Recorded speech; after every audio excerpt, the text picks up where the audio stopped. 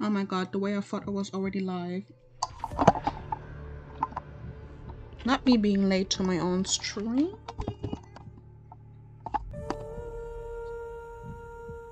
Is everything working?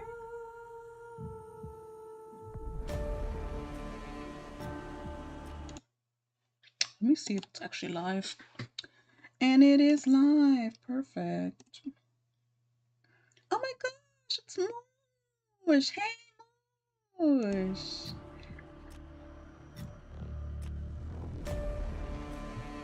Hey, I did not expect that. That's a surprise. I need to drink. I need to be properly hydrated.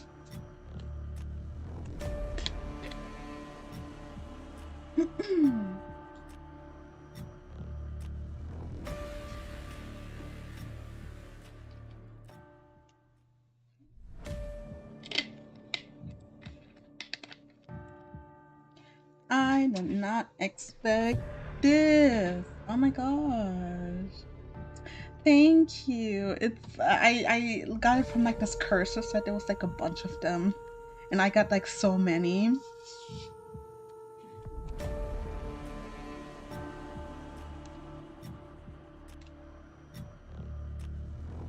I got like so many curses. They're all super, super cute. Like, oh my gosh. Ooh, I need to stretch. Okay, it's like running a marathon. I need to be ready for it.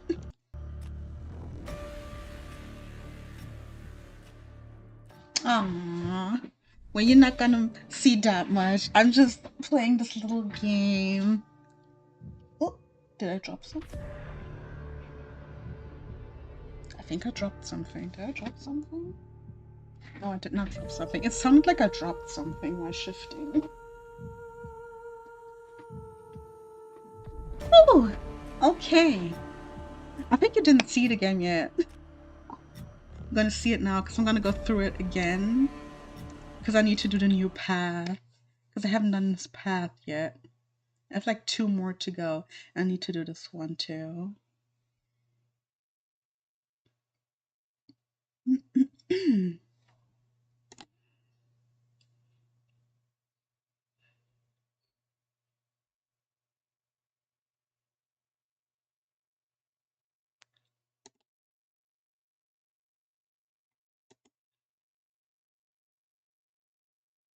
Tutorial. I already know what this is about.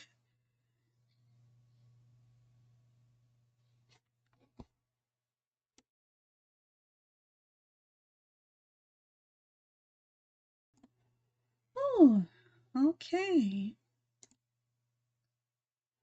Okay, we're gonna pick Shandy again, like always. Amazing. She, her. Okay, I'm gonna read everything again like it's the first time. This world began to unravel long before you were born.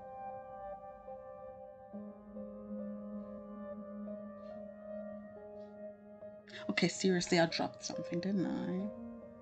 What did I drop? What did I drop?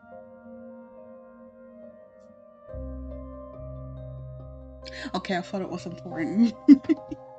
It began with fogfall. Spectral mist bled from the seams where reality wore so thin it split. And from that fog emerged monsters and human beings with unnatural powers. Some possessed language and intellect, others were mindless beasts driven by little more than the desire to slaughter. As cities fell and unrest spread, humans united in their fear while monsters thrived in the chaos. And then there's you. And now we get to pick a path. You're not even sure if you're human. You were born cursed with hands that alter the minds of anyone you touch. Choose your backstory. Okay, so I had the unnamed first, which is like being raised in a temple. And it's like with all these fanatics and crazy people who tell you that your powers are great and everything and a blessing or whatever. And then we have the Hound and the Alchemist. And next I want to try the Hound and I want to see where that gets me with the love interests.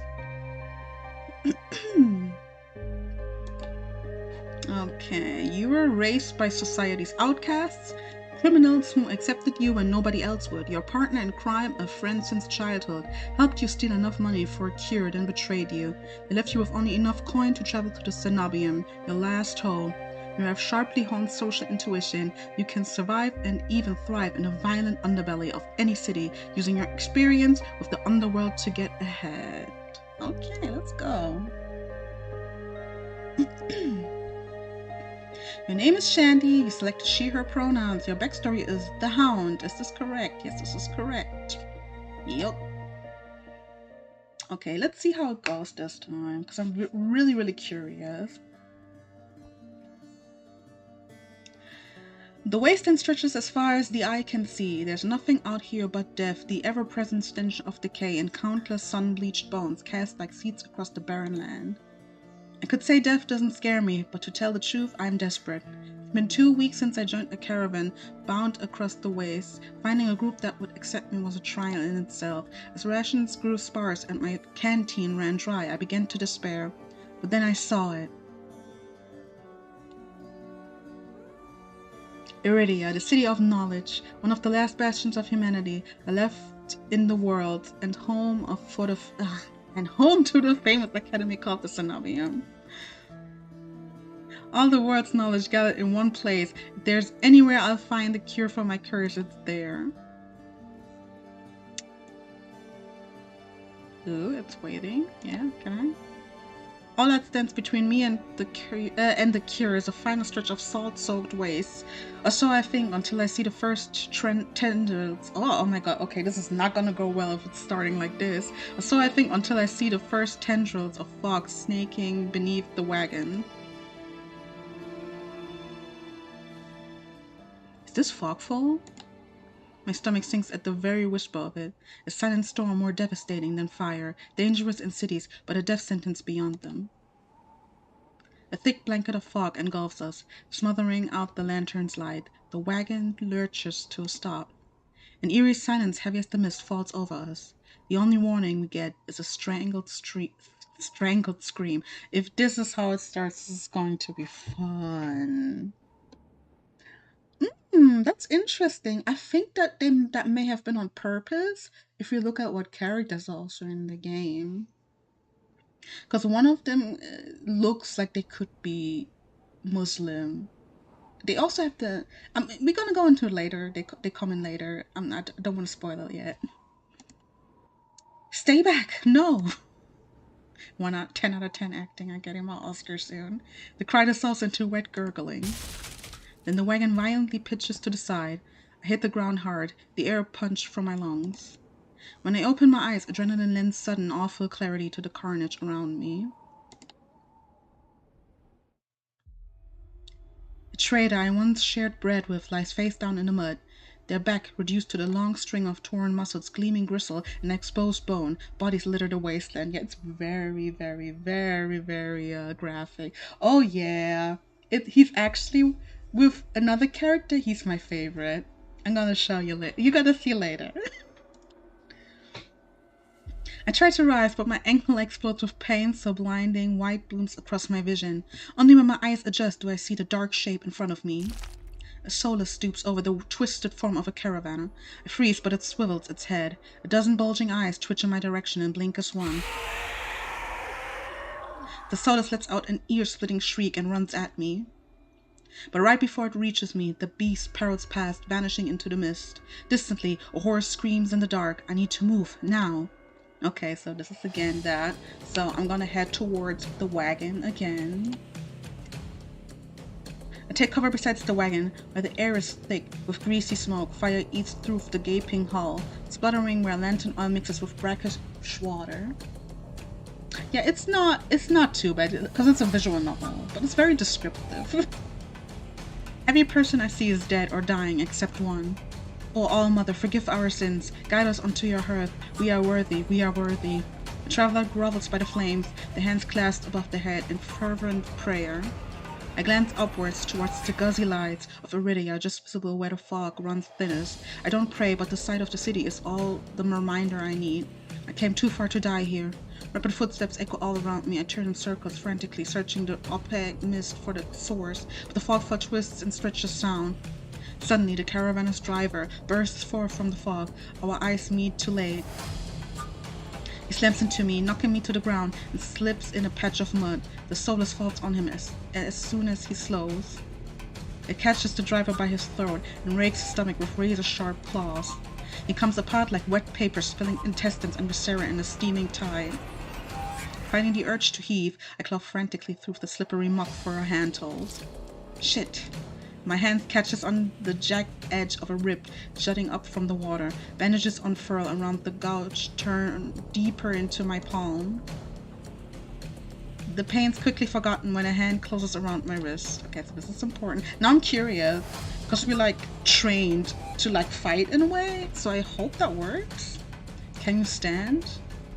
The praying traveler leans over me. We need to run. They reach for my hand and I realize too late that my bandages have come undone. No, don't touch me.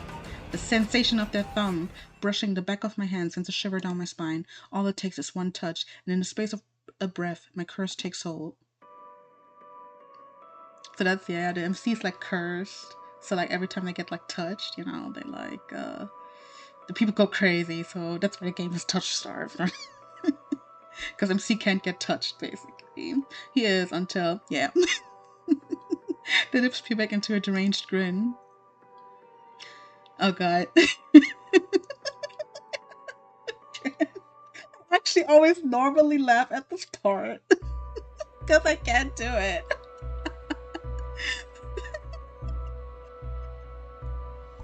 Oh gosh. No, I've seen this face countless times before. This is my curse. Madness of my own making. The grip on my hand tightens until pain radiates from my knuckles. Let me go. Suddenly, clammy hands crush my throat, choking off my breath. Die, die, die, die, die, die, die. Spit bubbles at the corners of their mouth and flex my face. The edges of my vision darken as my lungs scream for air. Okay, so I should be able to fight them off this time.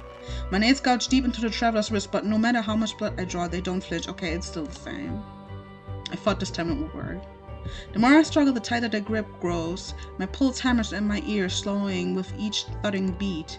This can't be happening. I'm going to die, not because of the fogfall or the Solus, but because of my own curse. Tears sting my eyes. No, no, not here, not like this. The hands drop from my neck, leaving me wheezing for air. My lungs burn with each racked cough. My vision clears and the traveler's face takes shape. Hovering inches from mine, lips still split in that macabre smile, even as blood seeps between their teeth.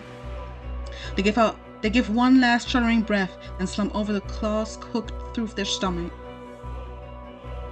The Solus shows the body aside, and the glowing eyes studying its leathery skin thinness through grinning. There's a flash of claws, red splits across my vision. I thought there'd be pain, but as I sink into the murky water, all I can feel is the grit of slit filling my mouth and the icy embrace of shallow water.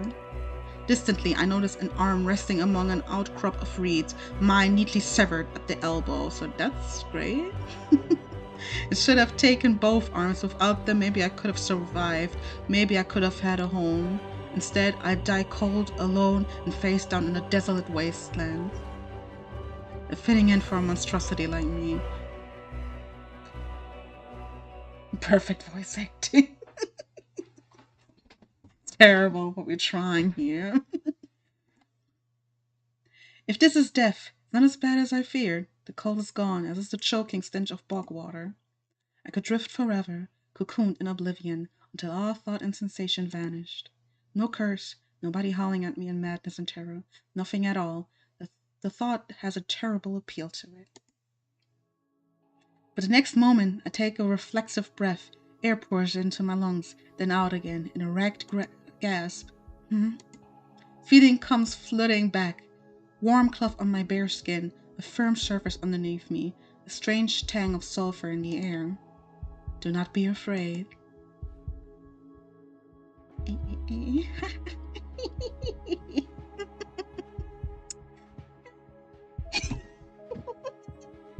I'm sorry. It's like I've been seeing it the first time, but it's not the first time. I missed him. Anyway, that's the character that I meant. I twist my head toward the voice. Tears flood my blurry vision with the bright glow of lamplight. Try not to move.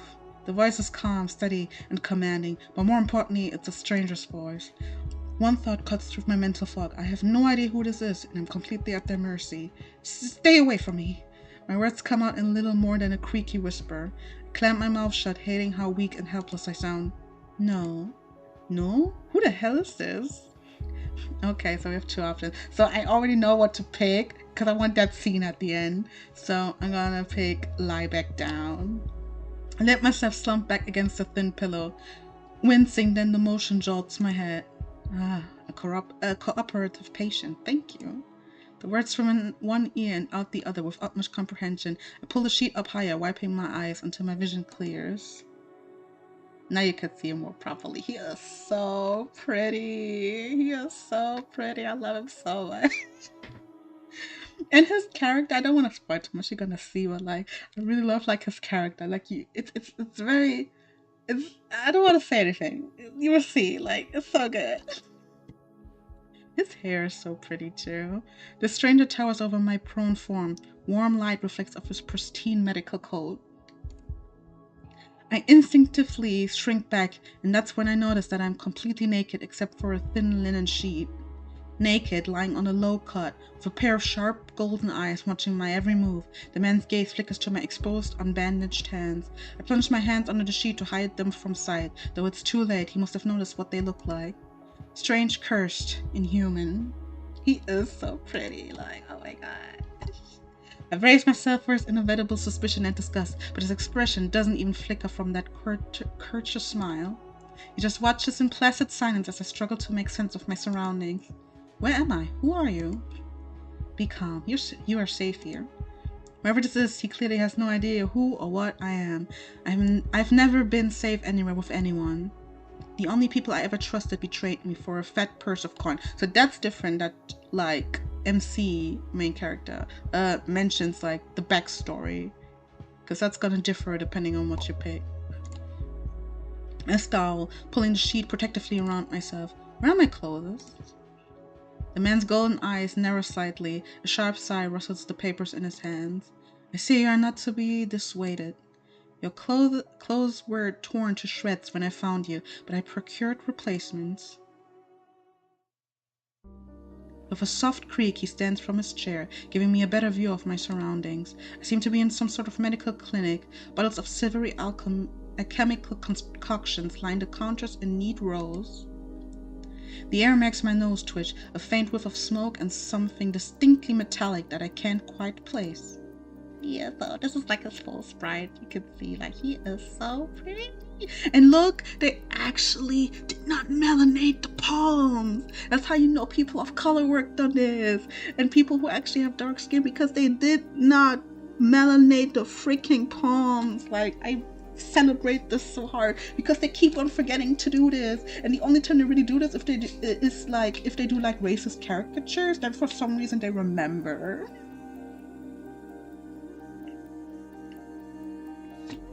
Oh, gotta stay hydrated to read all these lines.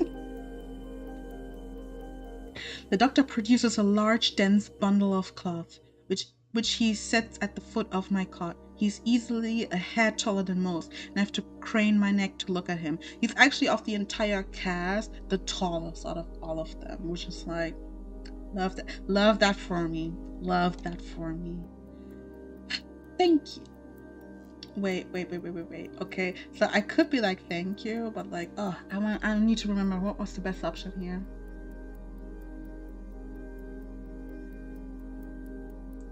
Because I originally was like, thank you, but the thing I could just step out is actually the option. What's the option again? I'm gonna go with could you step out. I lift my head, looking defiantly into these golden eyes. Would you step out first? I'm not getting dressed with you standing here. To my surprise, the man's mouth quirks. Okay, yeah, that was the correct decision. Yeah, I'm short too, so yeah. I can live with this though. I can live with this very much so. I was not planning on watching. Still smiling to himself, he disappears through a narrow door. I hear a soft click as the lock turns behind him. I count to 3 in the sudden silence. When I don't hear any more footsteps, I reach for the bundle of clothes. An itch on my elbow stops me short. I reach down absently to rub at it, then freeze when my fingers meet a neat line of stitches. I know what I saw. That beast took my arm clean off. Even short. I remember you're shorter than me, even, which is like crazy. I never met. Usually everyone's taller than me, but I'm also only a fraction taller. It's not that much. And yet my arm shows no sign of injury apart from the black stitches poking through my skin. I gingerly flex my fingers, feeling my heart race at the sensation. This is impossible. Should be dead, or at the very least gasping out my last breaths. I squeeze my eyes shut, waiting for the pleasant dream to unravel, to wake up, bleeding out in the swamp. But nothing happens. The seconds tick by, and my arm remains resolutely healed, my surroundings pristine and quiet. In numb disbelief, I reach for the replacement clothes and begin stiffly pulling them on. They're thicker and warmer than mine were, with a black woolen cloak to go with them, but there's one thing still missing: my bandages. The Golden Eyed Man didn't leave me with any, even though I know he saw my hands. I slide off the bed and take a few unsteady steps towards one of the drawers. If this is indeed a doctor's clinic, there must be bandages somewhere. I start opening drawers at random, and of course, that's when the door swings open once more. Are you looking for something? I whirl around, clutching a thick roll of clean bandages. I try to step back from him, but my legs bump up against the edge of the cot. Your caution is understandable, though if I meant you any harm, you would know.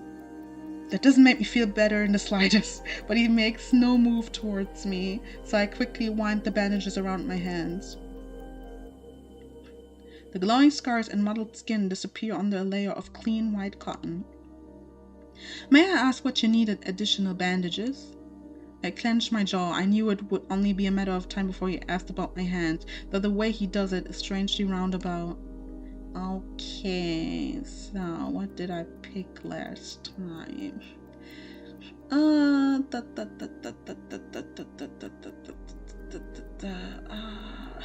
want that ending. I need to remember.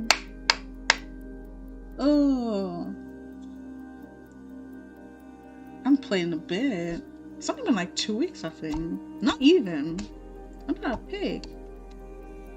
I did like one speed run, and I did like every option, trying to see what happens.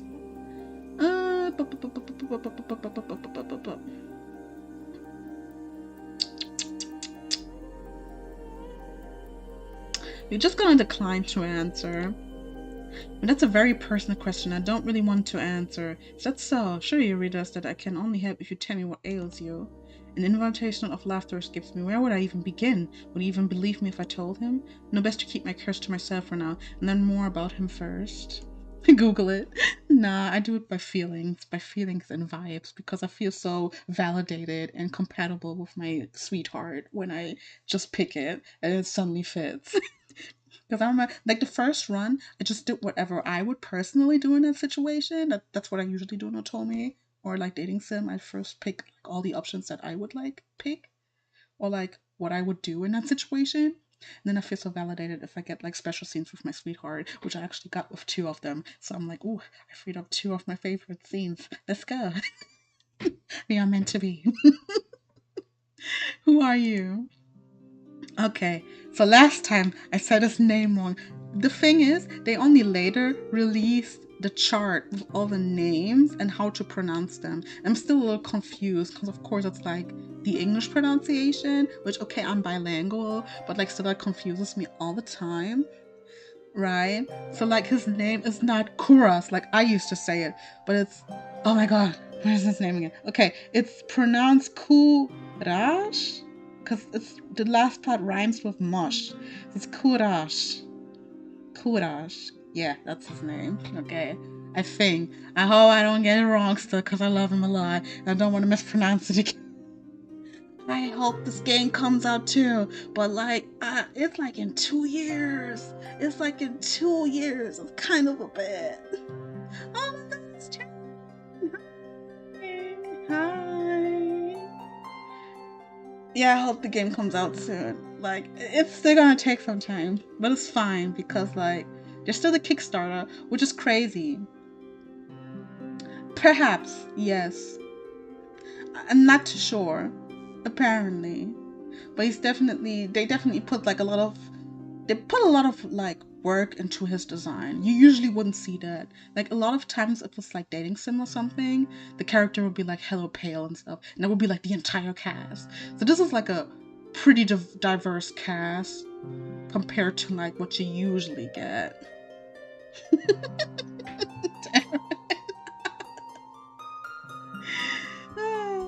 You can call me Courage. And where exactly am I? Iridia, which I assume was your caravan's destination. I can think of nowhere else for a group of travelers to go. Iridia, so I made it to the City of Knowledge after all. I should feel relieved, but all I can manage is a vague sense of increasing unease. How did I end up here? I brought you to my clinic, of course. You were the only survivor from the caravan, barely clinging to life. You need immediate treatment, which you provided. Yes. He says it so simply as if I'm a small child and he's explaining basic addition to me. I frown and flex the fingers on my recently healed arm. Aside from being a bit stiff, it feels fine, smoothly attached to me. You're saying that you stitched my arm back on? Pardon? A Solus attacked the caravan. It ripped everyone to shreds. It tore my arm clean off. But then I woke up here. I trail off bewildered. I've never heard of any magic that could heal a mortal wound like that. What kind of person could do such a thing? Dr. Courage pinches the bridge of his nose. He sits back down in his chair, quiet for a long time. I do not know where you come from, but Iridia is a city of knowledge and deadly secrets alike. Information is power, and it is most unwise to give or receive it freely. Since you have refused to divulge your secrets, I will not divulge mine. I do not even know your name. You are new to Iridia, so I will overlook the specific breach of etiquette. However, you should not expect others to extend the same courtesy. Do you understand? He looks pointedly at my freshly bandaged hands. Loath though I am to admit it, he has a point. I'm also a complete stranger to him, and if he's telling the truth, he saved my life. I take a deep, steadying breath. This time when I speak, I sound a bit more like myself. Shandy, my name is Shandy. It is a pleasure to meet you, Shandy. There's a little more warmth in his smile. His polite demeanor back in an instant.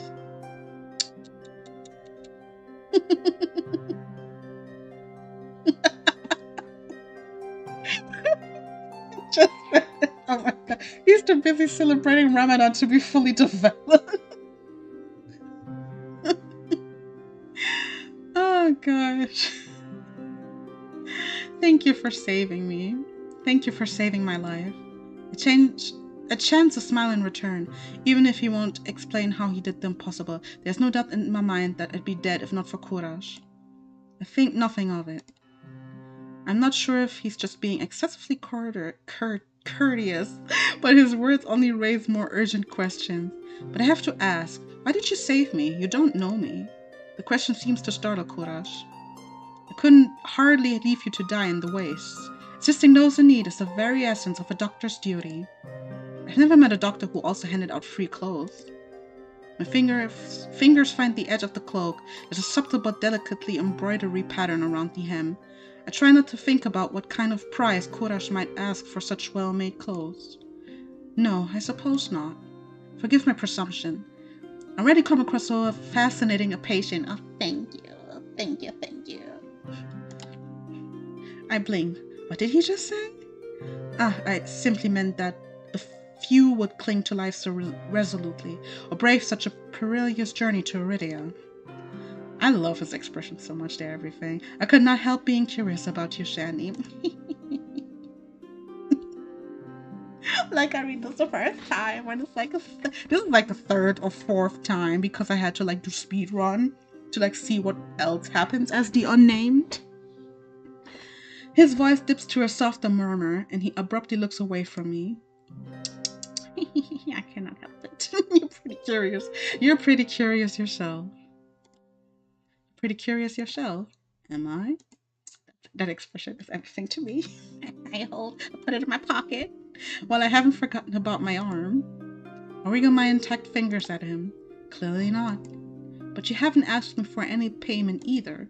I require none from you. Travelers do not have an abundance of coin, and it would be unethical to leave you destitute in a strange place. Fall silent, unsure what to say to that. Nobody would help a horror like me for free. There has to be some kind of catch or a trick, right? A loud knock at the front door stops our conversation cold and spares me from having to say anything else. Duty calls. Fortunately, you are not my only patient today. The knocking grows more insistent, and Kurash lets out a tired sigh. Please wait your turn. Though he says it quietly, the claimer on the other side of the door abruptly stops. Do you need anything before you leave, Shandy? Oh. Between the soulless attack and my miraculous survival, I'd almost forgotten why I came to Iridia in the first place. I need directions to the Cenobium. The Cenobium? The look on his face is downright chilling. He pauses, choosing his words with cold deliberation when he speaks again. Whatever you seek, it is very unlikely you will find it there. Cenobium's gates open for precious few visitors. Even if they did, you would not like what you found inside. My heart sinks. Is he saying that I came all this way for nothing? Risked life and limb for nothing? No, that can't be.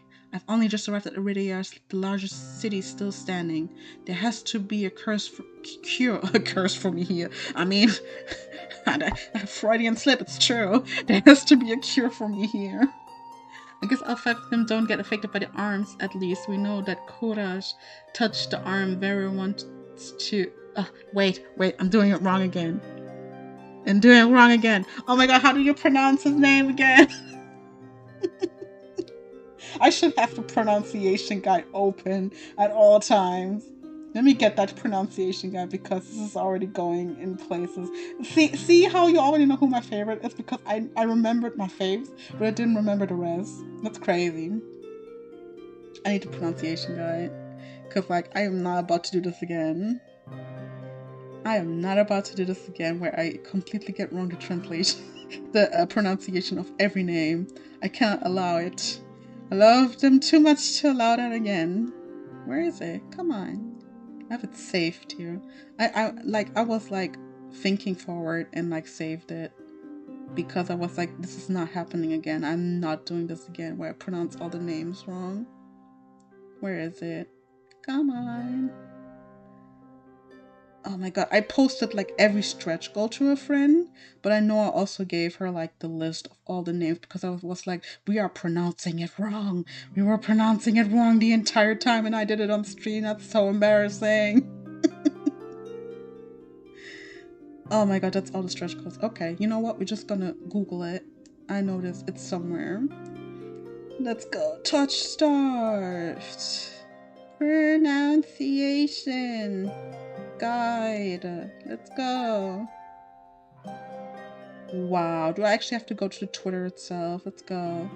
Touchstarved. Twitter. There's so much going on Twitter. I hope I could find it. Because I swear it was something else. It was not Vera. Because that's how... No, wasn't it Veer? I think it was that. Okay, I have it. Rear rhymes with near or leer, so it's Veer. It's Veer. There we go. I guess all 5 of them don't get affected by the arm, at least. We know that Courage touched the arm of Veer, wants to eat us, so probably not affected either. Or he might choke after he eats. Who knows? Who knows? So far, yeah, most of them are like not affected. I think it's because all of them are cursed themselves, so it kind of cancels it out. Or at least they have something else going on which would make them like not be affected by it because it overpowers it or cancels it out in a way. No, that can't be. I've only just arrived and Iridia is the largest city still standing. There has to be a cure for me here. And if not the Cenobium, where would you suggest? Do you know anyone else in Iridia? I shake my head and I suggest the local guide. Head to the wet... I'm sorry, I'm thinking... Okay, then I suggest the local guide. Head to the wet wig and ask for Leander. Excuse me, the wet what? The wet wig. He sounds deeply unamused. Follow the postings advertising Leander's Bloodhounds.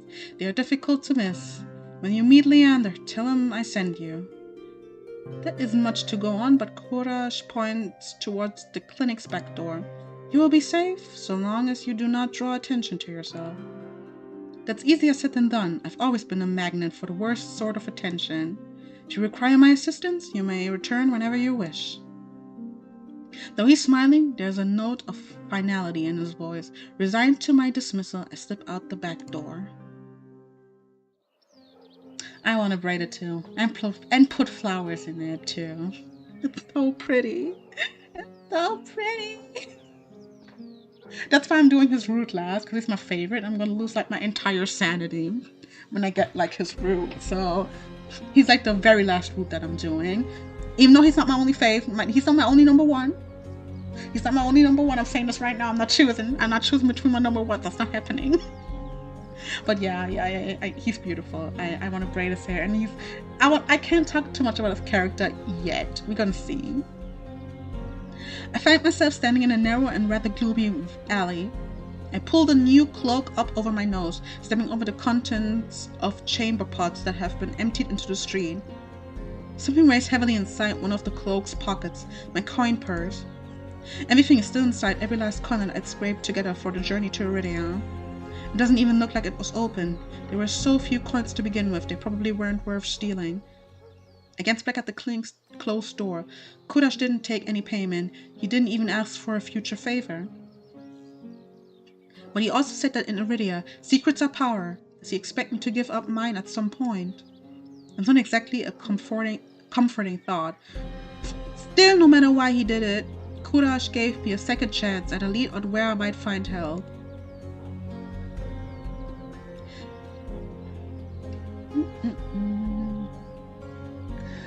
I think there will be endings, probably, where you end up with multiple ones, or like two of, because like when you look at the like relationship when you look at the relationship charts, each of the characters have like quote unquote further deeper relationships. Literally. So I guess there will be like some polyamorous ending. I assume Ace and Veer will probably have like some type of polyamorous ending, just based on what I see. And maybe some of the other characters, I think maybe one ending would be like reverse harem, or no, it's not. Okay, wait, I'm thinking wrong. I'm thinking of Atomi again. That's my home turf. There will probably be some type of ending where it's like you have like a whole harem of them, and it's like all of them. That's probably one ending out of like all. I assume that could be it. That's just me. Maybe that's just my wish. I would like it if one ending is like you're just together with everyone. I'd better get going before he changes his mind. I squeeze out of the alley and into the crowded main street. The line outside Kurash's clinic stretches down the road already. Two thin peddlers queue alongside weathered elders. If any place is in desperate need of a free clinic, it's this one. The cobblestones are treacherously rough under my feet, deep grooves worn between them by regular flooding and decades of hard use. I knew Iridia was a river city, but I didn't expect it to look so eroded. The buildings are tired and dilapidated, all crammed together in narrow streets. A child darts by, clutching something greasy wrapped in paper. The smell of fried food drifts over to me. My stomach gives a faint gurgle. This morning's catch, fried up, hot and fresh. Not too many eyeballs today. That sounds disgusting, but I'm starving, so I duck my head under the stall's grubby awning. A large fish leers up at me, its three bulging eyes still visible through the thick layer of crispy batter. The vendor gives me a gap-toothed grin. What's the cheapest thing you've got? The vendor points at a metal basket of what looks like long strips of savory fried dough. Fresh long lads, 3 copper apiece, don't burn your mouth. I take the coin out, counting them gingerly. At this rate, I might not even be able to afford dinner. Reluctantly, I drop the payment on the counter and take my meal. Okay, so this is like the wet wig that's like, it sounds like what it is. It's like the entertainment district. 2 streets later, I pass under a wrought iron archway adorned with dangling garlands of red and pink lilies. The buildings in this corridor are a dizzying riot of colors. Painted walls and tainted glass everywhere I look. Sheer red and pink curtains flutter in open doorways. Musical voices call out invitingly. Incense mingles with the pungent scent of flowers, barely covering the salt and musk of warm bodies. This must be Iridia's entertainment district. I'm polishing off my food and dusting the crumbs from my hands when I spot a poster. Nothing will happen, don't worry. Nothing will happen. I mean, there will be some suggestive stuff. There will be some suggestive stuff, but we will see nothing. So I can promise that much. If you're just a silhouette of a smiling man wearing a single dagger-like earring, and the word Bloodhounds printed above his head, a motto, as above, so below, circles the artwork. If Leander is the leader of the Bloodhounds, then the face printed on the poster is likely his. I follow the line of identical posters around a corner and nearly hit my head on a precariously dangling wooden sign. Looking up, faded orange letters read "The Wet Wig." The facade of the building looks like it's seen better days, but I hear faint music and laughter coming from inside. Oh, I'm not strong enough. Oh, I'm not strong enough for this scene again. I'm not strong enough. I'm not strong enough for this one. Oh, I'm not strong enough for this one. I am not strong enough for this one. I'm not strong enough. I know what comes and I'm not strong enough. Oh, I'm not strong enough. Oh, I'm not strong enough again. I can't do this again. Oh, I am not strong enough. Ooh. Ah, I am not strong enough. Okay. Woo! Oh! Let's get it. The inside of the bar is fun. I'm sorry. I know it comes. The inside of the bar is a far cry from the abandoned exterior. It's not even midday, yet most of the tables and booths are occupied by a loose assembly of people in matching green clothes. There's a lot you can tell about a city by its dives. This one seems ordinary enough, even if the uniforms are unusual. A cursory glance doesn't turn up anyone with a dagger-shaped earring.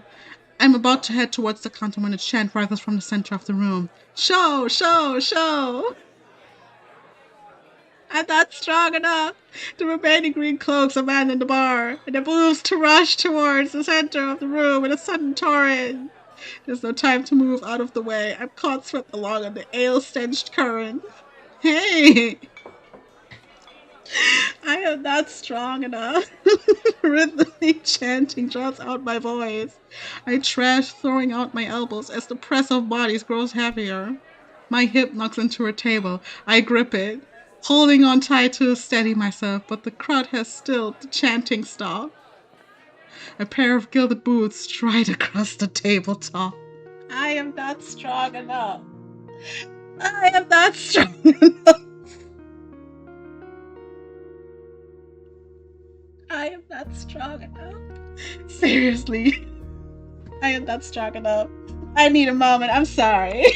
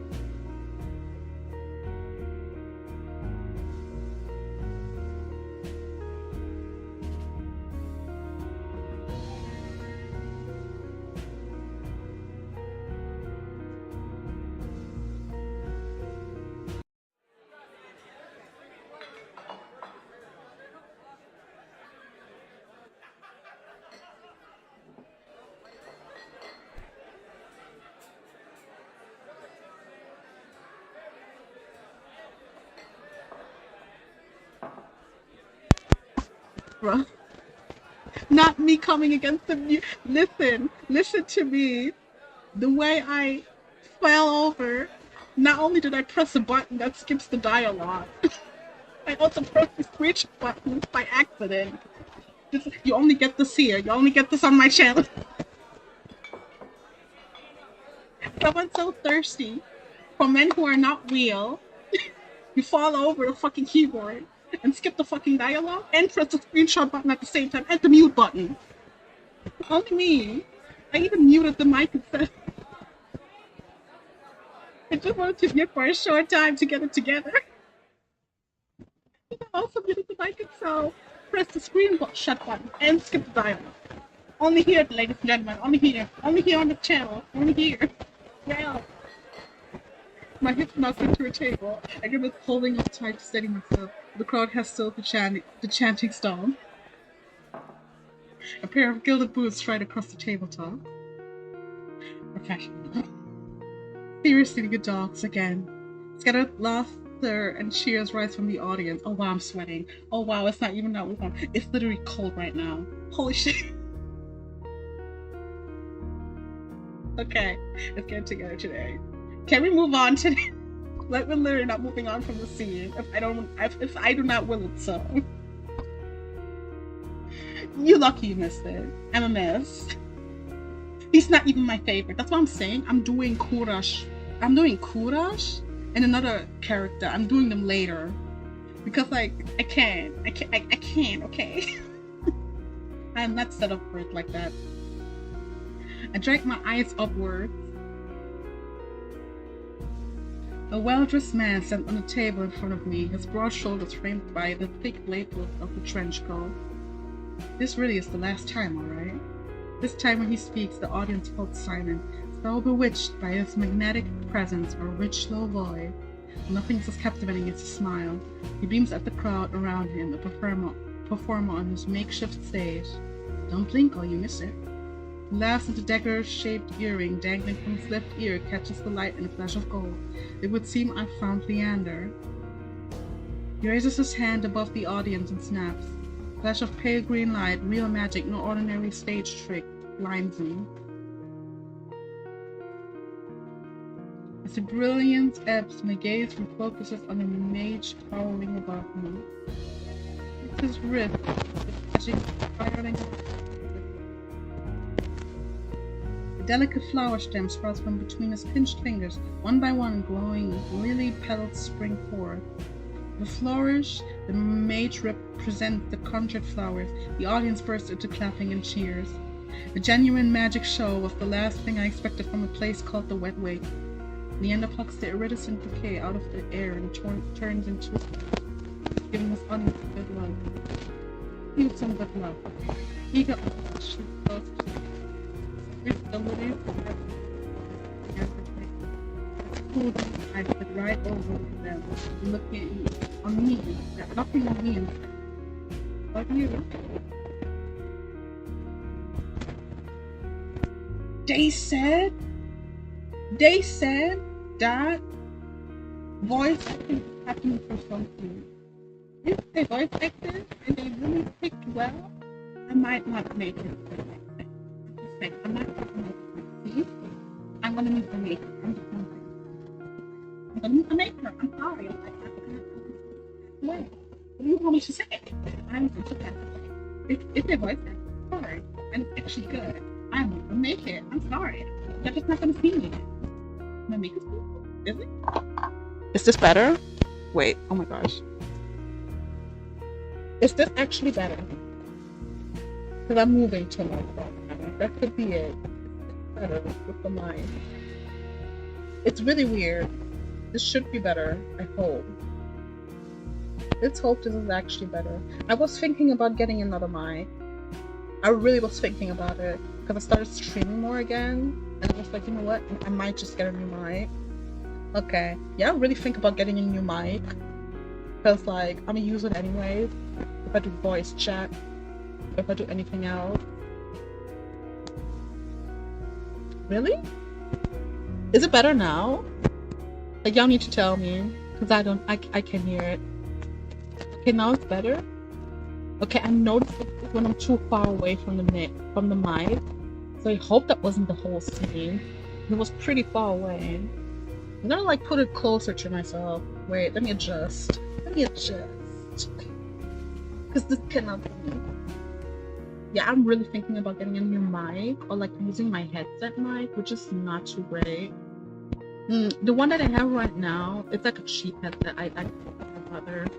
I was thinking about getting a new one too, but they also say headset mics aren't too good, and you can get pretty good cheap one. Like which one is the one that everyone uses? Blue Snow or something like that. Probably get one like that. Whatever it is, I'm getting it in pink. Whatever it is, I'm getting it in pink. I wanted to get another mic, but I can't say that because it kind of spoiled some things that are in the works. I can't really talk about that. I can't talk too much about microphones because it gives away a little about stuff that I don't want to talk about right now. I'm working on stuff. It's pretty big, but yeah, I don't want to talk too much about it. Okay. I hope it got it. I don't even know. Wait, I can actually check on YouTube. I want to see how bad. I mean, I would stare at the flowers anyway. There's no problem to me at all. That is no problem at all. Can I see? I mean, you have to dialogue, so it's not too bad, but like... Oh, not me here myself. Oh no. Oh no. Is that bad? Wait, let me actually go away here.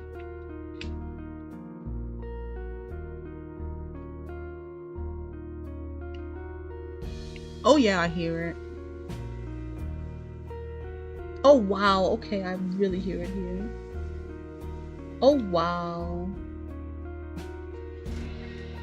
Oh yes, I need a new mic. I need like a new mic, guys. I really do, actually.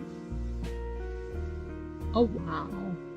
Okay, I'm either first gonna like pick a new headset with like some good mic that works for a bit, or I just need like a completely new. I'm using like a separate mic from the headset, but like I don't know. That's to figure out later.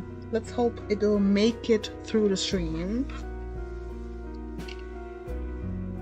And then for next time, I don't know, I will definitely be ordering a new microphone.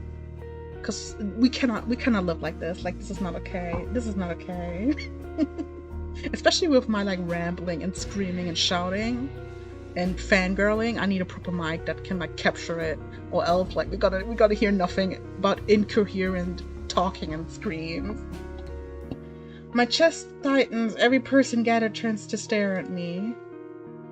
I'm taking the flower. Thank you. I reach out, also aware of the way my fingers tremble as I carefully take the flowers from him. There's no weight to them, only a faint warmth that radiates from the stems.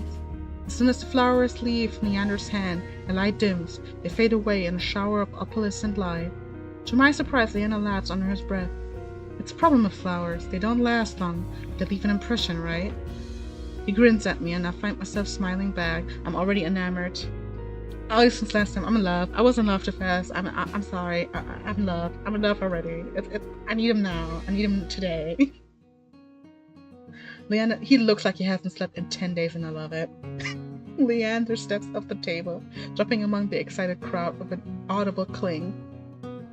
Alright, Bloodhounds, get back to your drinks. Show's over. The green cloaks disappear at his command, returning to their tables and booths.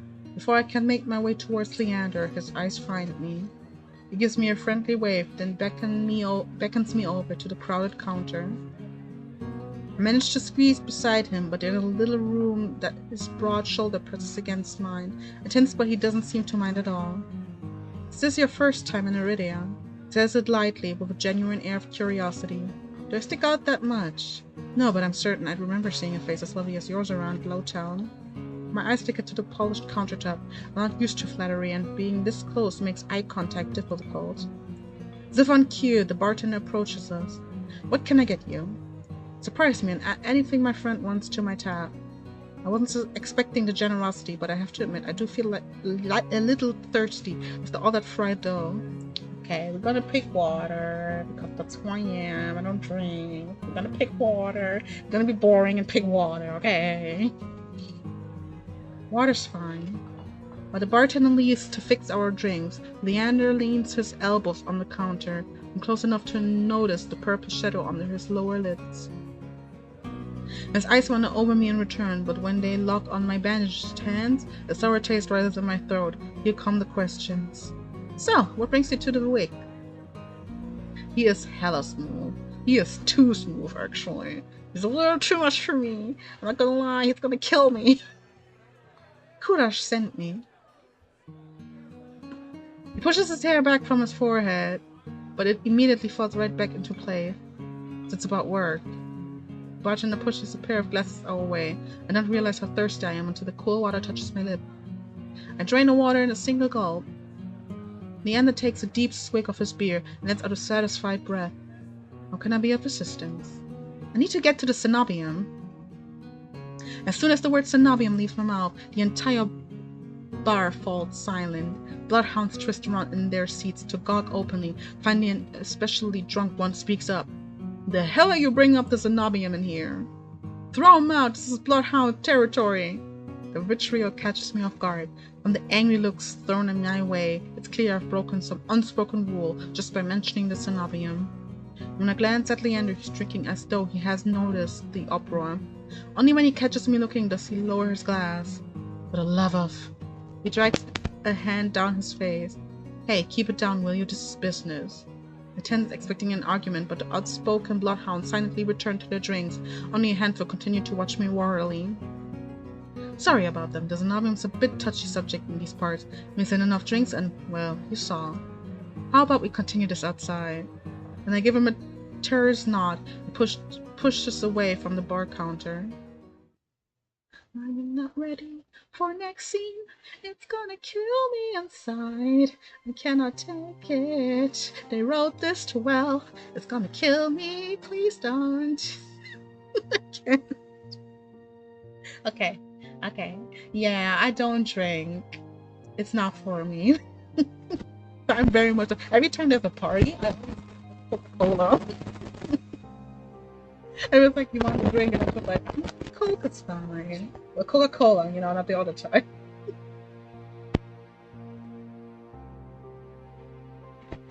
As you can see, the D-men are the only drugs I need.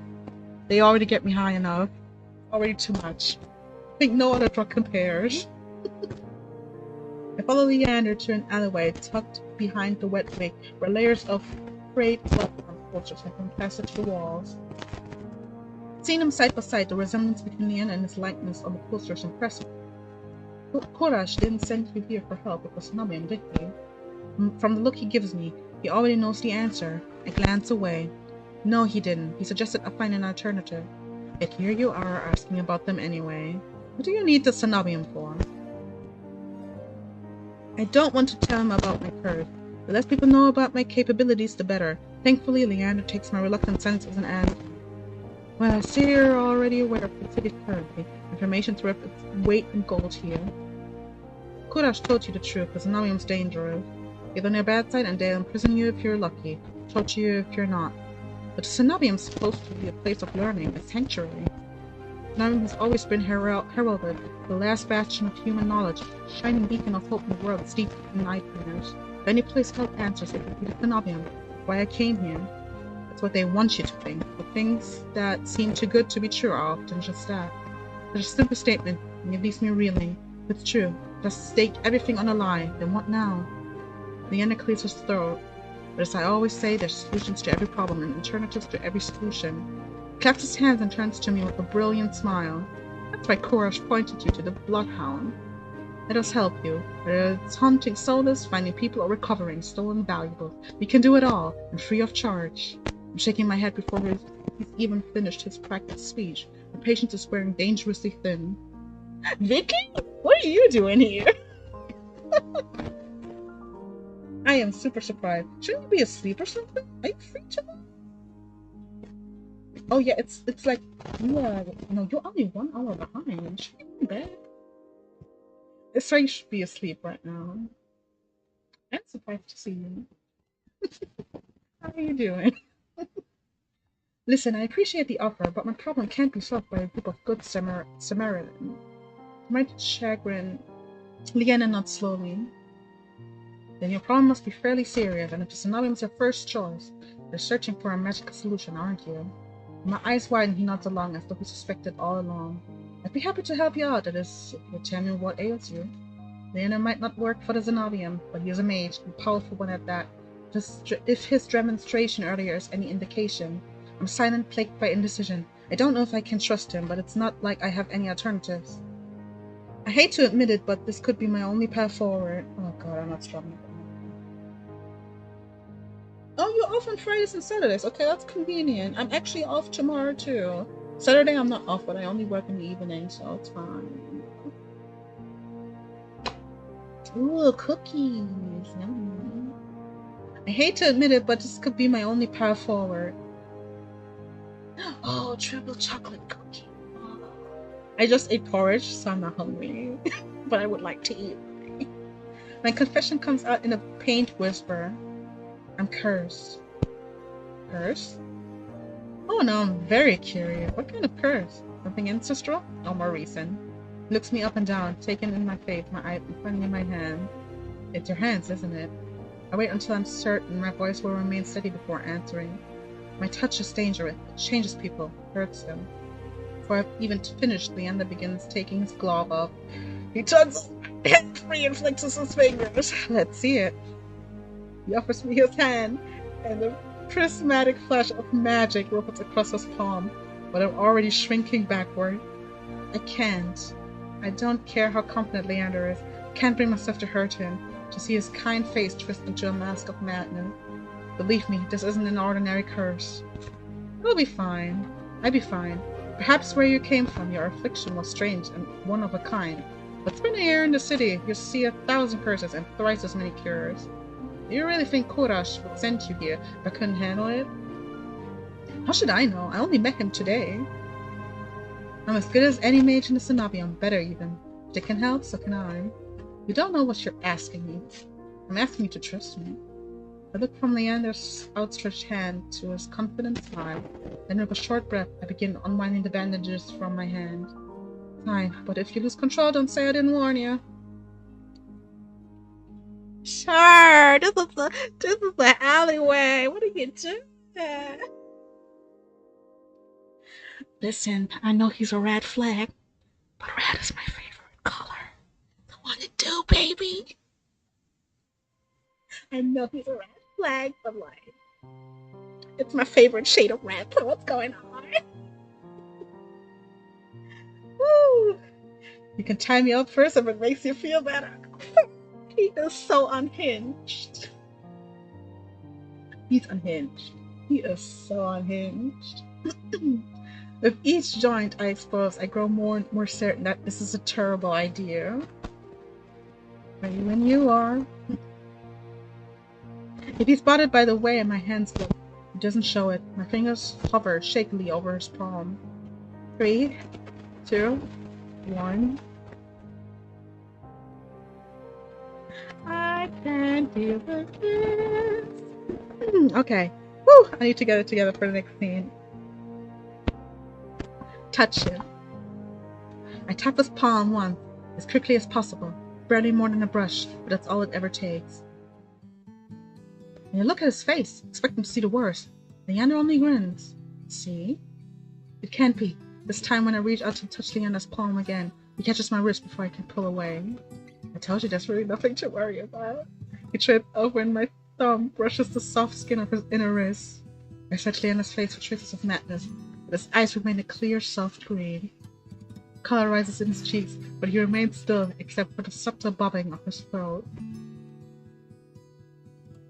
Neither of us speak as I trace the contours of Leander's palm, lost in an awareness I wasn't prepared for.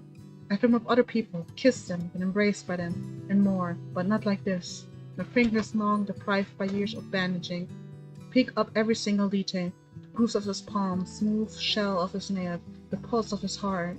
For as long as I've lived, I've never been able to hold someone's hand, not without dire consequences. Never realized what I was missing until this moment. while Leander's pulse is steady, mine is hammering. Fear gives way to excitement. Don't give me options like this. I'm gonna be a whore. Keep touching him. My hand glides over Leander's wrist and up his forearm, where smooth skin abruptly gives way to the raised scar by the edge of his sleeve. It matches the one that runs from his collar to cheekbone. Could it be the same wound? I glance at Leander's face and slips apart as he considers his words before speaking. I'm the first person you've been able to touch like this. My hand goes still on his arm. So far? I'll admit your touch does make it somewhat difficult to stay level-headed, but not due to your power. He takes my hand, his soft green eyes flick to mine, before he turns into expect the golden fissure crisscrossing my knuckles. Look, we match. He is too much. He is too much. He needs to be stopped. Listen. Red, he's a red. Yeah, red is my favorite color. It's one of my favorite colors. What are we gonna do about it? What are you gonna do? He is hella sus, and I'm jumping straight in. And I'm jumping straight in. As you see, this is what happens if you hold back, it gets hella sus, actually. It gets really sus. Let me save, actually, and show afterwards what happened. He points at a golden pin on his coat collar, and I give him a small smile. I draw my hand back and take a steadying breath. My head feels as though it's stuffed with cotton. So I'm going to save this right now so you can see what happens. Where do I save to? Go to the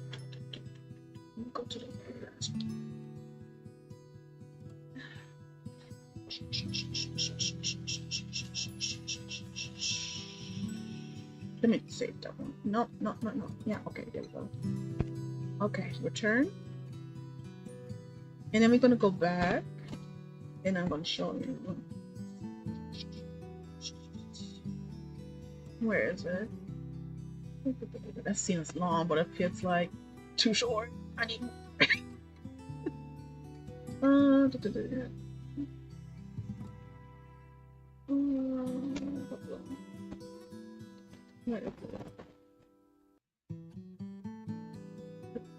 Okay, there you go. So that's a choice.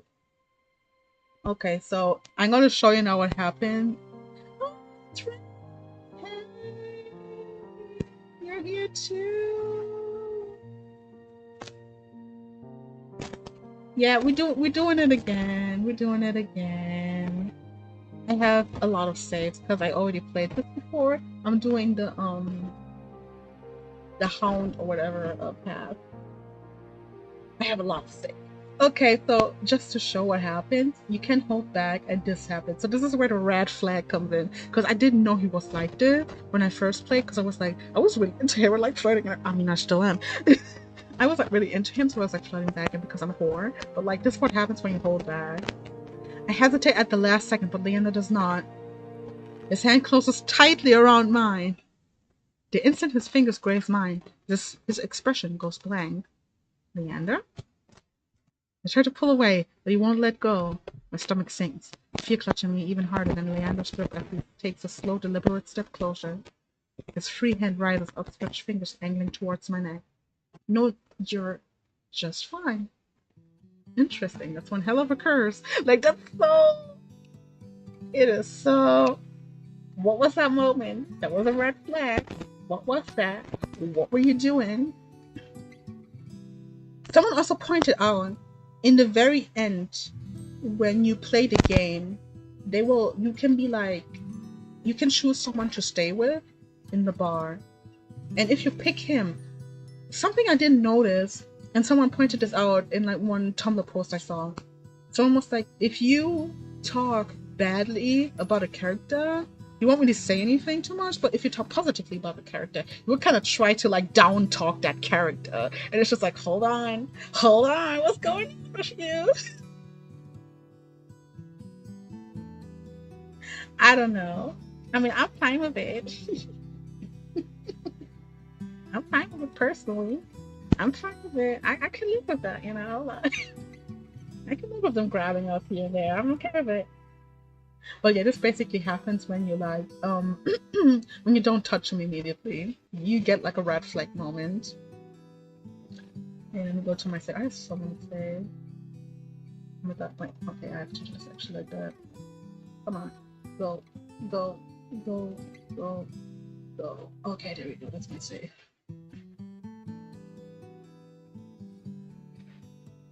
I draw my hand back and take a steadying breath. My head feels as though it's stuffed with cotton.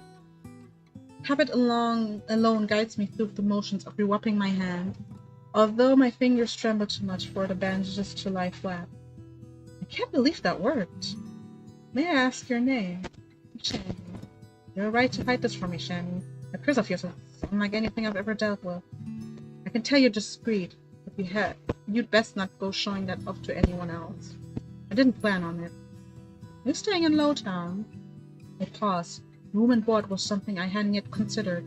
I don't know. Let's get you properly settled then. What is a red flag? It's not a red flag. If you like him enough, is it really a red flag? If you like him enough, is it really a red flag? I'm sorry. I'm too distracted by his huge honking boobies to be seeing any flags. I'm sorry. I can't see flags besides those boobs. I'm sorry.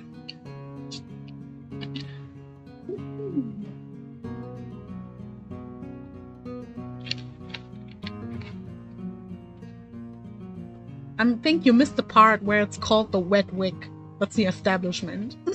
We are literally in the entertainment district, so your innuendos are correct. The Wet Wick is noticeably quieter. Without their leader, most of the Bloodhounds have dispersed, or in a few cases fallen asleep besides their drinks. Got any rooms left, or did my lot grab them all to sleep it off? The bartender, who I now realize doubles as an innkeeper, slides a key onto the counter.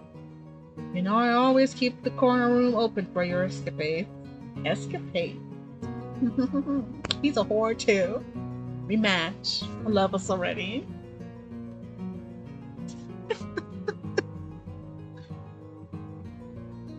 I mean, we will find out. The game is supposed to be a little spicy because it's aimed at adults. So there's gonna be, I assume there's gonna be some spice. There's a lot of stuff here and there, so. Leanna's laugh sounds slightly strained.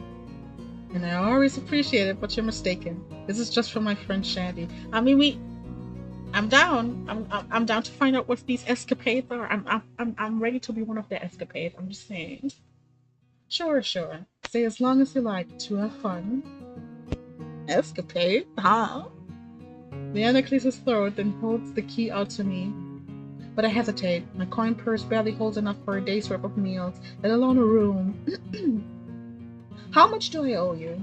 Nothing. Bloodhound rates. My treat, since you've shared your secret, food, drink, a warm bed, and anything you need. Carefully, I take the key from him. It's small, but weighs heavy in my palm. I never expected to have a warm bed in Iridia, let alone free meals. I planned to steal whatever I needed to get by, no matter how dangerous. Thank you.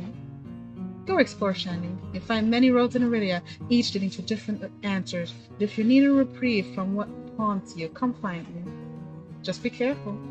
I'm not taking one last look at the gleaming bronze key before tucking it into the pocket of my cloak for safekeeping. Leander gives me one last friendly wave before I depart. This man is going to kill me in his room. He's going to kill me. And I mean in a good way.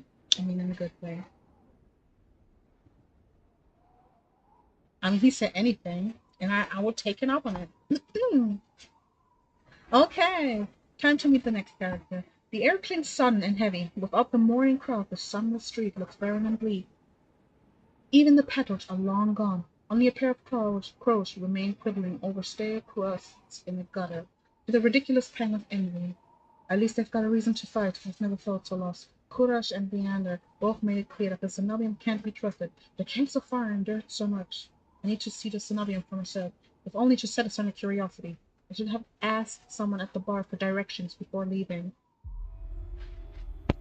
I'm about to turn back. A shadow passes over me. The cloud, I think, until a puff of hot breath takes the back of my neck. The shadow runs down the street and reveals formless dark spreads like ink into blotted shapes. Claws stretch. The muzzle splits open to reveal long jagged teeth. The brow rumbled so low and deep I could hear it. Want to run, to scream, but if you're trapped, for the slightest movement or a single breath will snap the jaws around me shut. No, I won't let it end like this. If I'm going to die, I want to see what got me first. I steal myself and turn. The shadow vanishes as quick as it came. I'm left standing in the middle of the street, alone except for a figure reclining in the shadow of a nearby stoop. So, next character is the Kitsune. I would think he would rip you to shreds for that. Like, if you said that to him, he would rip you to shreds. Rip you to shreds. I bought like the spray for my throat, and it's working wonders. Oh, a monster! That much escaped from a glance. One that could nearly be mistaken for a human were it not for the tufted ears. Take her on his ankle. Yeah, it's weird.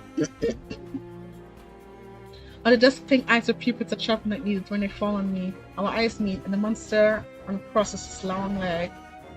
I swear, you have a distinct taste. He's like the most dangerous out of all rules, I feel like. Yeah, he would not the next day if he did that. Do not spray him with water. He's not gonna take that lightly. His hair gleams a shade of red that reminds me unsettling of blood, where it curls around his colored throat. Jumpy, aren't you? His tone is so light and carefree that I glance over my shoulder to make sure he's speaking to me. When I look back, the stranger props his chin on his knuckles and regards me with an inscrutable little smile. Didn't you see that shadow just now? It was massive, moved like a beast. Even as I speak, I'm aware of how ridiculous it is. The stranger's smile doesn't falter. Only these are being out of wits, drooling regularly. Though this did catch my eye. Look at the thigh. They knew what they were doing with the guy. We got thighs. We get a little side here. We get a little ear action. We get a little, get a little booby action. We get some collars too. Like 10 out of 10 to 10 out of 10. Yeah, but like out of all the rules, Veer is not my favorite, but I do like him in a sense, but he's like too dangerous. I think I have to play his route to like really get into it, which is funny because when I did the official tests that they had, they made like a fun little test. It is, right? Moosh said this too. My mic is like doing the most, and like I can't fix it. I think the mic is like nearing its end. Let me see if it's like plugged in correctly. I hope this is better. I think it's because my mic is nearing its end. I think that's very much so it. Let me turn it down a little. Let me see. I think it's really like the mic is nearing its end and I need to get a new one. I already said to Moosh, I'm probably gonna buy a new mic soon. Cause like at this point, it's like the quality is bad either way, and I've been streaming more again. So I'm like, you know what? I'm gonna get a new mic. Like not too expensive, cause like I'm not a professional or anything, but like also nothing like too cheap, cause I want it to last for a while. It's better for when I voice chat with friends, and it's also better for when I do stream. So I'm just gonna get something really good. Not too crazy, but like, something acceptable. Submission. Yeah, it's bad. I'm gonna like go for a new one that has like better quality too. Cause like I notice I swallow my words sometimes too, which is like really bad if you also have a bad mic on like top of it. So yeah.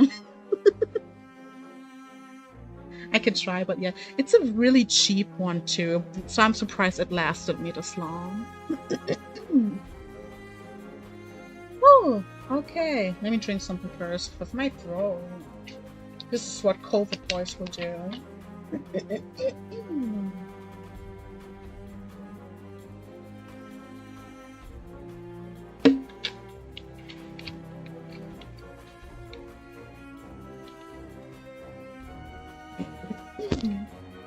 Oh wow, my throat. Where's my spray thingy?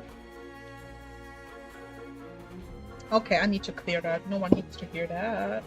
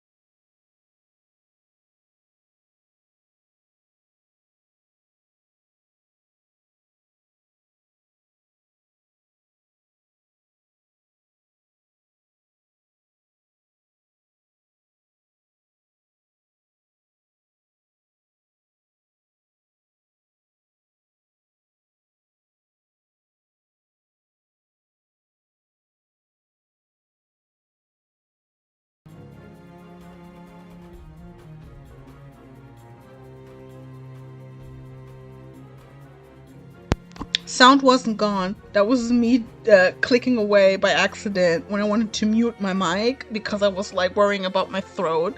So I had to drink something and take my little medicine thing.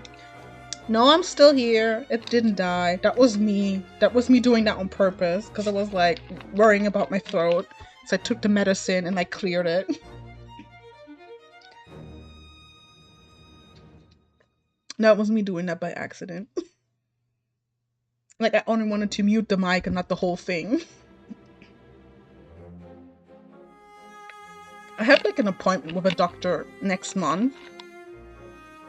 Does it? I didn't do anything. I didn't do anything but mute it and then we put it on again. I think it's like I say, I think it's really dying. So like, it's probably like the cable isn't like working or something.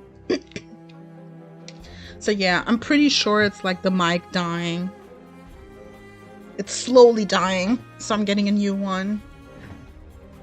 Because like I plan on doing Neko Power Cat Parade in fall. So I kind of need a good mic for that. Oh, that sucks. That sucks. I hope she gets better soon. Yeah, for me it's like still from COVID. It like really wrecked my voice. It got better, but like it's still like at some points it's only whisper. Yeah, I don't know how much that will help because like it seems like it's pretty damaged or something. Oh my gosh. It seems like it's pretty damaged or something, but it doesn't seem like permanent because like I've been recovering a lot. So I don't know what it is. I need to really check. I always checked it. Wait, did I skip over something? Let me see. Yeah, we skipped something. Let's go back. With a flourish of his hand, my in-room key appears dangling from his finger. It turns out on its chain, glittering when it catches the light. My hands fly to my cloak's pocket and sure enough find them flat. He crooks his fingers, beckoning. I've already taken 2 steps forward, but before some stifled instinct stops me. Something feels wrong. I'm still on the edge, thrumming with so much adrenaline that the strangest shadow flickers at the edge of my vision. I always protect the worst kind of attention, but I can't get rattled now. Okay, we have 2 options. So I don't know what the correct option is, because Veer is kind of hard to figure out. Yeah, but like, he's really hard to figure out. I was really trying to get like special scenes with him, but it was like really hard. He is pretty, but he's very dangerous. You're gonna find out. Where did you find it? Who said that's my key? Who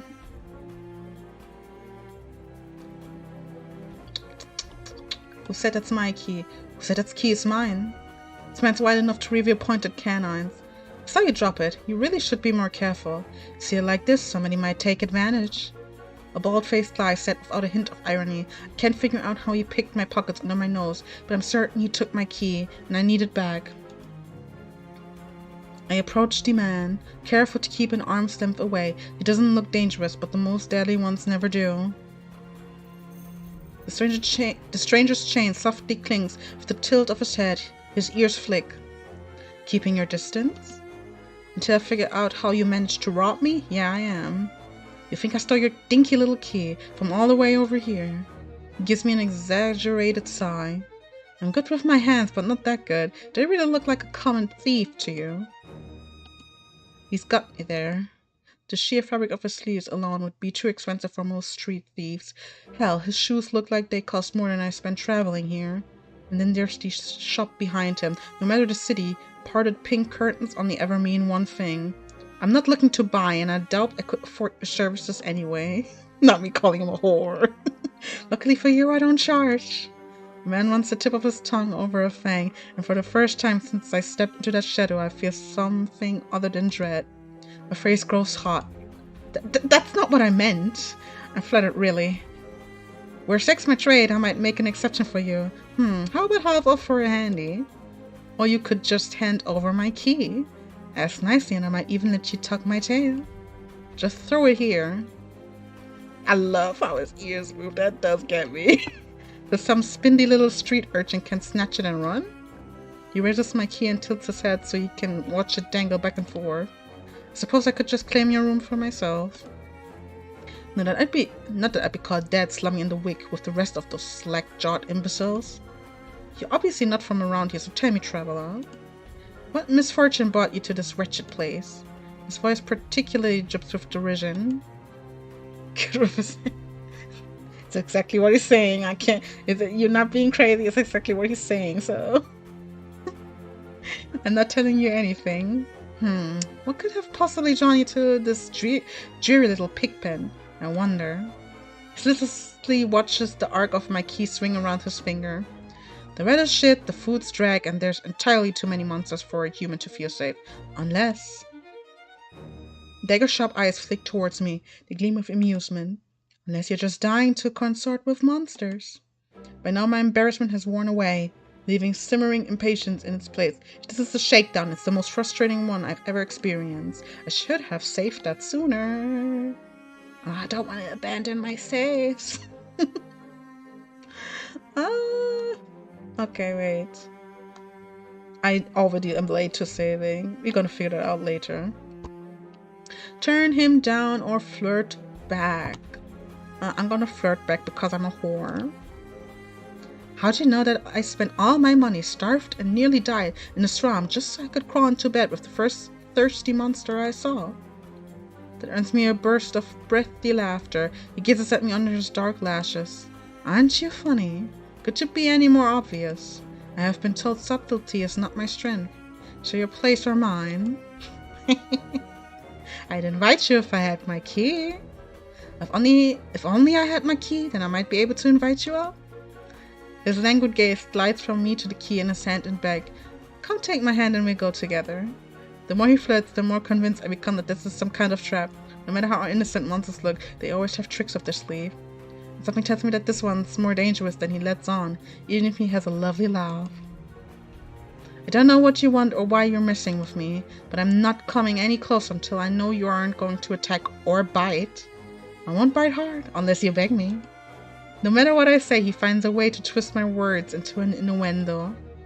Even when I'm silent, he goes on as though we're having a conversation, not a standoff.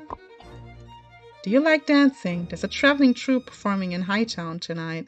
The ludus is utterly exquisite, truly a performance to die for. They're alive in this dreadful place, if you know where to look. You sound like you know the city well. The man's gaze flicks from me to the key dangling from his finger. Naturally, this dump was little more than a miserable little smear when I first arrived. Hightown, Lowtown, I know already like the back of my hand. What about the Cenobium? Do you know where that is?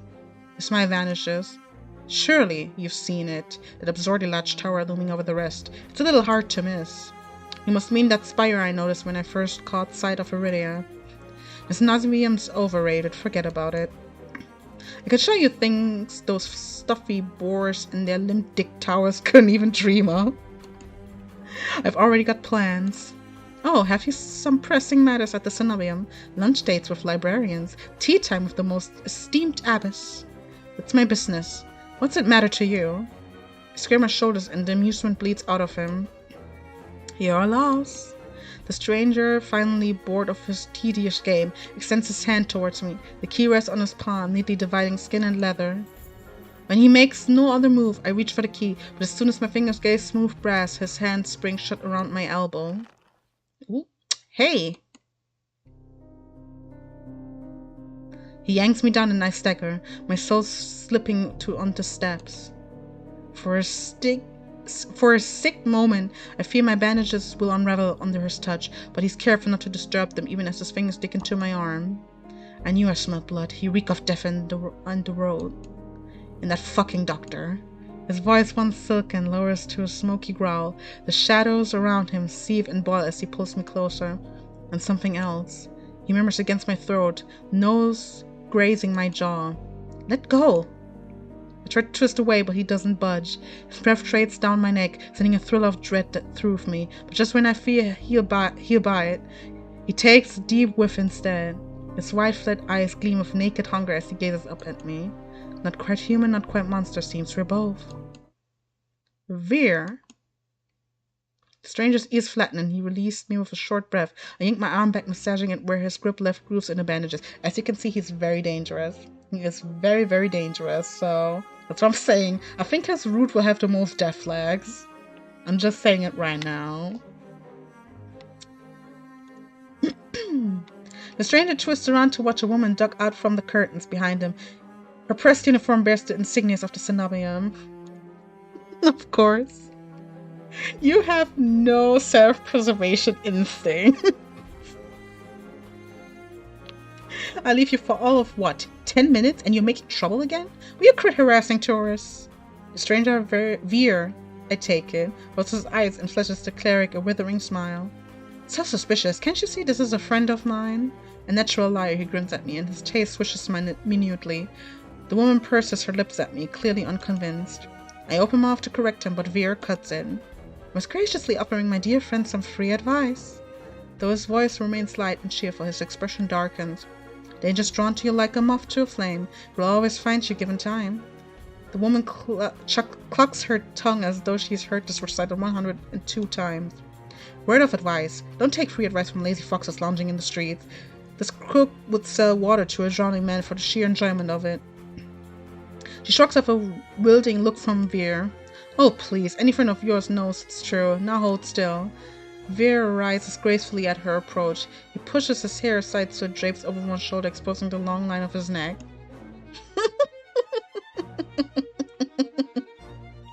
It's there for convenience. You can put the leash on easily. And suddenly it dawns on me that the jingling I heard earlier wasn't coming from the harness attached to his collar, but a leash. A heavy iron chain wound around a hitching post and padlocked to the back of his collar. Veer posed deliberately to hide his leash from me. The woman produces a key ring from her pocket. She rifles through a dozen identical keys before selecting one and slotting it into the lock. Come on, unless your friend's tagging along on our merry little soulless hunt. They're hunting for solace inside the city? Words momentarily fail me. The woman regards me with a polite, if tight, smile before marching down the stairs.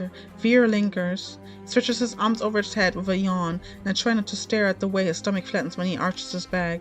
A little secret safe with me. Try not to get yourself killed, Veer hops off the stoop and bounds after the woman. His tail stays merrily, as though he hadn't just lied and threatened me. Did you try that thing I mentioned? The Loventian knot. That the one where you take 3 fingers and actually... Don't tell me. Knowing you, it's disgusting. Veer's airy laughter echoes down the street. It's only after he and the cleric have vanished from sight that I realize I'm still missing something. Wait. Reflexively, I shove my hands into my pockets and find it, the room key. I ease the key from my pocket and smooth my thumb over its teeth as I try to recall a touch, a tell, or any hint of Veer's sleight of hand, but I can't figure out how he did it. All I know for certain is that the Cenobium saw fit to leash him, a fate I could share, if that's what his vague warning meant. I let my eyes drift skyward past the lanterns, gently swaying in the breeze, to the cenobium faintly visible through the haze. Just one glimpse is all I need. Then I can put this all behind me. This time the key goes into my coin purse for safekeeping. It's easy enough to follow the sluggish river that splits Iridia in two. A colossal bridge arches over the water, arches over the dark water below. I cross as quickly as I can, climbing every uphill toward the distant tower. Hours later, legs aching, sweat beading on my forehead, I finally find what I was searching for. The cenobium of the luminous void. It stands at the highest point of Iridia, surrounded by cold white walls. Well-dressed people stroll down the walkways, paying no attention to the massive tower in their midst. I'm the only one standing before the gates. I crane my neck up and up until the top of the cenobium tower disappears into the cloud overhead. Thrown up at the gates, wondering what terrible traps they might contain. Despite their delicate beauty, there must be more to them than meets the eye. Knocking seems like a terrible idea, but I don't see any other way of making my presence known. I'm halfway up the stairs when something boosted my peripheral vision. A shadowy figure crouches beneath one of the white walls. They reach out and tug on a vine as if testing its strength. Oi, you there! The shadow vanishes as quickly as I spotted it, and a gaunt-faced man in a crisp charcoal uniform marches up the steps towards me. Ugh, another tourist. Get out of here once you're done gawking. A dismissive wave accompanies his equally dismissive words, and he turns on his heel without even waiting for an answer from me. I look back at where I saw the intruder, but there's nothing, just the leaves blowing gently in the cool breeze.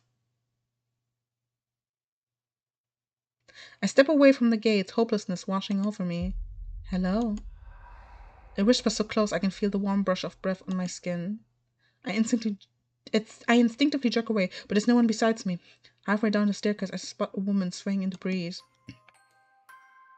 She gaunt as a rail, her blouse moth-eaten. I'm unable to take my eyes off her, not because of the way she smiles, it's little too widely, or the way her tousled braids look unbrushed for days, but because her eyes shine a vibrant, unnatural crimson.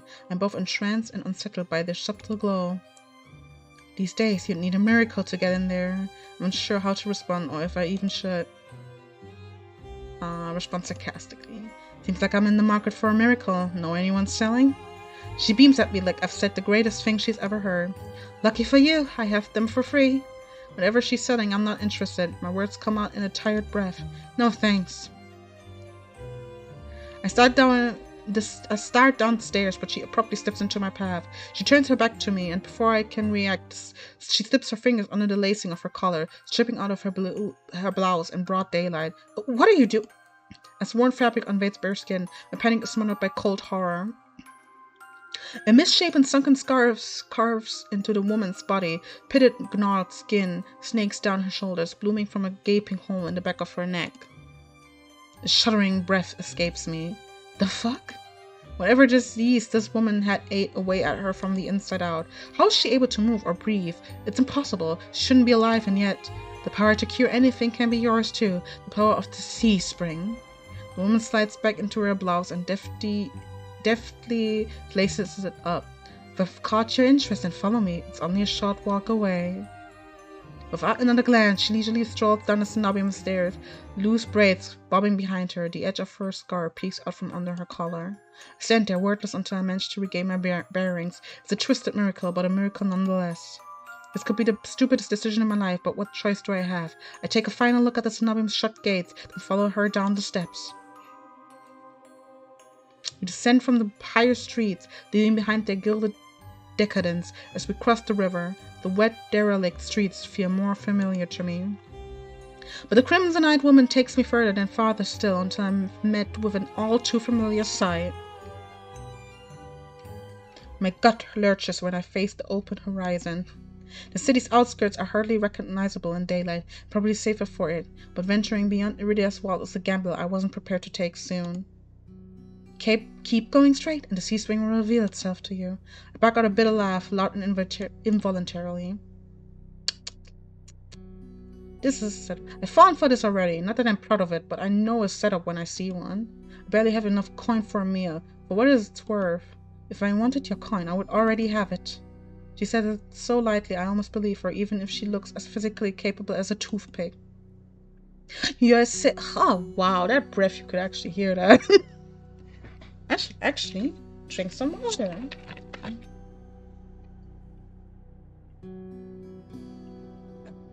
Ooh. Okay. You're as safe inside the city as outside of it. Truthfully, the territory before you is the safest of all. What do you mean, territory? This region belongs to Ace. See, I pronounced his name wrong too. I said Ice the entire time. I think it should be Ice, by the way. That's my opinion. But it's fine. His name is actually Ace. I didn't know that. I know it now. This region belongs to Ace. Most people know him as a gang leader, but he's much more than that. He's actually my second. He is not my second fave. He is my fave next to Kurash. Okay, those are both my men, and I will not be made to choose. Okay, so number one for me, Leander. No, why did I say Leander? Look how he's on my mind. Do you see how he's on my mind? My favorite Kurash. Okay, let's get this straight. My number ones are Kurash, and Ace, and my number two is Leander. He's like see how he's trying to worm in already. I don't want to have three number ones. If I really had to make a decision, it would be Kurash and Ace, and then it would be Leander, and then it would be Veer, and then it would be the rest. Oh, Elion is not also rude, but he's not in this demo because we had to free him up in the Kickstarter, which is still going, by the way. We got new tiers. Check it out. It's still in the description. Yeah, they got Elion now. There's also like a female route now, Sen. I'll probably do hers first when I play it. And then there's also another character that we're going to see later. We already saw them, but we're going to see them again later. I squint against the empty wastelands. Only a fool or someone with nothing to lose would leave the city. Apparently I'm both. But if the sea spring cured her, I need to see what it can do for me. I set off into the wastes. On my shoulder the woman calls after me. Good luck, Shani. I hope we meet again. My heart pounds over each step I take from civilization. For what seems like an eternity, I force each foot forward, one step, then another, until realization hits me. Maybe Veer and Ace are friends because this is also a slip. Ooh.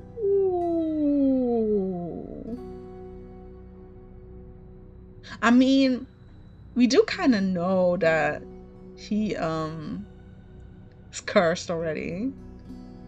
For what seems like an eternity, I force each foot forward, one step to another, until the realization hits me. I never told the woman my name. Something pierces the horizon ahead of me. A building nestled into a tall cliffside, but so starkly out of place it might as well be a hallucination. It drips with extravagance and honeyed mahogany, an ornated jewel of architecture. A row of dark silhouettes stand out on the horizon, shriek-a-thing, until I'm close enough to realize that what I mistook for branches were spikes and jutting tendrils. Soulless, several of them watch me in the distance like statues. I don't think I just run, exploding into a messy sprint. I push my legs as fast as they'll take me towards that decorated building. Flashes of last night chase me, the gushes of blood and screams of death, the smell of burning flesh and sour bile. I can't go through that again, I won't. The next thing I know, I'm dashing up wooden stairs and crashing through towering double doors. I gasp for air, my lungs burning from exertion. I'm desperate to be safe, but when I process my surroundings... I love this, actually, the surrounding you. It's more hellscape than sanctuary. I think it's pretty, actually. Blood flows all around me, overwhelming my vision with a lurid, unholy red. Instinctively, my hand leaps to my mouth. But the rotten stench of blood never comes. Instead, a smoky scent hangs in the air, sharp and spiced. I swallow thickly, convincing myself that it's not as gruesome as it appears. It has to be the sea spring, this place that grants miracles. Pulling my eyes away from the pool, I take in the rest of my environment.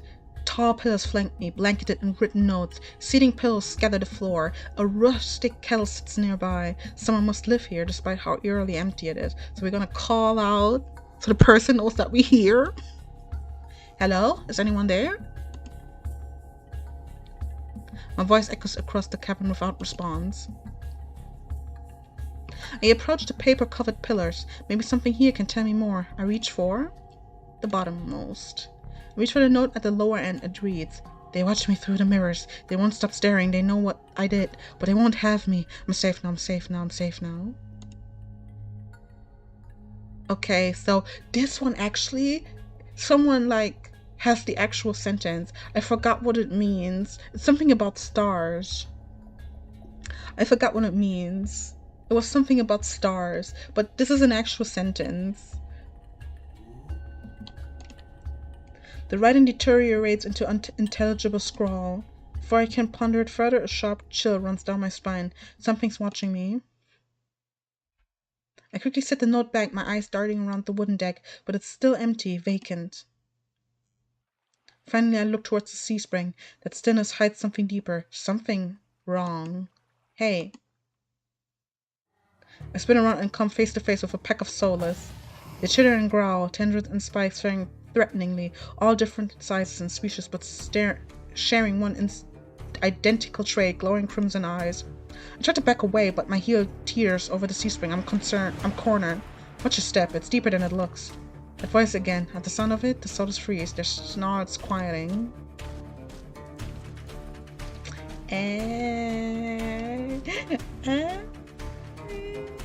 My other face. I search for the voice's source and find it above me, lounging in the rafters.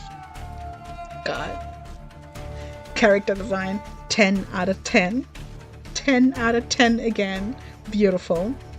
Beautiful. You look lost, little sparrow. Like, that's the only... Listen. You're lost, baby girl. Broke. I don't want it. I don't care about that. I don't care about that. You look lost, little sparrow. I hear it. I feel seen. The music is really good. It's really, really good. You look lost, little sparrow.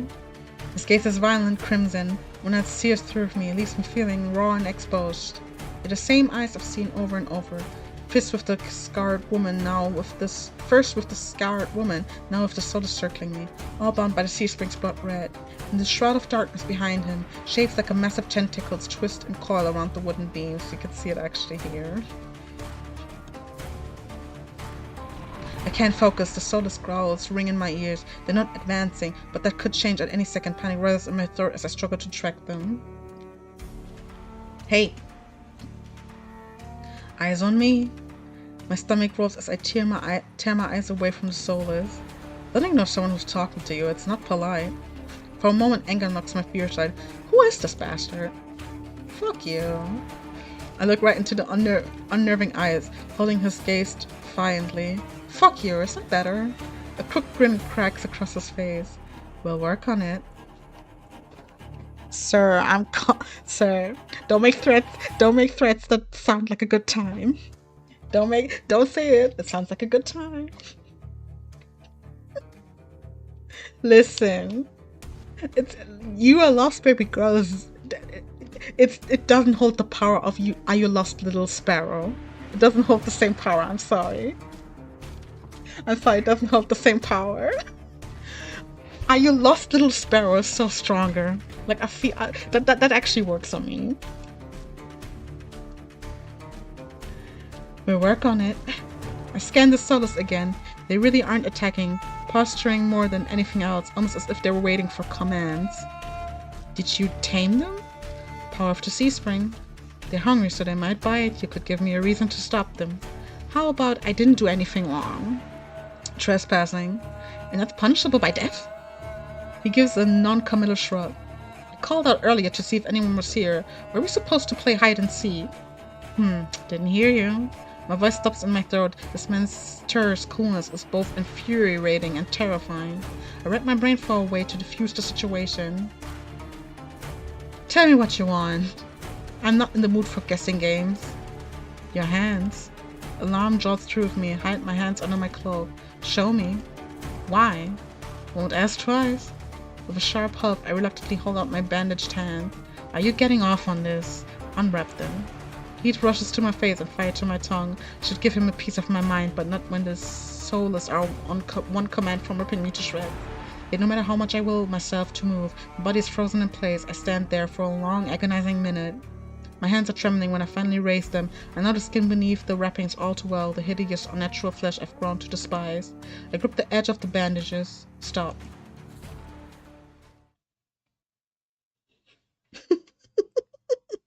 Listen. I am weak for him, okay? With a weary sigh, the man slides off the beam and lands with a thud that shakes the panels underfoot. He's a monster with an imposing figure that towers over me. I couldn't tell how tall he was before, but he's big. Let's calm down. Illuminated by lantern light, his features are stronger and sharper. Softer clinks of metal accompany each of his footsteps. The closer he gets to me, the faster my heart hitches. What does he want? Is he going to kill me? I step backwards and find nothing to set my foot on. I'd forgotten my back was to the C-spring. I fall right before a warm hand catches my lower back. I'm hovering above the C-spring, the scent of smoke and leather enveloping me. Blazing crimson eyes bore into mine. Told you to watch your step. And too stunned to muster a response. Like I weigh nothing, he guides me back to solid ground and steps back. Feeling a subtle gesture from his fingers, the shoulders around us disperse and relax. The shift in their demeanor is so abrupt it gives me whiplash. The enormous tentacles are no longer in the rafters, though now I doubt I ever saw them at all. Either way, I exhale a breath of relief. Thanks. As focused on me as he was before, the monster pays no attention to me now. He kicks some seething pillows out of the walkway, checks the contents of the kettle with a scowl. The sudden disregard is almost insulting. So that's it. I'm not a threat anymore. Never were one. Then why'd you threaten me? People get honest when they're afraid. In other words, he was messing with me, and like a hand over my face, exhausted by the fact that this is the second time a monster has provoked me today. You're Ace, aren't you? Depends who's asking. One of your friends told me this was your territory. She also said you were a gang leader. But there's no one else here. I thought there'd be more people. I'm still saying eyes. It's Ace. Ace picks up the kettle and walks to the edge of the C-spring and dumps out the contents into the endless red. Gang took a walk. His pleasant smile stretches across his face, ear to ear. In an instant it drops. I get the sense that I shouldn't ask about his gang again. Something must have happened. I've learned to recognize a real leader when I see one. Ace regrettably fits the type perfectly. He knows how to scare people and he expects submission, but it's uncommon for someone as used to being in power to be so alone. What did you need the C-spring's power for? Depends. Can it cure a curse? Probably. You mean you don't know? Nope. He shakes out the empty kettle and starts collecting stray cups, tidying up. My frustration builds. I narrow my eyes at him in questioning glare. When he notices, he returns it with an amused smirk. Are you being irritating on purpose? Listen, Sparrow. The C-spring can cure anything. Nothing's stopping you from trying it yourself. What do I have to do? Drink. I have to drink from the C-spring. My eyes led to the blood-like pool beside us. The idea of ingesting the strange liquid makes my guts churn. Is there a prize? Always. Ice taps his temple with a finger. You lose it a little bit. That's it. Might have already beat it to the punch. My humor earns me an amused fanged grin. This is a little different. When you drink from the C-spring, you forget who you are. Your mind combines with everyone who ever drank before. Humans, monsters, soulless, one big happy family in your head. My blood runs cold. I've heard of these before. Group minds. I think group mind will be one horror ending or like a bad ending in one route. I thought they were just rumors. I've heard whispers of cults performing rituals to bind their members' minds together. Never seemed possible. But something tells me this is real, even if one thing doesn't add up. Your eyes are red too, but you obviously haven't forgotten who you are. Before I can finish my sentence, Ace strides past me towards the entrance. Time's up. Let's finish this later. Wait, already? You barely told me anything. Came on a bad day. I've got somewhere to be. There are still so many questions burning on the tip of my tongue when frustration spills out before any of them. I was told to come here for help, but instead I get threatened and kicked out. You're joking, right?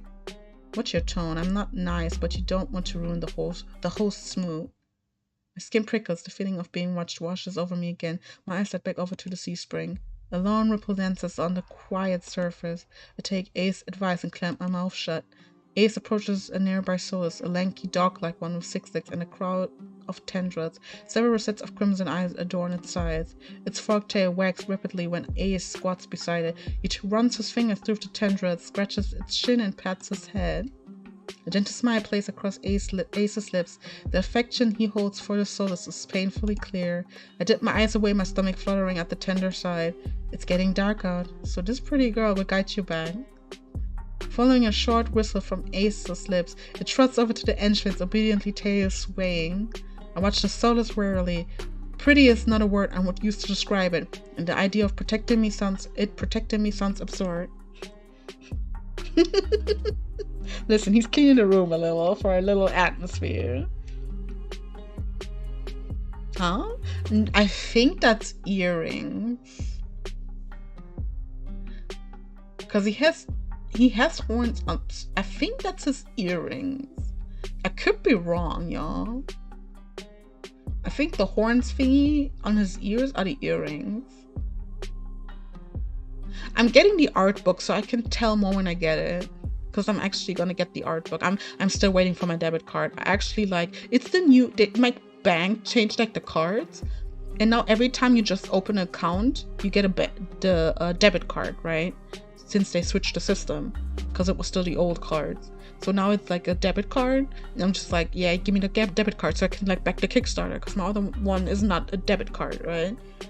You can use it in a way like a credit card, but it's not a debit card, right? So now we finally get one, and I ordered one, because the only way to back a Kickstarter is if you have a debit card or a credit card, and I'm not touching credit cards, no way.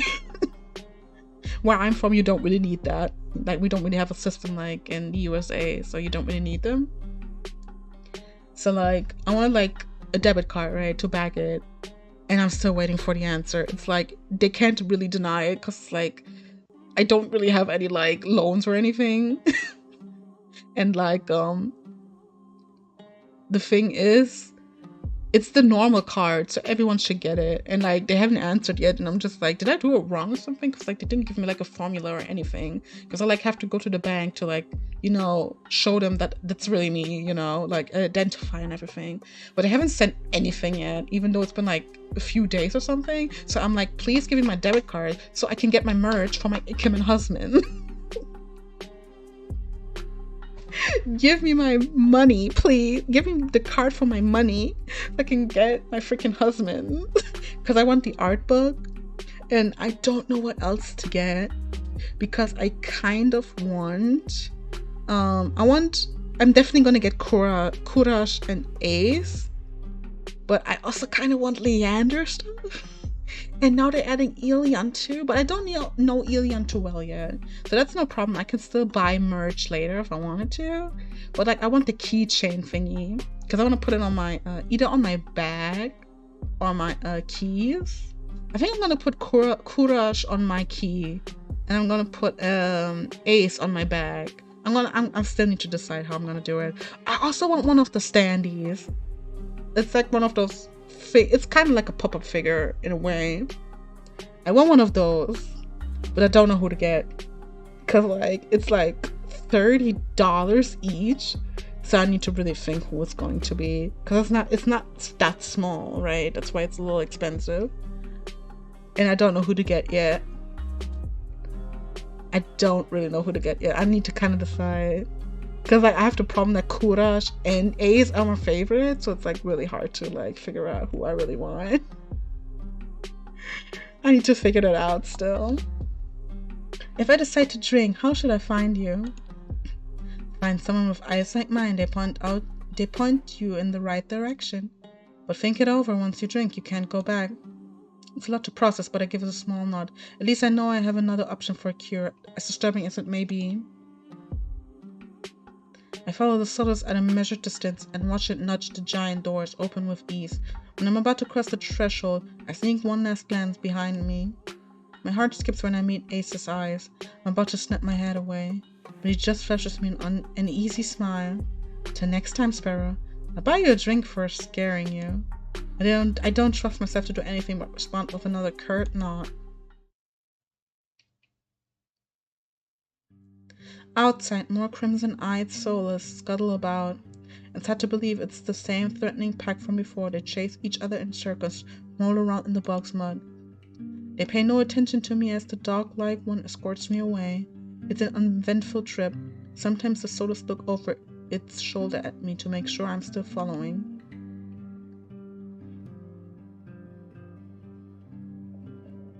Dusk darkens the sky by the time we reach the city. The Soda sits and looks at me expectantly with familiar crimson eyes. I want to pet it. Listen, it's adorable. It's a little doggy. It's like a Solus, but it's like a monster doggy. I like it. I don't know why we're so wary. I like it. I'm gonna pet it. And nervous as I am, I carefully glide my fingers through the Solus tendrils and scratch beneath its chin, just like Ace had.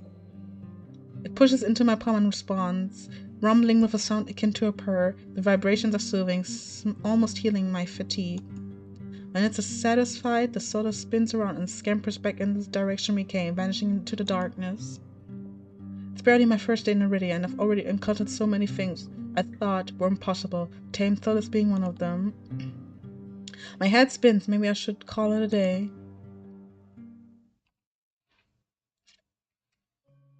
Nightfall creeps across the streets of Iridia. The city labyrinthine, even in daytime, has become a warren of treacherous alleyways. The streets are completely deserted. If I hadn't been here earlier, I would have thought this path of the city abandoned. I made my way through the winding streets, doing my best to keep my bearing towards the wet wick. My steps slow when I hear rustling in the dark. I strain my ears, but everything is still. It's silence playing tricks on me. Something is wrong. The fine hairs on the back of my neck prickle, a friction of discomfort running down my spine. Something is wrong. See me on the dark.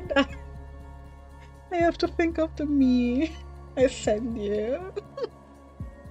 Not that. My eyes dart from one side of the street to the other, searching for movement, but the shadows are as deep and dark as pools of ink and I see nothing. I can't stay here. I need to reach a busier part of the city. Drawing my cloak tight around my body, I hurry on my way. Though I keep my eyes sharp and listen intently, there's only the sound of my own footsteps. As the moments pass and nothing happens, I begin to wonder, maybe I really did imagine that noise. Turn the next corner and my thoughts come screaming to a halt. My head spins, the word blurring as adrenaline rushes through my veins. Only one thing is clear amidst the haze. The Solus that attacked the caravan. It's crouched over a dark, indistinct shape, a body. A garment of intestines spill from pallid flesh. Blood grouts the cobblestones. For mercy, the Solus is too distracted by its meal to have noticed me. My feet feel as heavy as stones, but I can't just stand here. Holding my breath, I take a step backwards. When the wet, slurping sounds don't abate, I take another, then another. Then a shard of glass crunches under my heel. The world seems too slow to crawl as the Solus raises its head, blood dripping from its tendrils, every single one of its bulging eyes fixed unblinkingly on me. It's really here. It's come back for me. And we run. I'm off like a shot, running for my life through the darkened streets. Behind me, a piercing baby splits... A piercing baby. This is the wrong part. Behind me, a piercing bass splits the silence, and heavy footfalls pound after me. My heart thunders in my chest. I take turns at random, trying to lose it in the maze of streets, but I can't seem to shake it. I can hear its breathing now, a wet, fluttering rasp, growing closer and closer. The same claws that severed my arms swipe out. I duck, saved by pure reflex, and skip around a corner. I take these running strides before the bottom drops out of my stomach. A wall twice as high as me bars my way, a dead end. When I turn around, the Solus looms in its entry to the alleyway. It's no longer running, it doesn't have to. As it crawls closer, my thoughts race. Some of the buildings lining the streets are lit. There must be people inside. It's a long shot, but... Try the nearest door. My whirl, grabbing at the handle of the closest door, turns completely, the hinges cracking as I push, and I feel a flash of hope before a weight hits the door from the other side and slams shut. So it doesn't matter what you do. If you scream for help or you do the door, no one will help you. I can't blame them too much. They already know what's going on, but it's pretty dark. The click of the lock turning is grimly final. In this wretched world, few people will stick their neck out to help their own flesh and blood, never mind a stranger. So this gives a rasping hiss. It's the only warning I get before it lunges for me with a flash of claws. I hurl myself to the side, but the slick cobblestones betray me. I fall sprawling over the rough stone. As the solus looms over me, I scramble away from it until my back hits the wall. There's nowhere left to go. It descends on me for the kill. And what happened? But the impact never comes.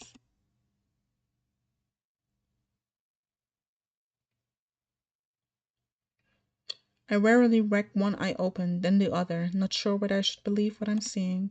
A hooded figure crouches in front of me, one blood-stained hand outstretched. So that's the final one we see in here. That's another love interest. Moonlight silvers the edge of their silhouette knife. Their face and hands are splattered with blood, and the soulless, my eyes stared past my unexpected rescuer, to the misshapen form from behind them. The soulless many eyes, once restless and vibrant, now look dull and waxy. A red pool spreads slowly from under its body. Numb with shock, I can't help but stare. It's dead. After all the people it's killed, after nearly killing me twice, I can hardly believe it. Well? I gingerly take the offered hand. The stranger's gaze dips to my bandages, pale lips part, on the brink of a question, then close again. With a strength belying their slight frame, they pull me to my feet. As soon as I'm on my own 2 feet again, they pull away from me and start wiping the blood from their face and hands. Stay there. They turn away from me, stiffly leaning over the soulless, gangly body. With their back towards me, I realized that I saw their hooded silhouette at the cenobium.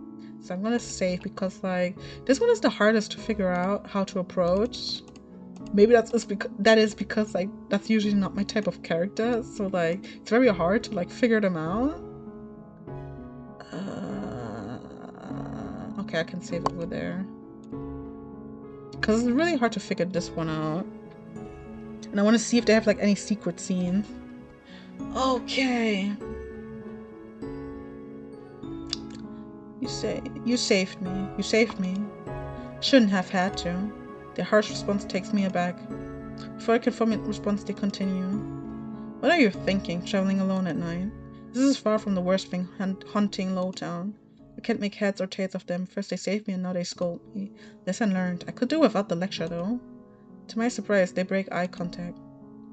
Their attention glides back to the soulless corpse. They examine it with an inscrutable expression.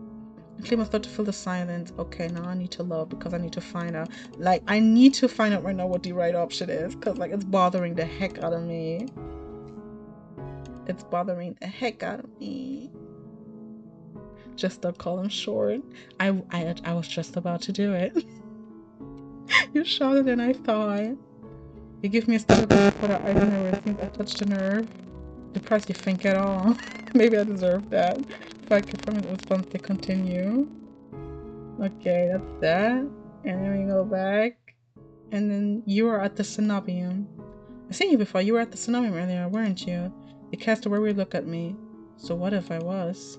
Their harsh response takes me aback. If I can from it response, they continue. Okay, I think that was a good choice that I made. You saved me. Shouldn't have had to. The harsh response takes me aback. Before I can formulate a response, they continue. What are you thinking, traveling alone at night? This is far from the worst thing haunting Lowtown. I can't make heads or tails of them. First they save me and now they scold me. Lesson learned. I could do without the lecture though. Oh, it's freaking out again? Oh no. Oh no. Oh no. Is it stopping? Min broke the mic. They did. They broke the mic. Oh gosh. I hope this is better again. Yeah, so new mic is on the list. I didn't really spend any money for a while, so I'm probably gonna get a new mic next. Ooh. Let me actually note that on my notepad. Now I'm going to get a new mic. New microphone, because my other one is dying. I mean, I had this for years now. I'm not surprised I need to switch it now. I wanted to either way, but yeah, now it's like final that either I get a headset temporarily to have something, or like, I don't know. I shall see. New microphone or headset.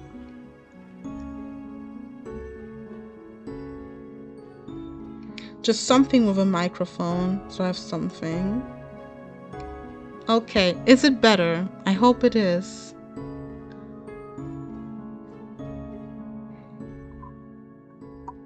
Let me check too on the stream. I have my phone with me so I can check it. Let us see. We are almost at the end of the show. Let me check.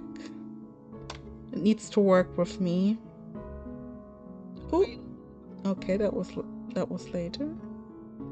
Let's see if that works still. Let me check too on the stream. I have my phone with me so I can check it. Let us see. Okay, it seems to work again. It's pretty wild. It's really, really wild. Yeah, I'm definitely getting a new microphone. I hope I can get it before next stream.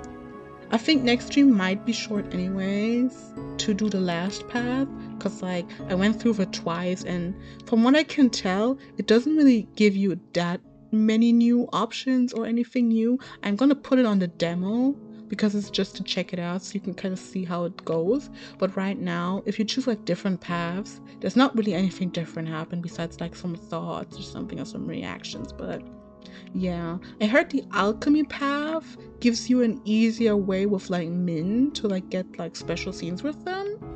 But yeah, otherwise I haven't really noticed anything different.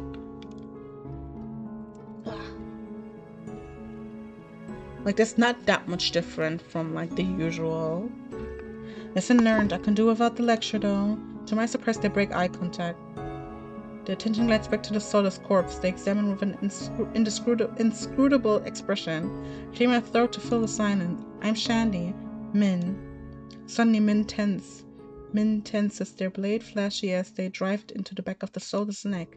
Soulless thrashes once, letting out a rattling hiss as their air leaves its lungs. Min leans on the blade, driving it deeper and deeper until there's a sickening crunch and the creature goes limp. My heart thuds in my chest. It must have been clinging to life by a thread. Min straightens up, withdrawing their blade in a single smooth motion. Better to put wretched things like this out of their misery. They calmly clean the blood from their knife. That swift, unhesitating, lethal strike wasn't the work of an amateur. But they don't act like any of the cold-blooded killers I've seen in the past. Why is the soulless inside the city? Min looks at me, eyes searching, before realization dawns. You're new here. There's no walls around the city. Soulless can come and go as they please until someone is contracted to stop them. The Cenobium's patrol don't bother to protect Lotan, not anymore. Let me guess, you're not a fan of the Cenobium. I wouldn't go that far. Their brow abruptly furrows and they sheath their knife, motioning for me to follow them. It's not safe here. The vultures can smell death. Not quite sure what they mean, but I don't want to stay lost in the city. I trail behind them as they stride down the street. If it's so dangerous, then why are you helping me? I came for the bounty on the soulless, and you were in the way. Not killing you isn't the same as helping you. Don't count on being slucky again, or you'll be dead by sunrise. The answer is stingingly harsh. Okay, you need to be a little spunky with them for some reason. You know what? Fine. Fed up, I don't bother holding back anymore. Fine. I don't know what you dive in out of nowhere to kill some dangerous soulless, then be rude to the person you helped, but go right ahead. Min blinks, staring at me like my head just spun around on my neck. They open their mouth, then close it, looking uncertain. I forge onward, gathering steam. How was I supposed to know there'd be a dangerous soulless hunting in the streets? You don't have to be an asshole about it. You're not as spineless as you look. Why do you blush for that? Someone's a masochist, I swear to God. They are a masochist, I swear. Shandy? My beloved. My wonderful beloved. My Kodash. This is my husband. I love it so much. We are already married. I'm sorry. Look at the ring. We are already married. Okay? We already won. This is already a union, okay? I turn, surprised by the voice. Kudash walks down the street towards us. His white and gold clothing is pristine despite the grime of the city. Hello, Min. I see the sodas was your work. Min shrugs. There is a familiarity to the way they regard each other. Okay. I love Kudash so much. He looks so good. He looks so good. So melanated with actual fitting palms and beautiful eyes. And he's so pretty all over. I'm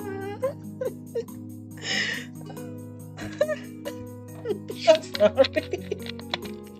Water time. Ooh.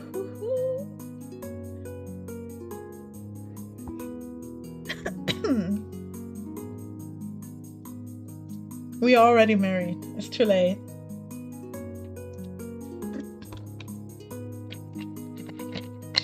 I don't need to ask for the hand image. I think I'm gonna get his standee.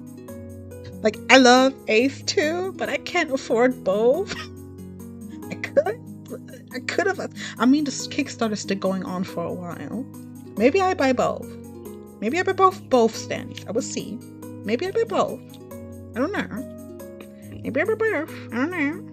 I don't know yet. Maybe I buy both. I will see. Okay. You know them, Kudash. I didn't know you had friends, man. And then you know them, Kudash? You know them, Kudash? Min is a freelancer who has done few errands for me. They are quite reliable. Unreliable freelancers don't eat. There's something Kudash isn't saying here. Shani needs to get back to wherever she's staying. Okay, I shouldn't have drunk this water. I shouldn't have. And there we go. Shani needs to get back to wherever she's staying before she wanders into the jaws of another soulless. It is late. Were you able to find a place to stay, Shani? I'm staying at the Wet Wick. Both the faces fall. I see. Would you like a guide? It might be preferable to wandering about alleyways. That would be nice. Min clicks their tongue and sighs, sounding mightily put out. Going to the Amaryllis district, that gaudy cesspit? Come this way. Despite Min's clear taste when Kudash leads me down the street, they keep pace with us. Catching my curious glance, Min's eyes narrow. It's not safe this late, I don't care about you, but Kudash is the only doctor worth a damn in this place. Are you like this with everyone? The deadpan look Min gives me is answer enough. I catch Kudash hiding a slight smile. I love his little cattish grin. Suppress a sigh and resign myself to having a grumpy shadow all the way back to the Wet Wick. The route Kudash takes is completely different from my slow meandering earlier in the morning. In no time at all, he cuts through the darkened streets and twisting alleys. Leave me alone, I need to drink for my throat. It seems like half the city has poured into the Amaryllis district's colorful street. Laughter, clinking glasses, and music assault my ears from every direction. Yet the most noise still comes from the Wet Wick. Its doors hang wide open, lanterns lit. His hair is so pretty. Here we are. He moves towards the door and Min lets out an audible huff. Don't tell me you're going in. I have some quick business with Leander. Fine. He still owes me for yesterday's work. They drag their feet, reluctantly trailing me into the tavern. As soon as the doors open, a wave of sticky heat rolls over me. In the hours since I left, the wick has grown suffocatingly crowded. Kudash stands out easily, a head taller than most. Even so, I nearly lose sight of him amid the sea of swarming bodies. Pardon me. The crowd parts as though answering his request. Kudash glances over his shoulder at Min and me before gliding through. How can anyone breathe in here? Min follows Kudash at his clipped place. Leander is right where I left him. Although he's traded places with the bartender, he holds a pair of shot glasses filled to the brim of luminous green liquid. And now for the finishing touch. A flash of magic paints the glass white with frost. You're never gonna guess what's in these. Leander slides the glasses across the bar and I get my third and fourth chugs of the evening in rapid succession. Ace leans against the bar, an elbow propped up on the counter. He catches the glass and lifts one of the light before turning it upside down. The contents magically congealed, stay firmly in place. You're supposed to make drinks, pretty boy. Don't tell me you're wasted already. Veer, perched on the bar's counter beside Ace, takes a single look at the shot glass and shakes his head. What have we here? A bucket full of boogers? Leander's nose treasures? You've eaten worse. Veer's lips twitch and his ears flatten when Ace offers him a glass, turns his cheek with a sniff, and Ace just snickers. Coward. Don't tell me you're actually. In one fluid motion, Ace throws back his head and drowns the shot. Drinking that. A dark look crosses Ace's face. It's chewy. Chewy? Wait, let me try again. Behind me, Min grumbles. I told you this place was a nest of degenerates. If it isn't they give, I'm surrounded by idiots. If it isn't Kurash and Min. At the sound of Leander's voice, Min's pale eyes grow wide. They look ready to bolt until Kurash sets a hand on their shoulder. I promise this will not take long. Min's eyes dart from Kurash's hand to his face, then soften. Fine, you first. While they step forward, I linger behind, struck by a sudden revelation. All of the people I've met today know each other. Good evening, Leander. Ace, another drinking competition, I presume? Oh, it's evening already. Could have sworn it was earlier. Just some friendly rivalry, Doctor. Nothing to be afraid of. Kurash acknowledges Leander and Ace. I need to learn it, Ace, with the slightest nod, ignoring Veer entirely, not that Veer seems to mind. He tilts his head and an impish smile curves his lips when he spots Min looming silently behind Kurash. I almost didn't see you there, Min. Looking for your booster seat? Min pushes back their hood. They level Veer with a cool look. I thought Ace wasn't allowed to bring his pets in here. Veer's tail gives an angry twitch. Why are they so fine? At the first sign of an impending fight, Leander vaults clear over the counter, slides in between Ace and Kurash. Now, let's try and keep the peace. It's not every day the esteemed doctor takes us up on a drink. His arm snakes around Kurash's shoulder. You are finally taking me up on a drink, right, Kurash? I'm afraid not. You were merely escorting Shani back to her lodgings. Kurash's gestures in my direction. My stomach sinks. I reluctantly step into the light. As soon as he sees me, Leander's face brightens. Shani, it's been too long. Everyone, this is Shani. She's new to Iridia. I feel 5 pairs of eyes fixed onto me, and suddenly the bar feels suffocatingly small, and my voice nearly catches in my throat. We already met.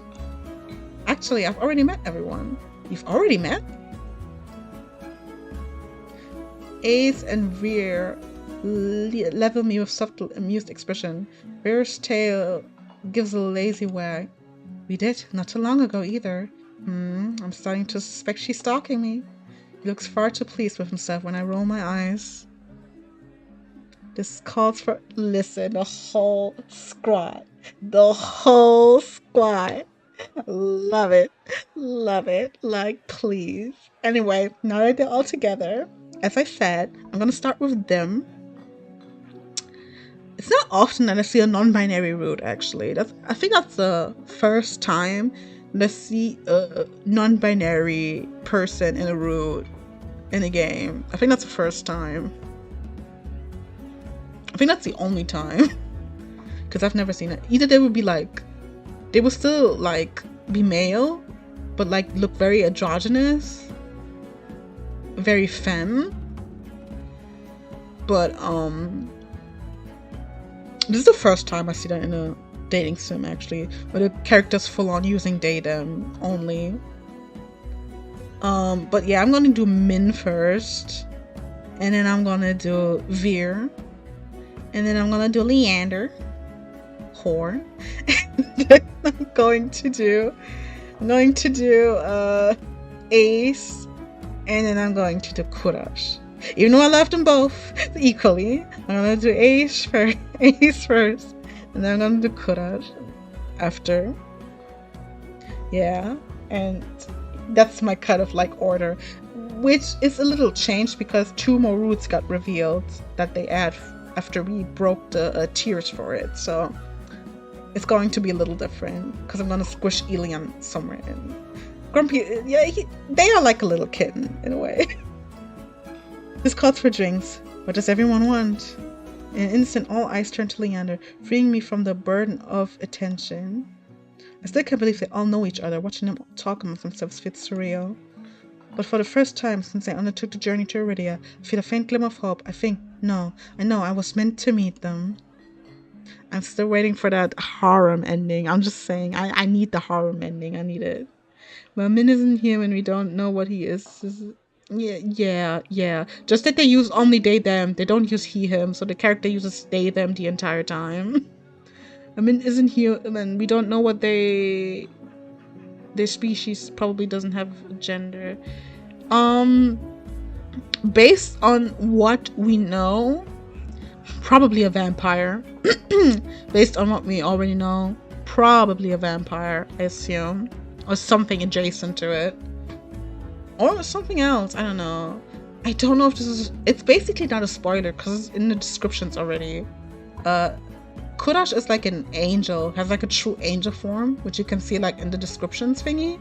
We don't really know what's going on with Leander. He's probably cursed in some shape or form with his magic, because also like the way his eyes are. Someone says you should look at the like tarot card for the magician, because that like fits with his like character and probably his like story, and also his name is kind of mentioned.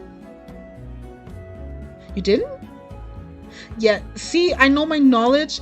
I wouldn't say it's a spoiler because it's all in the descriptions for the characters in the introduction. None of these are really, like, in a sense, most of these are human, but not all of them. Like, Veer and Ace are 100% not human, right? Leander, Kurash, and Min are presumed human. But we know that Kurash is not really human. We know that he's like an angel. Min is definitely human, but has like another thing going on. And Leander is like, we are most sure he is human, but like he has like a dark thing going on too. Like, they all have something, right? But the way it sounds like that Min, they might be a vampire from what we like read. So I don't know that yet, though. I can't fully confirm that. It's just based on what I read in the descriptions on the Twitter. The low, pleasant rumble of Leander's laughter puts me from my restless thoughts. Well, color me surprised. You make friends fast, Shani. I shouldn't go that far. We're more like acquaintances. A wise man once said that the acquaintances are merely friends you haven't shared a drink with yet. A wise man who said that here, last week. I can hear Min's lip curl with distaste from across the bar. Leander clears his throat and continues unperturbed. Let's toast to Shandy's health. Care to join in, Doctor? Kurash politely declines with a wave of his hand. How about you, Min? No. Are you? No. A resounding pop pierces the din of the bar, and we all turn into the direction of the noise. Veer looks almost bashful as he accepts an overflowing fluid from the bartender poured from a bottle so its label has been worn blank. They serve champagne here. Since when? Veer pauses in the middle of licking champagne from foam from his fingers with a coy smile. You don't mind, do you? And its transformation as impressive as his magic trick. The concern on Leander's face vanishes. He laughs softly. No, be my guest. I know you've got expensive taste. Then he shoots the bartender a frantic look, unbothered or uninterested in his company. Ace cants his head at me, a light smile on his lips. How about you, Sparrow? I did say I'd buy you a drink earlier. No, my treat. Ace regards Leander over the lip of the glass. In the dim light, the glint in his crimson eyes looks downright dangerous. And it's way too soon to fight over me like that. Like, it's way too soon, guys. It's way too soon. Come on.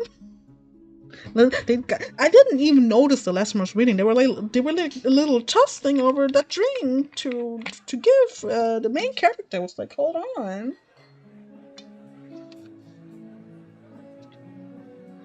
Yeah. There's something going on with Leander, I don't know.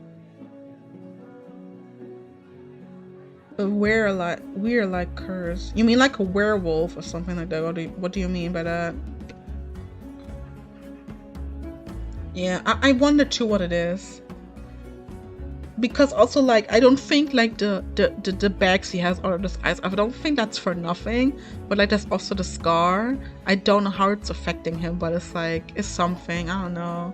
But again, they say it has something to do with the magician card, which makes sense because like it says on the poster for the Bloodhounds as above, so below.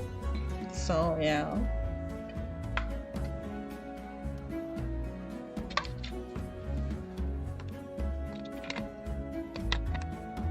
Leander used a shield.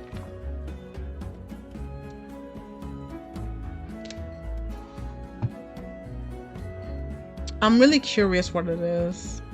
I think the art book will probably show a little more, but I don't know how much it's gonna show. Ace regards Leander over the lip of his glass. In the dim light, the glint in his crimson eyes looks downright dangerous. What it'll be, Shandy. Listen, you don't need to fight because I'm taking water. Water's fine. Allow me.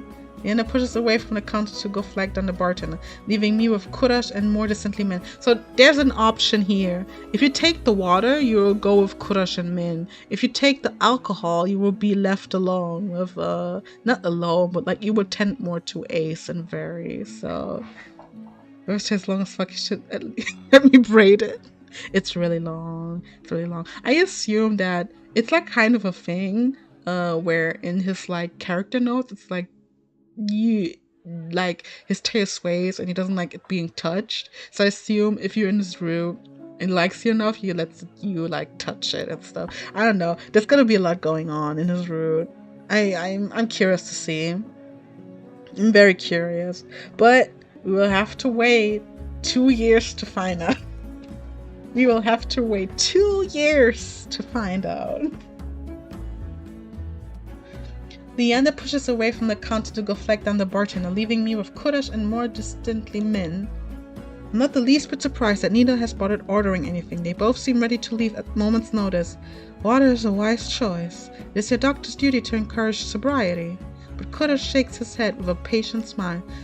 The drinks here are notoriously watered down, most likely to cut costs, but it only encourages the patrons to overindulge. Min looks up from adjusting the laces of one of their bracers. The only reason anyone bothers coming here is for the cheap rooms and cheaper drinks, perfect conditions for terrible mistakes. It almost sounds like you're speaking from experience. Their pale face reddens and they look away scowling. Leander returns with a glass of water that, except with a murmured thanks, keeps drawing the attention of the group. Alright everyone, let's toast. May Shandy Stain Iridia be full of bright adventures and discoveries. Cheers! Leander, Ace, and Veer raise their glasses in unison. Min only crosses their arms, and Kurash watches with a polite indifference. The water is bitter, cold, and tastes faintly metallic, but I savor it all the same. Gradually, the din of the crowded bar fades to low murmuring. I find myself relaxing for what feels like the first time in years. Aren't you the popular one, Shandy? I'm guessing you met Kurash first. It will be most accurate to say that I found her. You saved my life. I merely performed my duty as a doctor. Although I must admit that I was confused when I woke up missing all my clothes. Leander makes a choked noise. Somewhere behind him, Min sighs. It's not what you think. Shandy was in grave condition. I could hardly treat such injuries through tattered clothes. The silence that follows stretches uncomfortably long. I look away, unable to face Kurash's disappointment, and catch Veer sneaking behind his hand. That's my cue to change the topic. Kurash isn't the only one who saved me today. Don't you listen? I didn't save you. You were simply there. That's Min for you. Leander reaches for Min, but they duck under his arm with practiced ease without so much as looking his way. Shall I be as they are moody? You want to talk considering you neglected to warn her to stay off the streets at night. Oh, I might have gotten a little distracted. Yes, you were, slut. Min's only response is a short breath. At any rate, I never got a chance to thank you, Min.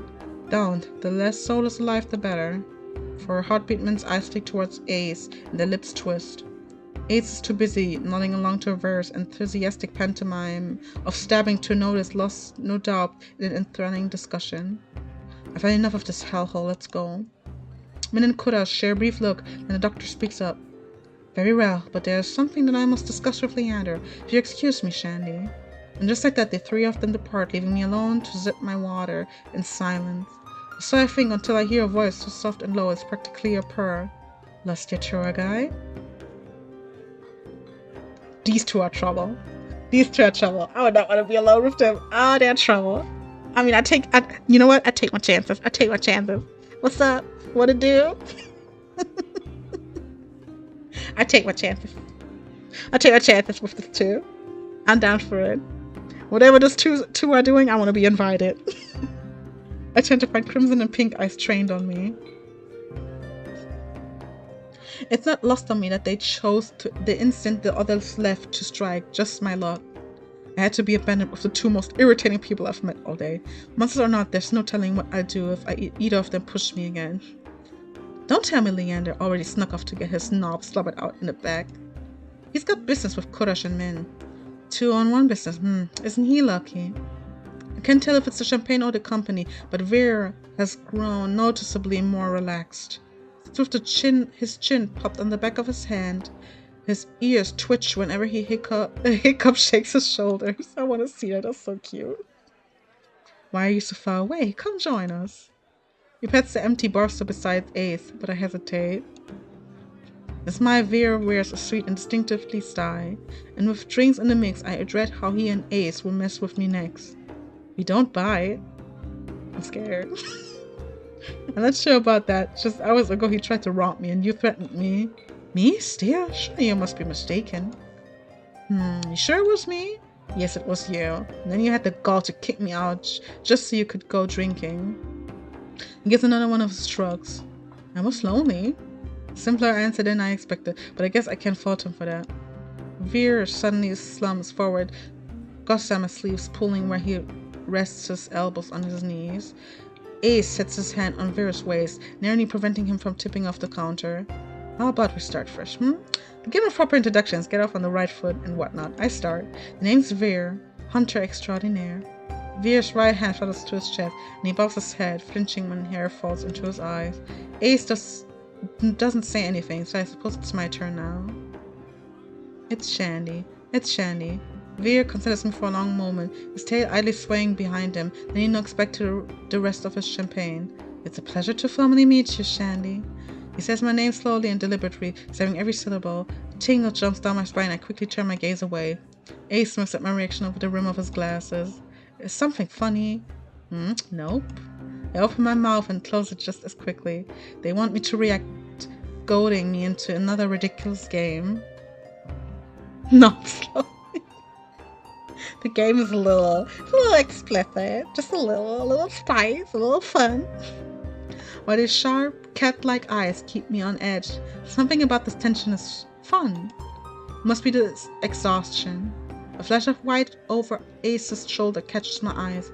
Across the bar, Kudash heads for the door. I don't see Leander or Min, but it feels wrong to let him leave without saying goodbye. I'll be back. Veer hums and wags his fingers at me as I leave.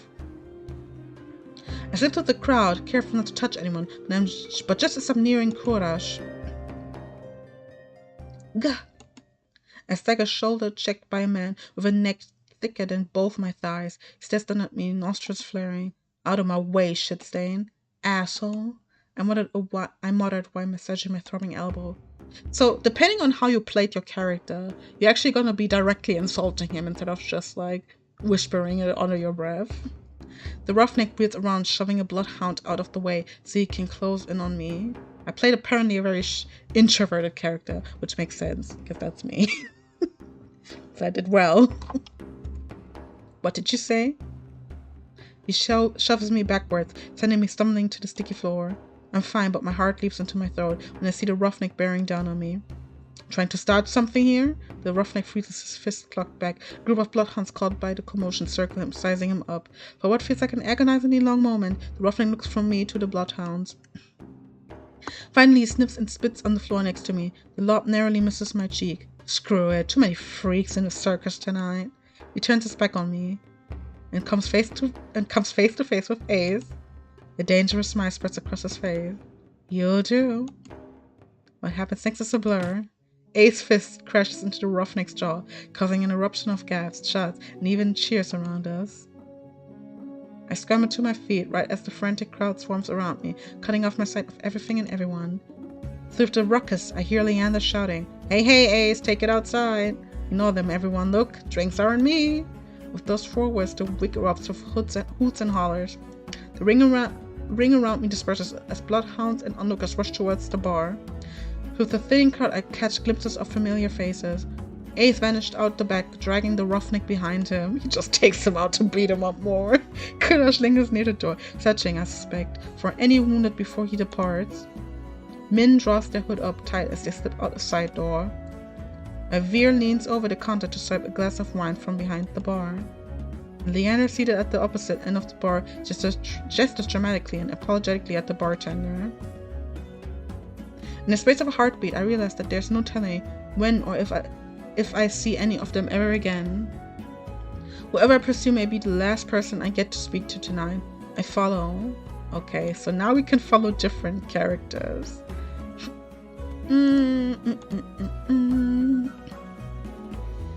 So now we get to follow different characters. So now we're gonna see what the consequences of my actions are, apparently.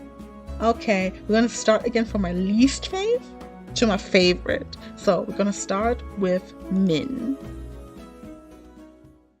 So now I'm curious what happened with Min if I open up any new options or paths or whatever.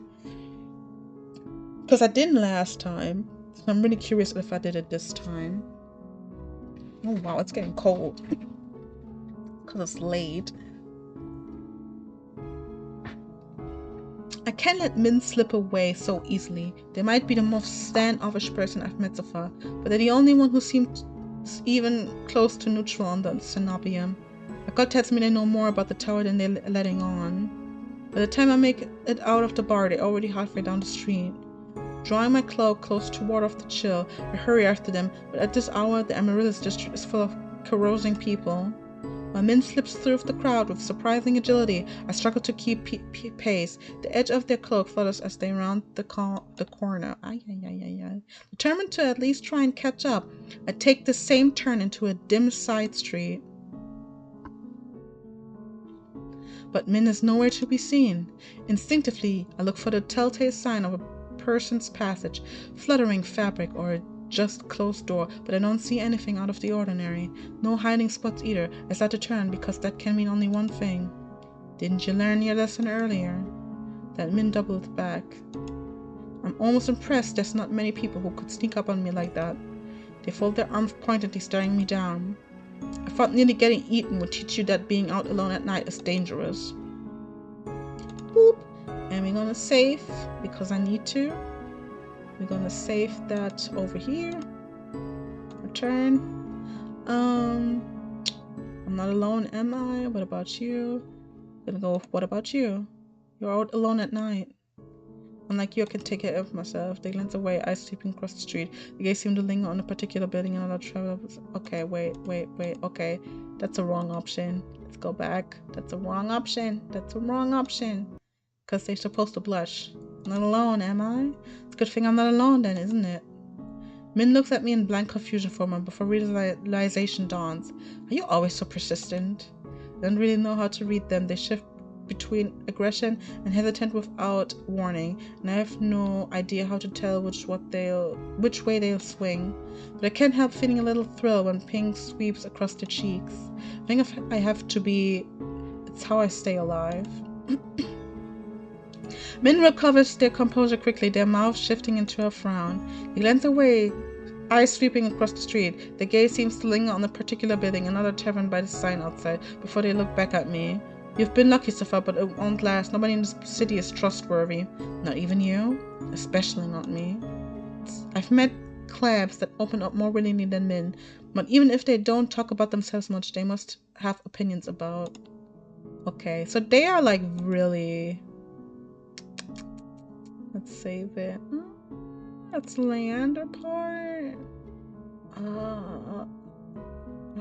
Okay, it's fine. Let's save it. Over here. I hope the main game has more saves, cause This is not enough. Okay, let's ask first about Kurash. You and Kurash seem to get along though. I'm just gonna go in the order of the text now to save my order. Save my order. And I'm just gonna go by text. You and Kurash seem to get along though. The seam lines of the tense line on Min's face future soften. He's an exception. Few people are willing to help others.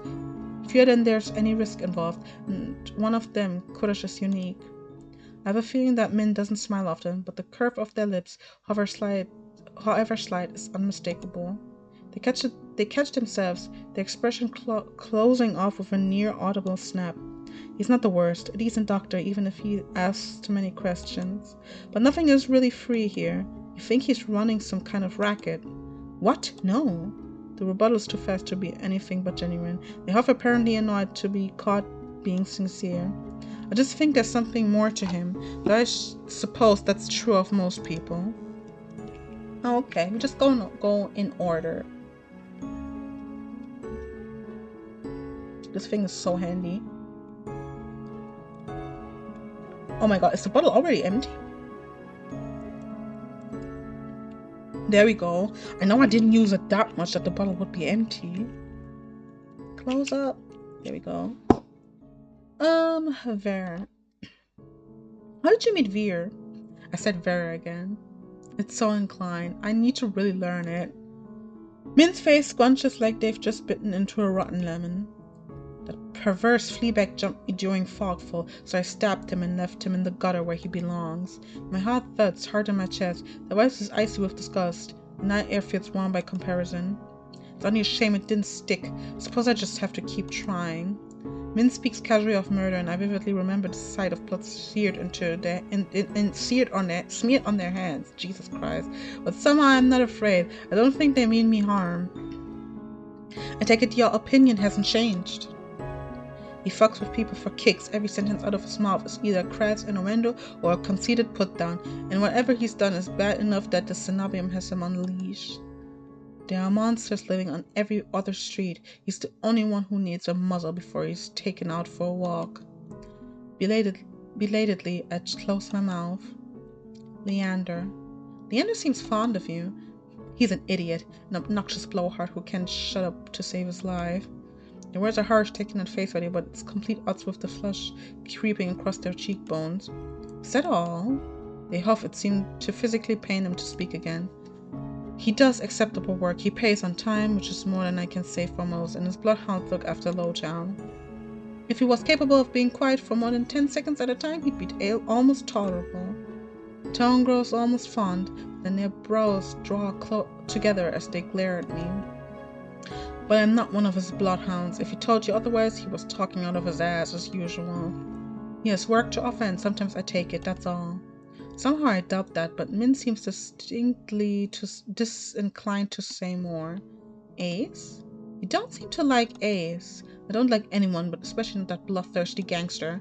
The words tumble from their mouth before I can even finish my sentence. Did he do something to you? Beyond existing? No, but I'm not waiting around to get her first.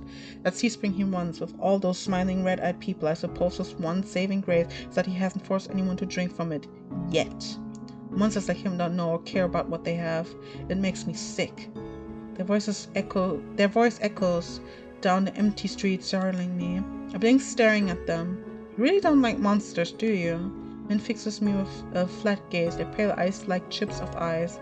Every monster forced their way out of the shroud and into this world for some reason. I may not know Ace's reasons, but to the vast majority of monsters, humans are food, playthings, or beneath notice. That may simply be their nature, but I don't have to like it. And I'm not going to risk my life in the hopes that any of them is different.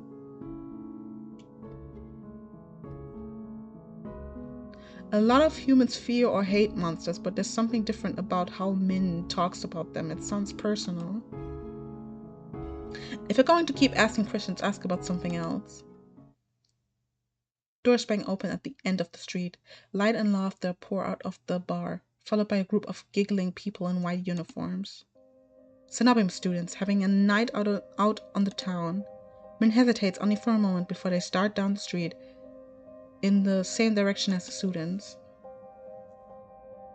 When I followed close on their heels, they grimaced, speaking through gritted teeth. Why are you still following me? When I asked them about Veer, I noticed something odd besides their vehement dislike of him. While Min didn't exactly sound enthusiastic about the Cenobium, they were the first to speak of it with anything besides open animosity. Ahead of us, the students pan to another bar, and Min ducks into the alley next to it. If nobody in the city is trustworthy, what about the Cenobium? The line of their narrow shoulders abruptly tense. They lift their chin, giving me a wary look. Kurash must have warned you about the nature of the city's currency. Right, information and secrets. I fidget uncertain. I don't trust Min's unpredictable moods or all the things they clearly aren't saying. Their eyes dip towards my hands, pressing over the bandages like a razor, the pressure light, but full of keen-edged possibility. I shiver hastily, showing my hands into my pockets. They frown, but their gaze drifts away from me, to the window of the bar next to us. It's opaque, either frosted glass or caked in dust, but some of the warm light diffuses out into the alley. The Cenobium is a place of learning. If something has questions that can't be answered anywhere else, the Cenobium might have the solution. Or at least that's how it was, once upon a time. These days its doors are closed to outsiders. It's about what I expected after how I was practically shooed off earlier. Just as I start to relax, they speak again. Whatever you're looking for there, the cost may be higher than you're willing to pay. The sheer hypocrisy of their words ticks me off. What gives you the right to talk when you're doing the same exact thing as me? What question are you asking that only the Cenobium can answer? That's personal. So there's something Min's looking for at the Cenobium. I suppose that makes two of us. If they're following groups of Cenobium students around, they must not be having much luck either. Everyone else seems to be to fear or hate the Cenobium, but you don't. They flinch, spurred onward by curiosity and my lingering annoyance. I press forward. You must know something about them, something you haven't told Leander or Kurash. But they're not letting you in, which means you're one of the outsiders. In the space between one breath and the next, Min closes his distance between us. Slender fingers grip the front of my shirt, and they slam me against the wall with shocking strength. The force of the movement knocks their hood back, messy hair fluttering around their face. I'm standing on tiptoe. Min's lifted me nearly clear off the ground with a single hand. The realization sends an electric tingle down my spine, but before I can begin to wonder what that's about, Min snots in my face. You don't know what you're fucking talking about. The angry twist of their mouth draws my eyes down to the beauty spot at the corner of the lips. I can't seem to stop staring at it. It's incongruously delicate compared to the fire in their gaze, the steel bone strength in their grip, but then so is the rest of them. So I don't know what to really pick here. I don't know if it will give me something new. Neither do you. Neither do you. We're practically strangers, so why are you acting like you know anything about me? The line of questioning isn't exactly subtle, and it's hard to guess that it has something to do with your hands. You think you can use me to get into the Cenobium? Don't be naive. I don't get angry easily. I can afford to when a moment of carelessness could be fatal. But when they mention my hands, my temper flares hot. Who says I'm the one who needs you? Realization strikes me like a thunderclap. You're not getting anywhere by yourself either, are you? But you can't make yourself ask for help. You're stuck and it's your own fault. I brace myself, expecting Min to snap at me again. Slit their gaze drops, eyes falling away from my face. Their brow furrows in frustration, but the twist of their mouth is miserable. Their voice trembles almost imperceptibly when they speak. I know. The city only cares about what you can give, what it can take from you. Information, power, connections. If you're an outsider here, nobody will help you. Nobody will even try. You don't belong anywhere. My heart thuds in my chest for an entirely different reason. Now, they seem suddenly very small. Alone, like me. Min jerks backwards, releasing me so abruptly that I really stumble. Maybe they realized how close we were. Maybe they said too much. Press forward. Determined not to let this go, I press forward. Min takes another step back, but this time they're the one with their back against the wall. Look, we both want something from the Cenobium, right? Well, neither of us are going to get anywhere on our own. We could help each other. It's worth a shot, don't you think? Min sighs. They sound annoyed, but any real hostility seems to have gone out of them. You've made it this far already, I grant you that. But if you're looking for help, you should look elsewhere. If you stay too close to me, you'll get hurt. Before I can think of what to say, the tavern doors bang open again. The Cenobium students spill back out, considerably drunker. The ranks seem to have swept with other barflies. The group floats back into town towards a great tower rising moonward. As I'm distracted by the commotion, men slips away from me, drawing their hood up. I catch their eyes for just a moment, then they're gone, vanishing into the crowd. Yep, that's basically it. Yeah, here you get like a little description of like each suitor. Yeah, I read that the last time. I'm not gonna do that again. You just get like a preview of each route, basically. Okay.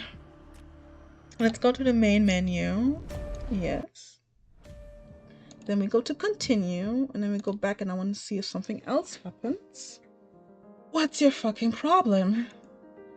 I've had enough. Maybe it's a tiring, fruitless day I've had. Maybe it's a two near-death experiences. Or maybe I'm just sick of all these infuriatingly attractive strangers who won't tell me a damn thing. They still look pissed, but they hesitate. Maybe they didn't expect me to snap back. They give me information and snap at me, shove me around. What are you trying to do?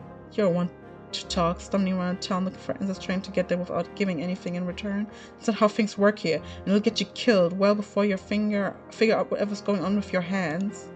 I don't get angry easily. I can't afford to win. A moment of carelessness could be fatal. But when they mentioned my hands, my temper flares hot. This rich considering your whole I don't have friends bullshit. The realization strikes me like a thunderclap. You're not getting anywhere by yourself either, are you? But you can't make yourself ask for help. Okay, we had that. You're stuck and it's your own fault. I brace myself, expecting men to snap at me again. Instead, their gaze drops, eyes falling away from my face. Their brow furrows in frustration, but the twist of their mouth is miserable. Their voice tremors almost imperceptibly when they speak. I know. City only cares about what you... Okay, we know that. It's that... Yeah. It's the same. Min... Min do expect to... releasing me, so I'll probably let you stumble. Many realize how close we were. Maybe they said too much. Okay, wait. So, let's save that for a moment. I want to know something. What if we let them go? My fingers drum engine is still coursing through my veins. Even if Min seems intent on pushing me away, I don't want to curse them. Not like the traveler. Min folds their arms, finding my gaze. They accent over, but my eyes are drawn to the flush high on their pale cheeks. Even their ears are a little pink. It seems they're not easily dissuaded, but if it's answers you want, then look for them around me. Could get hurt. The voice wavers on the last word. It's not a threat. If anything, it seems like they're warning themselves as much as me. Before I could think of what to say, the tavern doors bang open again. Tsunami and students spilled back out considerably drunker. So that was a little different. That was a little bit, a little bit spice. Their rings seemed to have sweat with other barflies. The group floats back into town towards the great tower rising moonward. As I'm distracted by the commotion, men slips away from me, drawing their hood up. I catch their eyes for just a moment, then they're gone, vanishing to the crowd. Okay, see, there we go. That's that. Okay, let's check out the others. Oh yeah, if you pay attention, you can kind of see the different forms. Is it gonna happen again? Hello? It should happen again. There, you see. You can kind of see like the other form. There you go. You can kind of see it. That was from today, right? Yeah, it was. It was from today. So we got a choice again. And this time we are going to go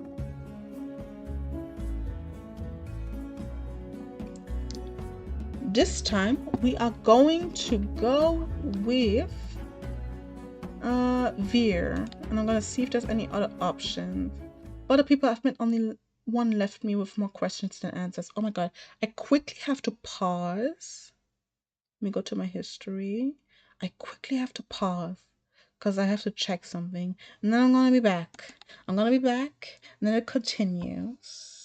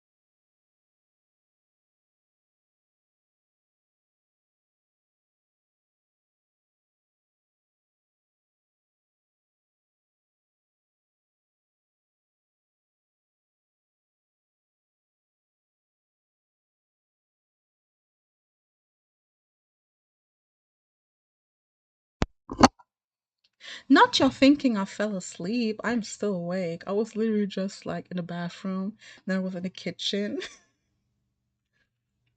Ooh, I'm a night owl. I did not fall asleep. I was gone for a bit. I would not fall asleep on stream. I cannot let the stream go on all night. I think once I did fall asleep on stream and it was like Twitch though. It's not there anymore. I like fell asleep on stream. I think that happened once. Or was it while recording? It was one of those. But I never fell asleep on stream. I was just like in a bathroom and then I was in the kitchen. I did not fall asleep. Vicky already went to bed. I missed it. Anyway, Vicky, if you see this in the morning, I hope you slept well. I hope you're well rested. I'm gonna be up for a little much longer to follow this through.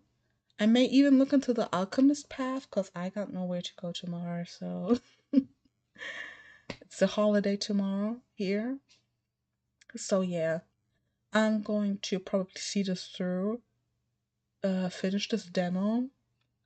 Yeah, and then next stream it's gonna be a little off because the mic sucks. I want to get a better one. So yeah. The only thing I did was a quick visit to the bathroom, a quick visit to the kitchen. And now I'm back. It took a little longer than I expected, but yeah, I'm back. And yeah, I'm ready to see the rest of it. I'm ready to see it through. Let's see. We don't have that much left anymore. Let's see. How long was I gone? Was it that long that you thought I was falling asleep? That's crazy. Was I gone pretty long?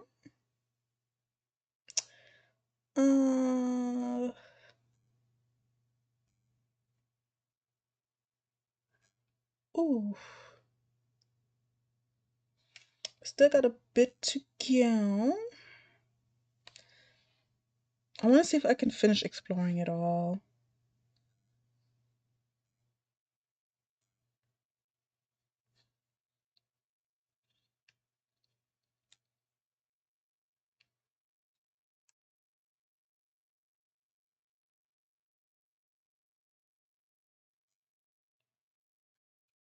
Okay. I am set to continue this journey. I want to see it through. I would like to see it through. Ooh. What's going on? Let's see. Okay.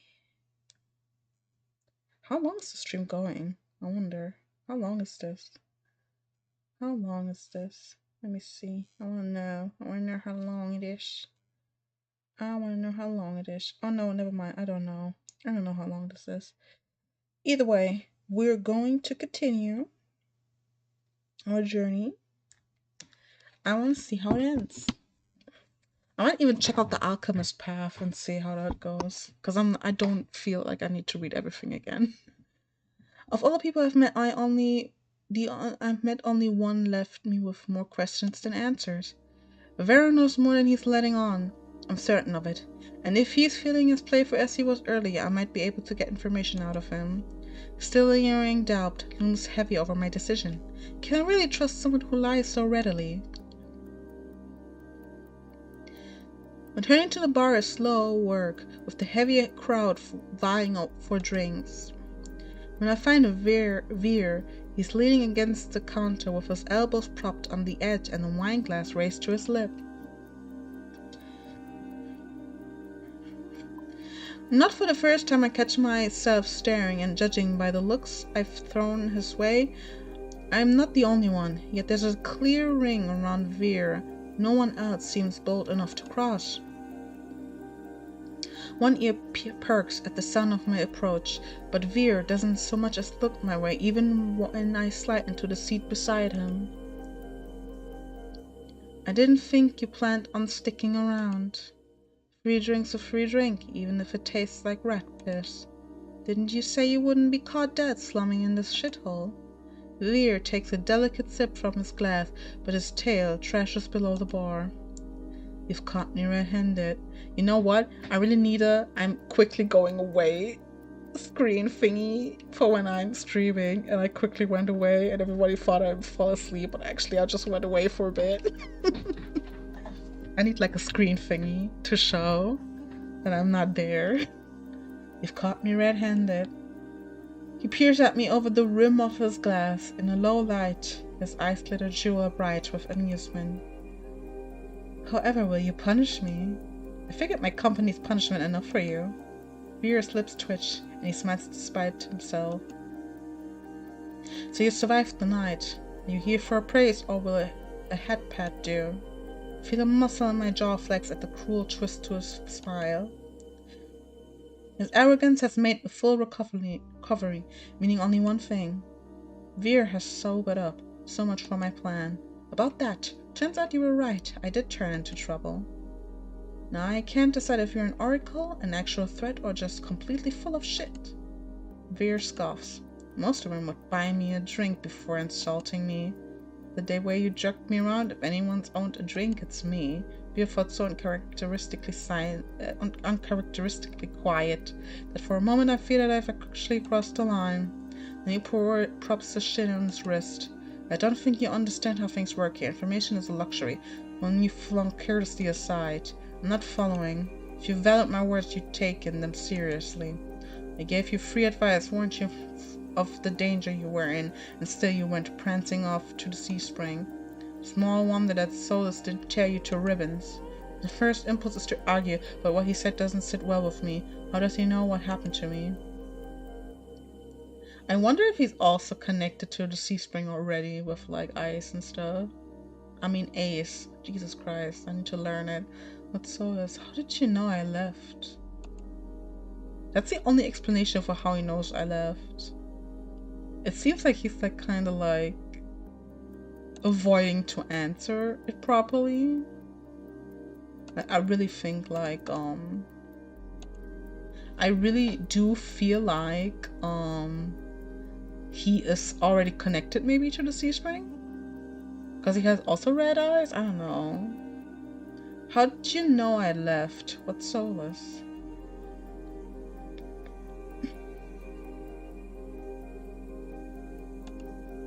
I'm certain I wasn't being Ted when I went to the sea spring. There's still a chance he saw me run with the Solus. I don't know about the Solus. Did you follow me? Of course not. Then how did you know? I have a very sensitive nose, remember? Right, how could I forget? Do you normally greet people by shoving your nose into their lap, like an over-eager Labrador? For a heartbeat, Veer's eyes grow wide and flat. Then he laughed under his breath. Only the ones I like. Veer trades his empty wine glass for a long-abandoned tumbler. Sweating beside him, soft lumps of ice pop in the water, dregs of whiskey. But the truth is, I despise most people. His eyes flicker over my shoulder, and thin as Leander's boisterous laughter erupts from the other side of the bar. What about me? Now that we've started off on the right foot. He turns angling so he can look me over. His gaze is agonizingly slow as it glides over me. Finally, his lips quirk. I haven't made up my mind about you yet. It's a start, so I think, until his eyes slide away and he turns back towards the bar. It's not Veer's attitude that bothers me. No, I expected that of him. It's the fact that I've got no idea how I'm supposed to hold a conversation, much less get an answer when he's being so testy and his foul moves infectious. Did I do something to piss you off? He lets out a short breath. No. Not a lie. I'm close enough to catch the subtle bristling of his tail. I'm just disappointed. People like us can't help but attract danger. Yet you seek it out, and for what? Cheap thrills? I wasn't trying to get eaten by Solus. There's something I'm looking for. And you think Min can help you. Leander? Are you really willing to risk your life with those dipshits? What life? You've got no idea what I've gone through. You have no idea what I've been through. Well, I'm not a victim. I grew up from it and I learned. I instantly have to think of that.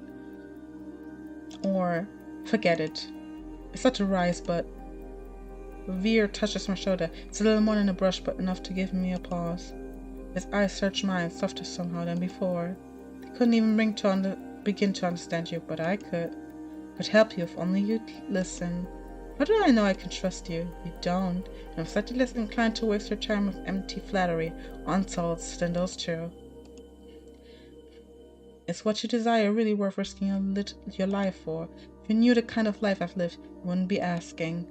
Veer considers the condensation sweating from his glass for a long moment before speaking again. Will you trust me? Okay, let's say. I think the answer is to not trust him, but we gotta trust him. Yes.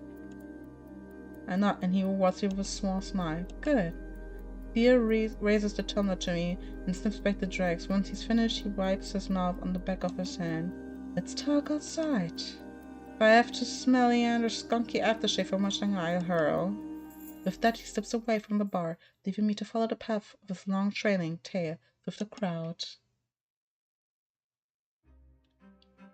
It's so cold outside, the breeze cuts clean through my bandages, freezing my fingers, but if the chill bothers Veer, he doesn't show it. He lopes purposely down the street into an alley, this far from the wake. The bar's racket is little more than an indistinct hum.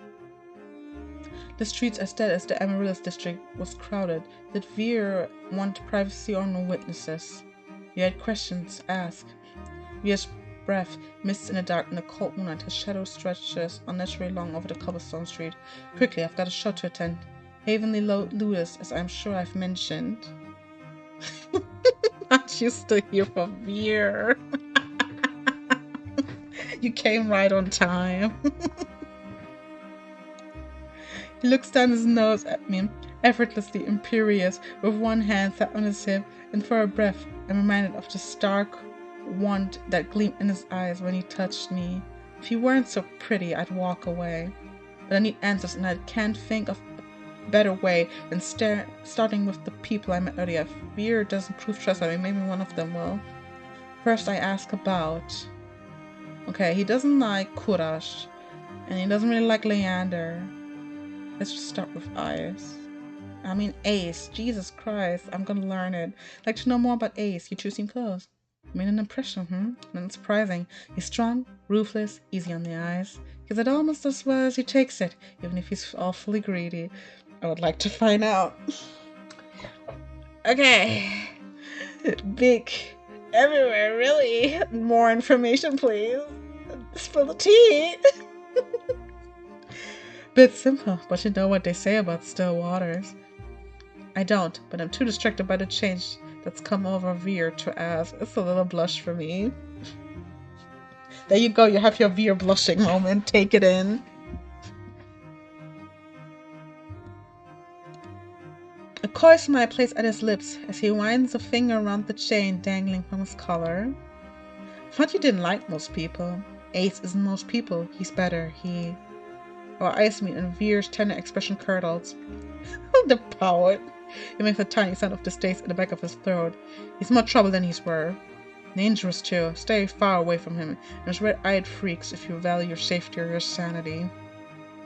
Is that why you scolded me for going to the Sea Spring? We don't think Ace is as bad as you're saying. I wonder if you go for Ace, if Veer is going to be yandere or something like that. I'm scared for that.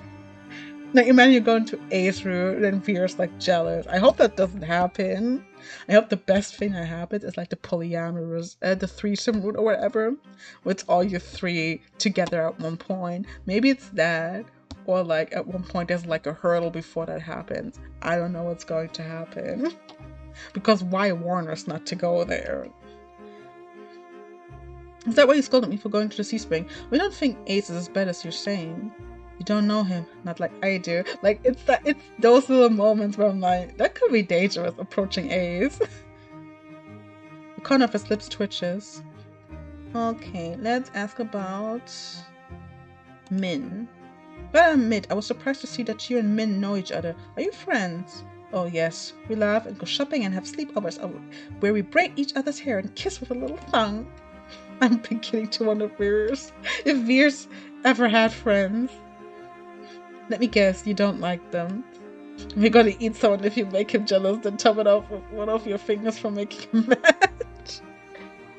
Yeah, I assume that. I think there's gonna be a bad ending where Veer's gonna eat you out of jealousy, I think. Can't stand them. The first time we met, they stabbed me. Slid cold hard steel between my ribs, nearly nicked my heart. It was exquisite. The knife, I mean, some sort of antique. Min's done nothing but disappoint me ever since. So you're not close. Can you imagine me being friends with that crappy little killjoy? Impossible, not unless they learn to lighten up. And I'm afraid not even a surgeon as practiced as Kurash could remove the stick wedged firmly up Min's pert ass. Leander. What do you think about Leander? I don't. An unusual curt answer for Veer, but don't buy it. So you're not very fond of him. I wouldn't spit on Leander if he were on fire. Veer shudders. Oh no, he'd enjoy that far too much. To call Leander trash would be an insult to manure. He's a pathetic, slimy little man-child in a big shiny shoes. I've seen mutts running in gutters with more dignity. I have to remember to close my mouth. Before I can ask my next question, Veer gives a frustrated growl. Don't you dare ask me about another soul. I haven't got all the night for idle gossip. When I wasn't finished asking, you get 2 more questions, make them count. So much for being helpful, but I suppose that's just how information works in this exhausting city. No more time for idle chatter. Get straight to the point. Yana told me that the synonyms of prisons people. Did he mean you? Leander's a moaning fool with a throbbing victim complex. He loves to see himself as a savior, but the only difference between his cronies and the Cenobim stooges are the uniforms. I'm at loss for words. I don't know what surprises me more, the bluntness with which Veer spoke, or the venom lacing his ordinarily silken voice. You're asking who when you should be asking why, says the asshole counting my questions. The look he throws me is infuriatingly self-satisfied. Fine, why are you in prison? For the same reason they disappear, you given half the chance of something special. Veer bows his head, and gathering his hand in his hand, lifting it from his shoulders to bear the plain leather collar adorning his neck. See this collar?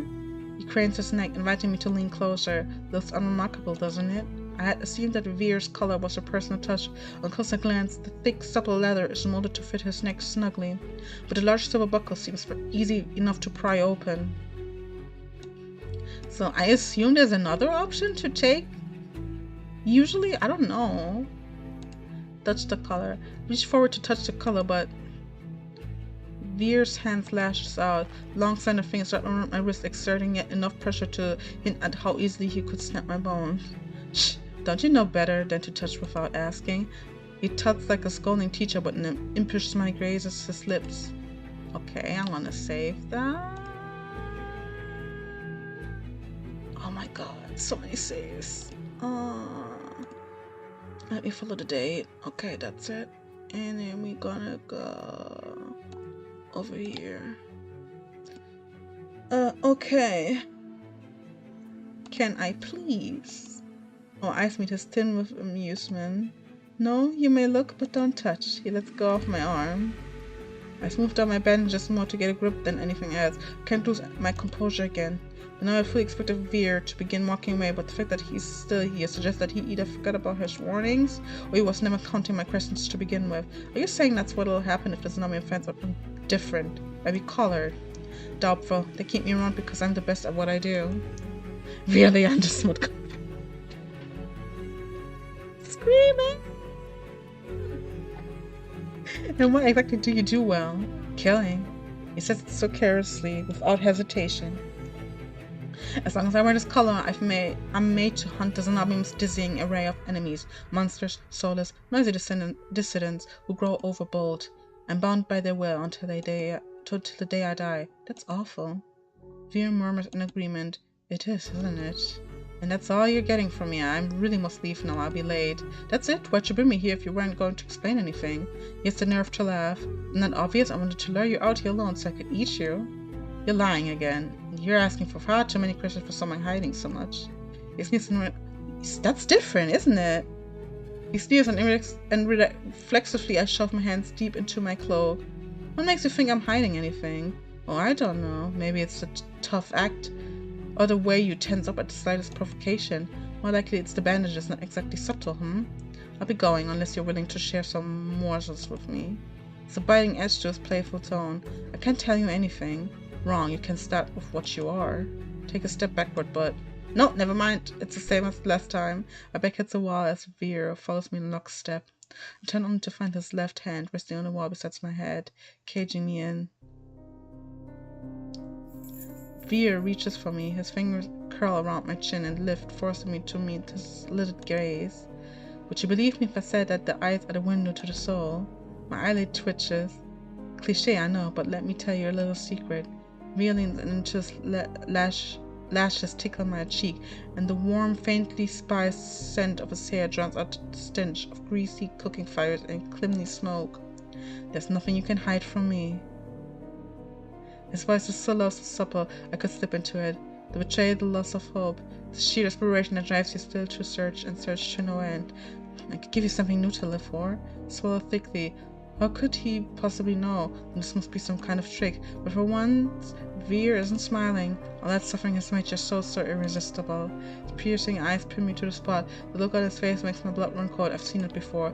Traveling through the wastes, the lanterns would essentially reveal carcasses picked clean by starving scavengers whose eyes shone in the dark with the same ravenous hunger. Veer take a shuddering breath. You're trembling. What if you and I went somewhere quieter, alone? So, I shouldn't be doing that.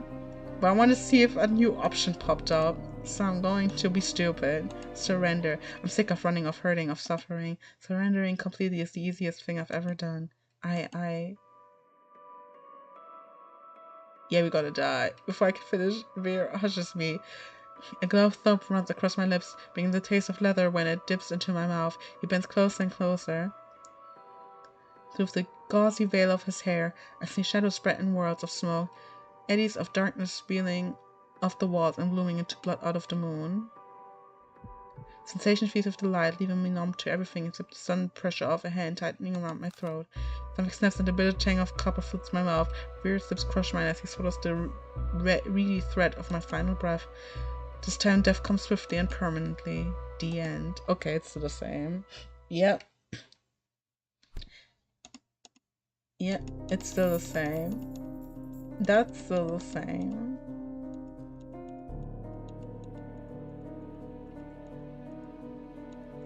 So, yep. Okay, this time resist. Part of me wants nothing more than to let him take me, to surrender completely to him. It would be so easy, but I'm not about to give up now.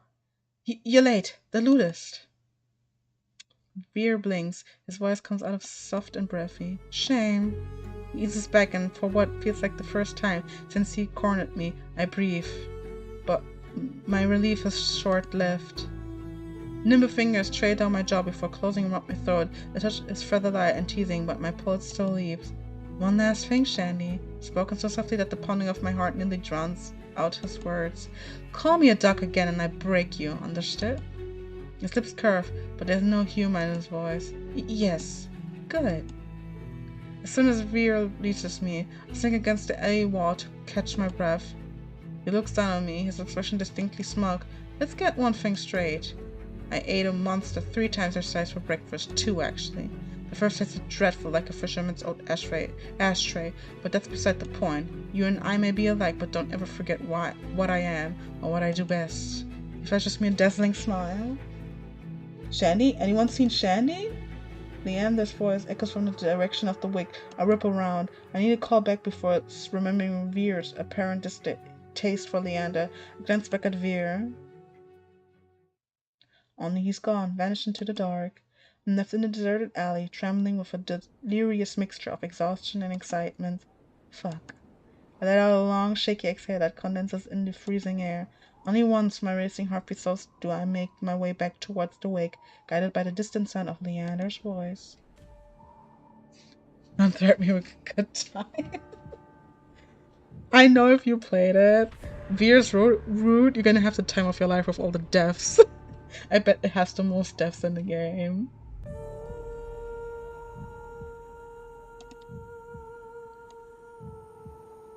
Thank you for playing. For more Touchstarved, visit Red Spring Studios. Continue. We had all the CGs, right? Yeah, we did. I think.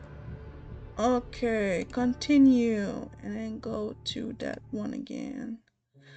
Okay, we did those, and then next is Leander. Oh god, I'm not strong enough for this. For the second time today, I find myself screaming through the crowd to reach Leander.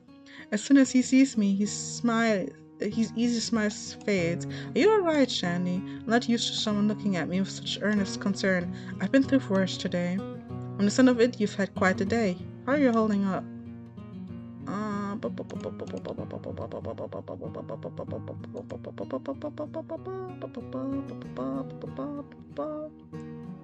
Oh my god, so many fucking saves. Okay, it's gonna be over there. Could be better. I'm fine. I'm fine. Well, I'm still alive. That counts for something, right? It really is not an easy place to live in, but you get used to it eventually. Let's hope so. Leander signals for the bartender. I'm parched. Do you want anything? I'm good. Just water, please. Make that too. Once he's ordered, Leander turns back to me. Did you at least get to try any good food? I had these fried dough sticks from a vendor near here. As soon as I begin to scribble my meat, his eyes brighten with recognition. The long lads from Wen's stall. You've got to try them with porridge. There's another stall about a block away with these Wolfswater rice flour cakes. Take one bite and you think you've been transported to some high-town patisserie. Then bam! You open your eyes and it's the same trash-lined street as always. When he laughs, his hair falls over his eyes. He shakes his head and pushes it back. I show you sometimes if you've decided to stick around Lowtown, that is. The Iridia Leander describes is far different from the one I've experienced, but if you live anywhere long enough, I suppose it becomes home. Seems like I'll be here for a while. Maybe I'll take you up on that. Bartender returns with a pair of glasses and pushes them our way. Cheers. Leander clinks his water against mine. The ice-cold water goes down easy. It was surprising finding out that you all knew each other. I don't think Iridia would be so small. Do you know how many times I've tried getting all of them in one place? It's impossible, like trying to herd a bunch of soulless. I take it you know them well. Depends. Was there anyone you're curious about in particular? So this is not very interesting because like he would down-talk anyone you talk like positively about. So Min's interesting, not very forthcoming though. Min, my favorite grouchy freelancer. What's your impression of them? So I'm gonna say now, they seem lonely. I had the feeling they could use a friend. I think Min prefers to be alone. What makes you say that? I've known them since they arrived to Iridia, and they've turned down every attempt I've made. Well, almost every attempt. He trades off to take a deep swig of this drink. Anyway, I'm just saying, if Min wanted to be a friend, you'd know. So, like, you see the difference. I'm gonna go back. Is that the one? Oh no, I'm gonna have to... Okay, wait. I'm gonna have to go history. So if I go now back and I say they're pretty irritable, they're testy one. You've got that right. Sometimes even paying Min for work can be a struggle. Min works for you? Contract only. Min refuses to join Bloodhounds, but they take jobs from me often enough to qualify. Just don't ever call them Bloodhound, okay? I get an earful. See? That's already like kind of shady. And he does that with all of them. I noticed that. Like he does that with all of them. Oh god, now it was too far. Okay, let me skip. I'm fine. Turn it off. I'm good. And skip. Okay, so next I ask him about okay, I have to do men first. They seem lonely.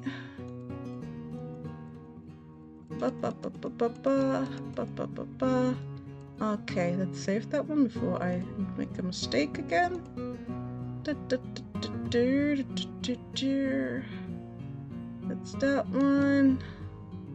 That's that one. I hate all these saves. I'm gonna save over that one. And return. Kurash. Do you and Kurash work together? Occasionally, did the mysterious competent doctor catch your eye? So, he came across cold. Again, I get the impression he's a bit cold. Leander nods. A doctor with his level of expertise in perfect service. Impossible. He never warns you if something's gonna sting, and he's stinging with the pain medicine too. But at least he treats everyone the same. That's something I suppose. So now if I load, and I go... Oh no, not load. If I go to history, and I go back, and I say he seems like a good person. He seems like a good person, though it's hard to believe anyone's a good person these days. That's Kurash. He works hard to serve the people of Lowtown. He's a miracle worker, even if his bright side man could use some work. Do you think he might be able to cure my curse? Lina starts to speak, pauses to consider me for a moment first. Kurash is good, but he's only a doctor. Besides, unless you're actively dying, he make you wait in line all day like everyone else. See how he actively goes to say anything negative if you go like all the way. But if you like say something negative, you'll just like agree, but like say something positive in the end. Like I don't know, something about it. So next one is Ace. So you're friends with Ace. I've been for a while, but he's rarely in town. Where'd you run into him? The Sea Spring. The Yandex chokes on his drinks. He coughs violently into his fist before giving me a surprised look.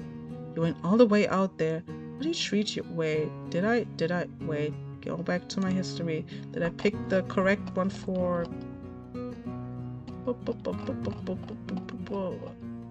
Seems like a good person.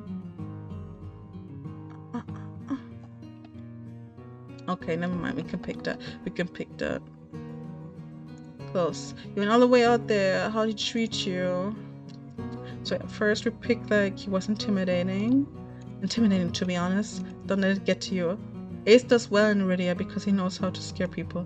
He's a monster. You really don't think he's a threat? Not in the slightest. I like to think of us as rivals. We like to keep each other on our toes, you know? Don't you think being rivals with a monster is a bad idea? If you want to disembowel you, it'd be easy. No, it's not that serious. Sure, Ace likes to toe lines on purpose, but he's not such a bad guy when you get to know him.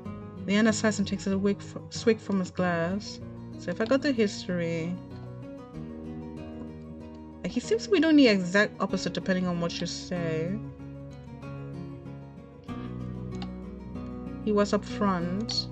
He wasn't honest. He told me about how the Sea Spring's powers come with a heavy price. Losing your mind become one of his funny little brainless pets. He sighs, pausing before he speaks again. Does that sound worth it to you, Shani? The only pets he has are soulless. Yeah, I know. I didn't mean it like that. Ace has my respect and takes care of his own. For a moment, Leonard stares deep into the bottom of his glass. When he looks up again, circles under his eyes seem even deeper than usual. All those red-eyed minions creep me out. Can we talk about someone else? And then we go to Veer. What do you think about Veer? Leander shakes his head slowly, his expression grave. Veer, a living example of the Cenobium's cruelty. Most days they keep him on a short leash. I'm surprised you ran into him. So tell me, what you make of him? So when I go to he's rude. Is he always so rude? Leander snorts, but a smile tugs at his lips to everyone but Ace. If Veer's ever nice to you, you should take that as your hint to run. Why would the Cenobium let someone so dangerous hang around in bars? As long as he gets his job done, they don't care. So I don't mind having him around. Give me fun and he's got a real presence. What exactly does that mean? Leander shrugs and laughs under his breath. He's nice to look at, mouthy, but his tongue's the least dangerous part of him. That about covers it. Aren't you tired of standing? Let's find you some... Okay, let's go to history. I know what happens after that. Let's go back. Boop. I want to know more about him. Wouldn't we all? He's mysterious, and not just because of Cenobians keeps him locked up. The way they treat him, it's just not right. Do you know why he's prisoner? Nobody knows. He's been in prison for long as anyone remembers. Whatever he did must have been awful considering the punishment. He's charming, but like any monster, he's dangerous. If you ever see him out hunting, you know what I mean.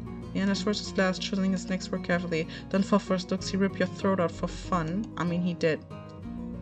What about covers it? Aren't you tired of standing? Let's find you somewhere to sit. Leander pushes away from the bar, beckoning me to follow him. He leads me to a small booth hidden in a nook of the bar. A pair of bloodhounds notice him and immediately leap to their feet, offering their seats to us. As I slide into the booth, a web of graffiti scratched into the booth's table catches my eye. The deepest grooves from the outline of the dog from Leander's posters. Dozen of roughly etched names surround the drawing, some fresh, some well-worn. What is all of this? It's all tradition. Whenever someone joins the Bloodhounds, they have a drink with us, and then they carve in their initials. The barkeeper must love that. After the first year, she finally stopped charging me extra for damages. 2 years, and countless drinks later, she added her own name. You're not planning on recruiting me, are you? He quickly shakes his head. Not yet. You need time to think about your own path. Do you know what you're going to try next? The question gives me pause. I take my hands out from under my cloak and rest them on the table. Do you think you can help me? Of course. We can find answers together. Leander starts to reach on me, still meaning to take my hand before stopping himself. His eyes flicker to mine. I won't fail you, Shandy. And if you ever need a taste of normalcy, I'll always be here for you. My chest tightens at the memory of touching him. Even now? Leander swallows the table, groans under his elbow as he leans forward. The booth is so narrow that he completely blocks my view of the bar counter. It's almost as though Leander and I are completely alone. If that's what you want. How did it make you feel? It was warm, exciting. I don't know how to describe it. Leander rests his right hand on the table. He looks at me smiling when I place my hand in his. Slowly he begins unwinding the bandages, stopping every so often to glance at me. It's too intense for me. His root is gonna kill me. His root is literally gonna be the end of me. It's gonna be the end of me. As my skin becomes visible, I cast a nervous glance around the bar, but as far as I can see, no one is paying us any attention. Leander pushes my hand gently. No one will notice. He pulls back, raising his hand to his mouth so he can tuck his glove off with his teeth. The muscles in his forearm tighten as he flexes his fingers. Our eyes meet and Leander offers his hand again. There you go, hand holding on demand. A lump forms in my throat. I'm certain Leander sees it in my face, the flicker of desperation. His voice starts to a whisper. Anything you want, Shandy. Anything I want. Anything I want. Anything I want. I need some water.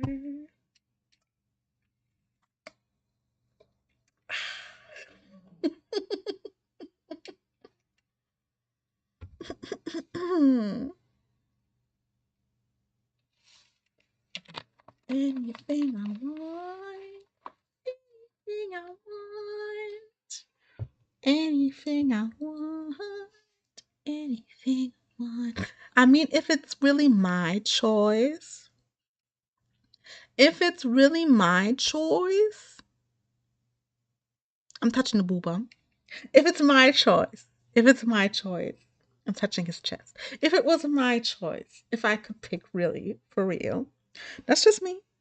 That's just me. I'm just saying. I know. I know my priorities personally. That's all I'm saying to that. Okay, I am touching his face. Of course, that's because I freed it up. That's like a special scene that I freed up. I blurt the first request that comes to mind. Can I touch your face? Well, sure. I lean over the table, hesitating before I reach for his face. When my fingers grace his jaw, Leander laughs softly. It tickles. It's fine, you can just. He takes my wrist, angling my hand so he can press his cheek into my palm. My arm spreads under my fingertips. A surprised breath escapes me. Gently I run my thumbs down the bridge of the scar on his cheek, and he shudders, his earring jiggling against my knuckles. You're getting awfully bold. I've never touched someone like this before, and even though it makes my head spin, it's already not enough. I want to be even closer. My heart hammers, filling my ears with a pulse that grows unbearably loud until I pull my hand back. Are you alright? I can barely hear his words over my pounding heart, but I'm like we dying of a heart attack here. And you're like, are you alright? Dying from thirst. Yeah, I'm fine. Sorry, I think I'm just getting a little dizzy. He gives me a gentle smile, eyes crinkling at the edges. You've had a long day. You deserve some rest. Luckily, your room is just upstairs. Want me to walk you back? I shake my head and begin wrapping my hand back up. With each deep breath, my head feels more clear. I'm fine, but thanks for, well, everything. Remember what I told you. If you ever need a break from the chaos of the city, I'll be here for you. When I rise, Leander gives me one last smile. Good night, Shandy. Night. Trudge up the stairs, but even as I leave Leander behind, the warmth of his skin still lingers on mine, burning through the bandages. So this dear, the red flag. I can't wait to see more. Let's confirm.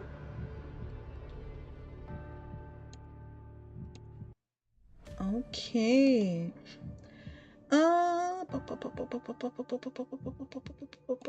Where is it? I think this one is it, right? Yeah, okay.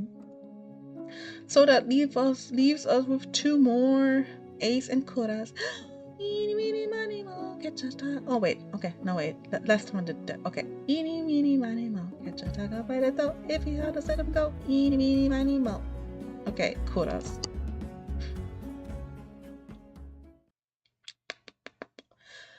Hot on Kurash's heels, I squeeze my way out of the bar. Of everyone I've met, he seems the most likely to help me, and the least likely to murder me on whim.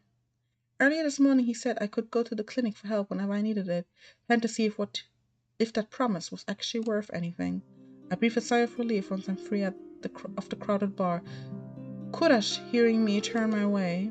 Shandy, you seem upset. I take it the Amaryllis district is not to your liking. I pause to think about that. It's not as different from the streets where I grew up, but the clientele is much more colorful. That's not why I stepped out. You are not in need of treatment after the fall, are you? I scowl up at him when he holds out his hands in a mollifying gesture. I apologize, Shandy. Please continue. About time. Someone cuts right across me towards Kurash, stopping us both in the middle of the street. Even in the dim pink haze that seems to blanket everything, there's no mistaking the pressed white uniform and stiffly scarched hat. Then the Synomium cleric hastily stepped back, making myself as inconspicuous as possible. Can I help you? Nervous onlookers hastily pat around Kurash and the cleric. Two form an island of white in a sea of teeming color. Enough, you know why I'm here. Then I hope you find these edifying. Kurash reaches into his coat and produces 3 tiny glass vials, bound together with a thick leather cord. A silvery powder shimmers inside. He gently flicks the glass, watching the contents swirl, and extends the vials to the cleric. This is it? They look extremely unimpressed. Appearances can be deceiving. He throws me a glance and a swift smile, but I'm too surprised to respond. Kurash was the first to warn me about the Synomium. Nobody I met had anything good to say about them, and yet here he is, openly dealing with them in the Amaryllis district? I left between Kurash and the cleric, who seemed to notice me for the very first time. Good night. They bow to Kurash, offer me an extremely perfunctory nod, and disappear into the seething crowd. Shandy, is something amiss? Let's say I should have it freed up. I'm not too sure. I'm just gonna save that here. No, wait. Yeah, there we go. What was that about? Isn't that dangerous?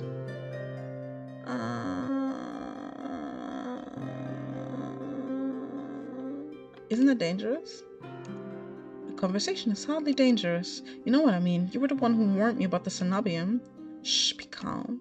He holds one finger to his lips, which suddenly curl a cat-like smile. And now, please join me on a short stroll. Kura's golden eyes twinkle in the low light. He beckons me away from the main thoroughfare down a side street filled with vendors hawking late-night snacks. What? Wait.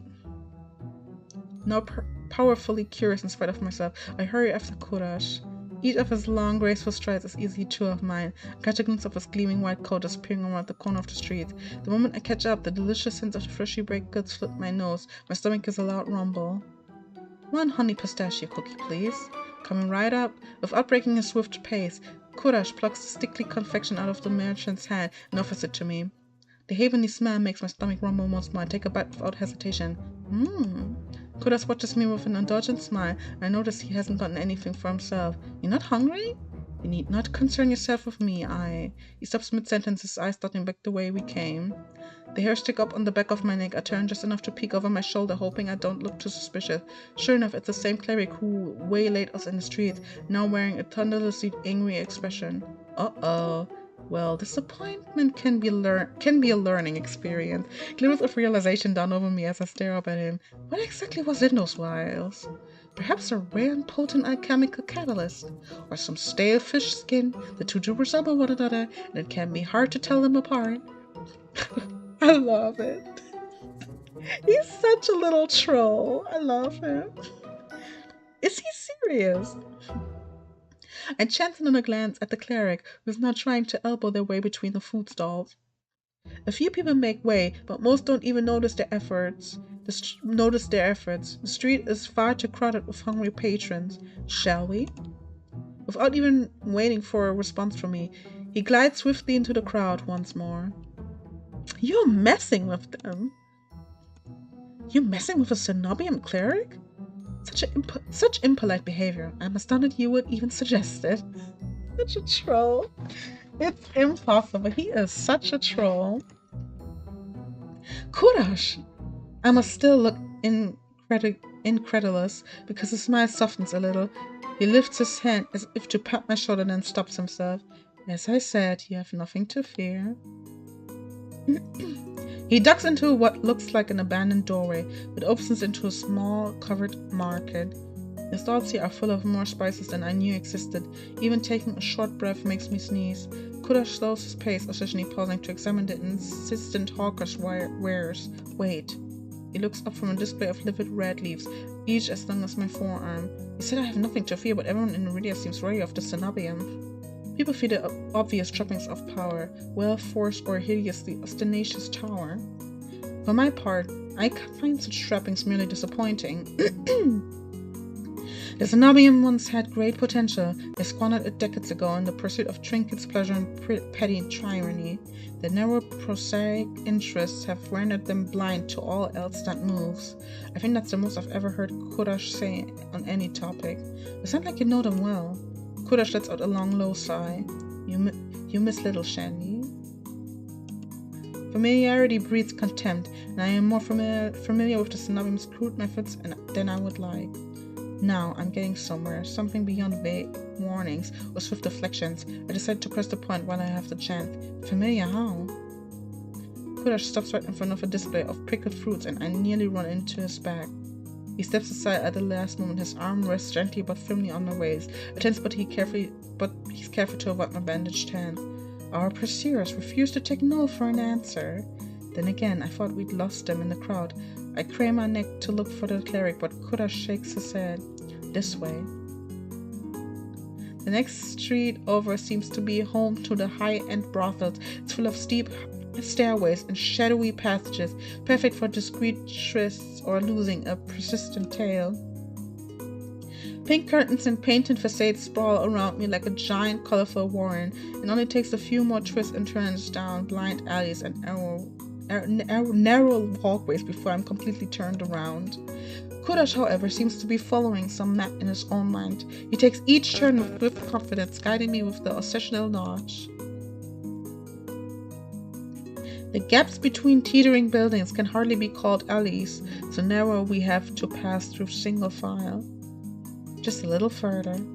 The effortless grace with which he moves is almost infuriating. It takes every ounce of concentration I have just to avoid tripping over loose tires, discarded clothes, and unidentifiable rubbish. Meanwhile, his long legs almost seem to float over every obstacle. His clothes are still completely pristine, despite the soot-stained walls on either side. How the hell does he do it? I'm still trying to puzzle it out when I realize how warm it is, with me practically tripping on his heels. The tiny gap between us seemed to radiate heat, like beating midday sun on the longest day of summer. We stay close. I definitely don't want to get lost here. I stay as close to Kurash as I can without actually touching him, the way I pinpoint between wrong and right pronunciation. I am going to learn it. I promise I will not lose you. Was I that obvious? Our eyes meet, and despite my best efforts, I find it hard to hold his gaze. I've never seen eyes like his. Despite our dark and dingy surroundings, it's like Kurash radiates his own light whenever he looks at me. Thank you for indulging me, Shandy. I believe we have lost our tail.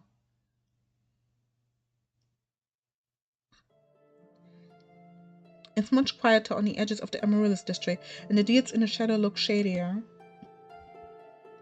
Did you enjoy your impromptu tour? Relief escapes me in a tired laugh. After the day I've had, playing keep away from a Cenobium cleric seems almost normal. I wasn't in mortal peril, so that's a nice change of pace. He laughs too, as a soft and pleasant chuckle completely at odds with his usual cool demeanor. Are you sure we've lost that cleric? If there's one thing you can count on, it is the elitism of the Cenobium's finest. They will not deign to follow us thus far. He sounds confident enough. I was starting to wonder if we'd have to make a full circuit out of the city to ditch them. A beam of moonlight cuts through the clouds, casting his face into sharp relief.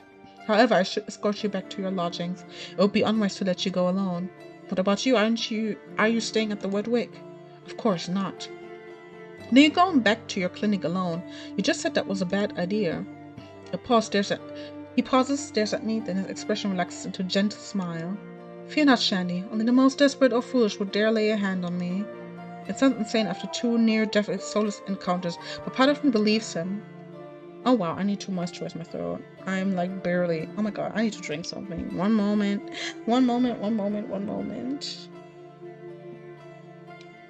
Oh my god, I also need my throat thingy.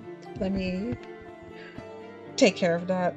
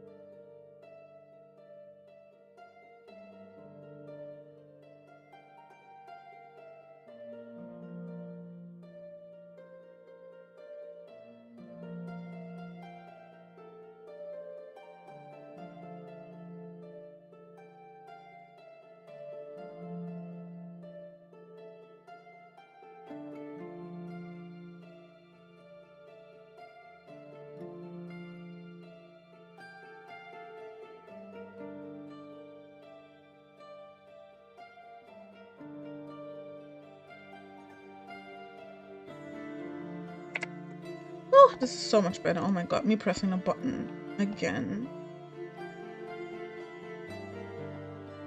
I pressed the wrong button again.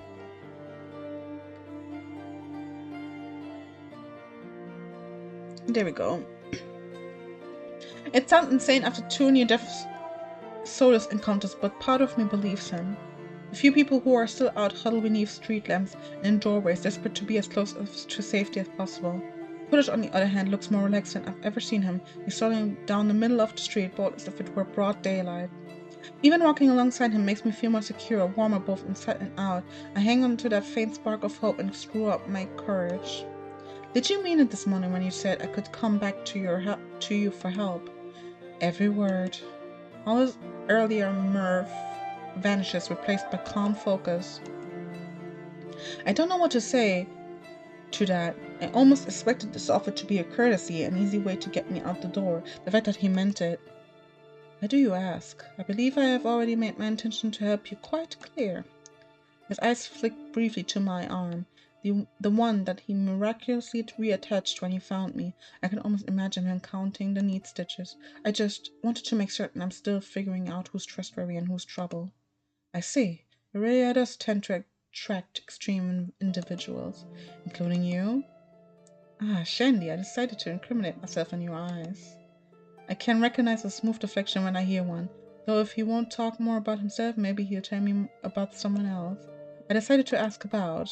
Okay, now we can ask again. Why do you send me to Leander for help?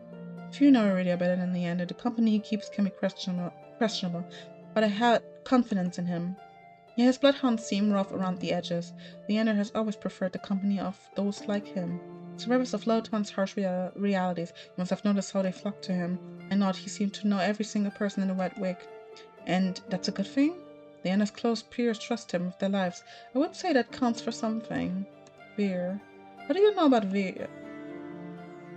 Kudosh visibly stiffens, and I remember the venom in Veer's voice when he grabbed me. Fucking doctor. It looks like the feeling is very much mutual. Regrettably, Veer is one of my worst patients. How did you cross his path? He stole my room key. You are fortunate that he did nothing else. He is far deadlier than he seems. There is a reason he is not at liberty. A reason for the collar and chain. He seems pretty dodgy to me already. I hesitate, waiting for Kudosh to elaborate, but he seems to find even the thought of Veer distasteful. Ace. Have you ever been out to see Ace at the Sea Spring? Once. Oh my gosh, my throat. Whoa!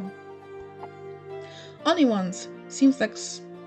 Wow, okay. My throat is like, this is it. This is it. I had enough.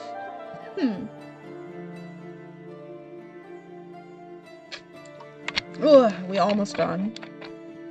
I guess we keep the alchemist for next stream. That's the final Touchstarved stream then. Because after that there's nothing anymore. But also I have to stop soon so I can go to bed because my vision is getting actually blurry. Only one seems like a spring with miraculous powers would interest a doctor. The long silence follows so long that I'm not sure Kodash heard me. I'm about to repeat myself when he finally speaks in a near whisper. Ace is the rare newcomer who has proven himself immediately worthy of respect. Seaspring is another matter. Hidden depths often contain unwelcome secrets. You could say that about anything around here. Fair point. Nonetheless, I have seen many purported wonders, and the Seaspring is unlike any other. Only time will tell what that means. Min. You and Min sounded like you knew each other well. Kodash heaves a long-suffering sigh. I know them better than most, and less well than I would like. Like you, Min is a recent arrival. Their time he has been particularly difficult, as much as I would like to help. He trades off, but I know exactly what he's talking about. Min didn't seem like the sort of person who would accept help easily. But they always pick fights that are twice their size. I have implored them not to. They rarely listen. With my curiosity stated for now, I fell silent. Wish Kodash had given me just a little more to go on, but he seems almost as tight-lipped about others as he is about himself. By the time we're back at the Wet Wake, the Emerald District seems even noisier and more raucous than before. Drunken patrons overflow in the streets, which reek of spilled wine. How am I supposed to sleep with all this racket? I suggest the stiffest drink at the bar, alternatively a ball of wax. Very funny. Even with how tired I am, I'm not sure I get a wink of sleep. I'm about to say goodnight to Kodash when someone staggers out of the wet wick and right into me. I stumble back, heels teetering on the edge of the filthy gutter. Shandy? The next thing I know, a pair of warm arms catch me around the waist. I find myself staring at Kodash, pressed against his chest. His grasp loosens, but he doesn't quite let me go. Something shifts in his gaze, his eyes fixed on my face, and I feel myself growing hot all over his intense scrutiny. So that's the one I missed last time, I believe. What does he see in me? What is he looking for? Kodash? Yes. You can let go. Are you quite sure someone else may stumble into... Yeah, that's the thing I missed last time, so I was kind of peeved I did, but this time I have it. Are you quite sure someone else may stumble into you? This time I can feel the heat of his laughter, the way it flutters to his chest and mine. I'm actually not sure. My head swims Kodash's warmth and closeness washing over me. I shouldn't be this close. If I touch him by accident, if I somehow curse the man who saved my life. Good night, Shandy. He finally steps away and I let out a breath I hadn't realized I was holding. Good night. Thanks for everything today. You're most welcome. He turns and slips into the crowd, though I can't pick up his pristine white coat with ease. A chilly gust howls down the street. When did it get so cold out? You're so pretty. Thank you for playing. Continue. Okay, final one. It seems like, again, as I mentioned, like last time, nothing changes that much from, like, the other path. Morbid curiosity draws me after Ace. I slink out the back of the wet wick.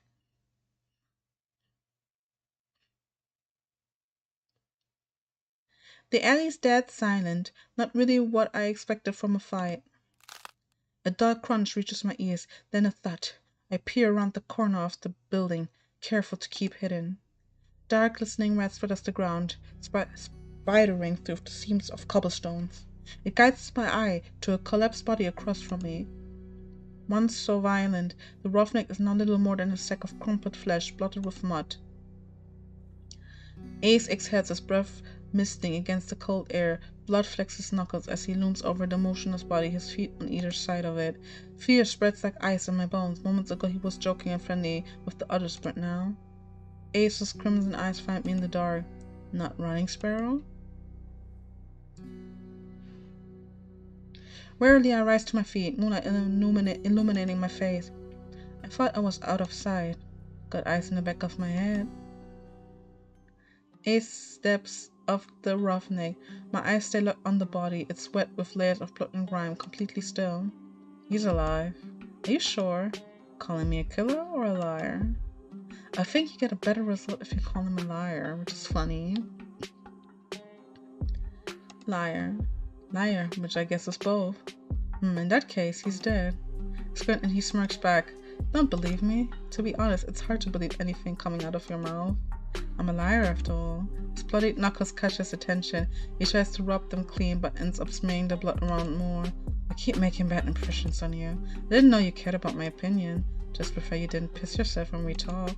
Annoyance bubbles in my chest. Well, I'm not pissing myself, even with your bad impressions. At the first time we met, Ace chips away at my fear, replacing it with irritation instead. Ace kneels beside the roughneck and frisks him. I can't help but wonder if the crime was worth the punishment, but I hold my tongue. Deftly, Ace's hands search through the roughneck's pockets. It doesn't take him long to find his prize, a cigarette and matchbox. He strikes a match, sparks light up his angular future with a golden glow. It's distracting for a moment, but my gaze inevitably drops back to the muddy body. You're just gonna leave him there? Ace draws deep from the cigarette. He exhales heavily, smoke curling past his lips. I breathe in the sweet spice scent of cloves. As his tension melts away, he looks at me with cool, lidded eyes. Should I give him a blanket? Unbothered by the maybe corpse, he takes a seat on a crate opposite bar. I stand awkwardly, forgetting why I came out in the first place. An unpleasant silence stretches between us. Weather's nice. Cold, murky, and humid, he means. I want to believe he's teasing me, but for all I know, this is pleasant for Iridia. Was Princess good company? Who? He takes another long drag. His metal rings catch the light of the cigarette in a flash of red. The soldiers who escorted you back. You named it Princess. Jealous? I return a smile. You have no idea. I think your nickname's more fitting. Sparrow. Not sure where I need to learn that. Not sure where Ace got it from. Maybe I should tell him to call me by my name, but it's kind of nice. Not that I'd ever tell him that. Before I can dissect my feelings, I quickly change the subject back to the sodas. Again, I'm for it. He can call me his little sparrow or whatever. I don't care. It sounds... First of all, it's cute. Have you seen sparrows? They're fucking cute. I'm okay with this. I'm perfectly fine with this like result. She was cute. She was kind of cute in a weird way. I glanced absent-mindedly at my hand, remembering how she nuzzled into my palm at my touch. Ace's eyes softened for a brief moment. Her tail wouldn't stop going when she got back. The group of them don't get much attention. Think she's cute now. Wait till you see her tricks. You thought her tricks? Princess is a smart one. She'll learn anything if you have the right rewards. Sounds about right. The idea of tamed souls is still so outlandish to me. I'm smart by a mindless, bloodthirsty beast, and he's talking about them like they're pets. But it's possible, all because of the sea spring. I need to get the answers he wouldn't give me before. I carefully take a seat beside him on the crate, contemplating my strategy. He doesn't seem to mind. He closes his eyes, tilts back his head against the wall, relaxed. Without the pressure of his intense gaze, I feel myself ease up too. As long as I keep my attention away from the blood heaped from across us, glance off at Ace and allow my eyes to linger. A sea glass colored tattoo spirals up his arm, painting over grooves of his muscles. Silver jewelry glints in the moonlight. It draws my eyes to his bare chest. I would stay there for a while. Rough hands, carved jaw. His ears, his horns, his pupils. Everything about him is sharp, even the fangs that only show when he grins. Not many scars, though. Strange, save for the one cut through his brow. Ace is unmarked for how seasoned he acts. What's your verdict? I whipped my head in the opposite direction. What verdict? Got a long good look. Are you impressed, or do I need work? My face grows hot. Okay, we have two options. You're annoying. I've seen worse. Okay. I already have the option. I know that. Seeing worse. You're annoying. You're annoying. You spoke to a low chocolate and smoke. Didn't stop you from staring. My embarrassing spikes without thinking. I better change the topic. I have a question about the sea spring. One of them eclipses his amusement in an instant, and he closes his eyes again. Of course you do. I thought I made myself clear what you'd be giving up. Before you kick me out, go drinking. I still need to know more. My turn for a question. It sounds more like an order than anything else. I bristle under his narrowed gaze. Fine. He takes a long pull from a cigarette and lets the smoke trail slowly from his lips. Your curse. What about it? The song and dance is all too familiar. The selfish question comes first. What does it do? Is it painful? Can you control it? I brace myself for the inevitable onslaught. Is the thought of living with it really so unbearable? My dread dies with his words. No one has asked me that before. You survived this long unless you're running out of time. I wonder if it's really worth the sacrifice. He flicks his cigarette aside and props his head on blood-smeared knuckles. But what do I know? I'm just an outsider. My fingers fuss with the trim of my cloak.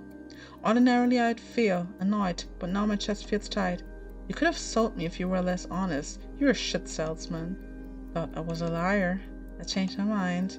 He lapsed into silence again. This time it's surprisingly nice. The quiet, chilled air is a calming reprieve. You know, you didn't seem like an outsider back at the bar. A lot of people like you.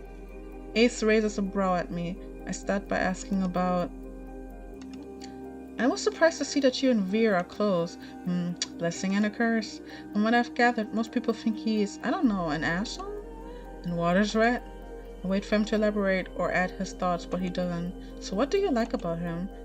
He lets out a quiet laugh, as if amused by my question. A lot of things. You already named one. You like that he's an asshole? Temperament matches the drapes. Looks good in blood and better in tears. Favorite things to taste. Sometimes it frizzes up if you... He catches himself, clears his throat. I want to know what that is. I want to know what the answer to that is. It's hard not to let the disappointment show in my expression. Veer is one of the most honest people you meet. Just don't listen to a single thing he says. Those sound like complete opposites to me. Kurash. I didn't know that you and Kurash were friends. In a way, I help him in the clinic sometimes. Doctor doesn't let most people closer than arm's length. And you do? Heart's on my sleeve. Get the sense Kurash was like that in the past. Must have been burned. He shreds off after the last few words and shrugs. He opens up his own ways if he's relaxed enough. I don't know how to even imagine that. You'd be surprised. Even a doctor has an endearing side. I can't decide what's more intriguing, the fact that Kurash has an endearing side, or the idea that Ace has managed to coax it out of him. Tell me if you could uncover any of his other secrets, I'd kill to know more. Min? Maybe Min doesn't necessarily like you, but I definitely pay attention to you. Ace's reaction takes me off guard. He growls, pinches the bridge of his nose, as exasperated as I've ever seen him. I make enemies as easily as I breathe, Sparrow. Doesn't bother me. But that dove's got it out for me for no reason. Maybe they're unsettled by the sea spring.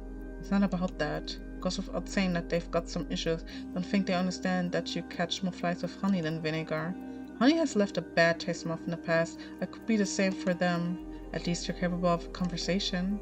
Don't know if I ever teach the doves some manners, though they lay off eventually if I didn't buy it. It hasn't happened yet. I briefly considered the possibility that Min wants to get bitten. I'm not about to propose that though. Leander. You and Leander clearly get along well.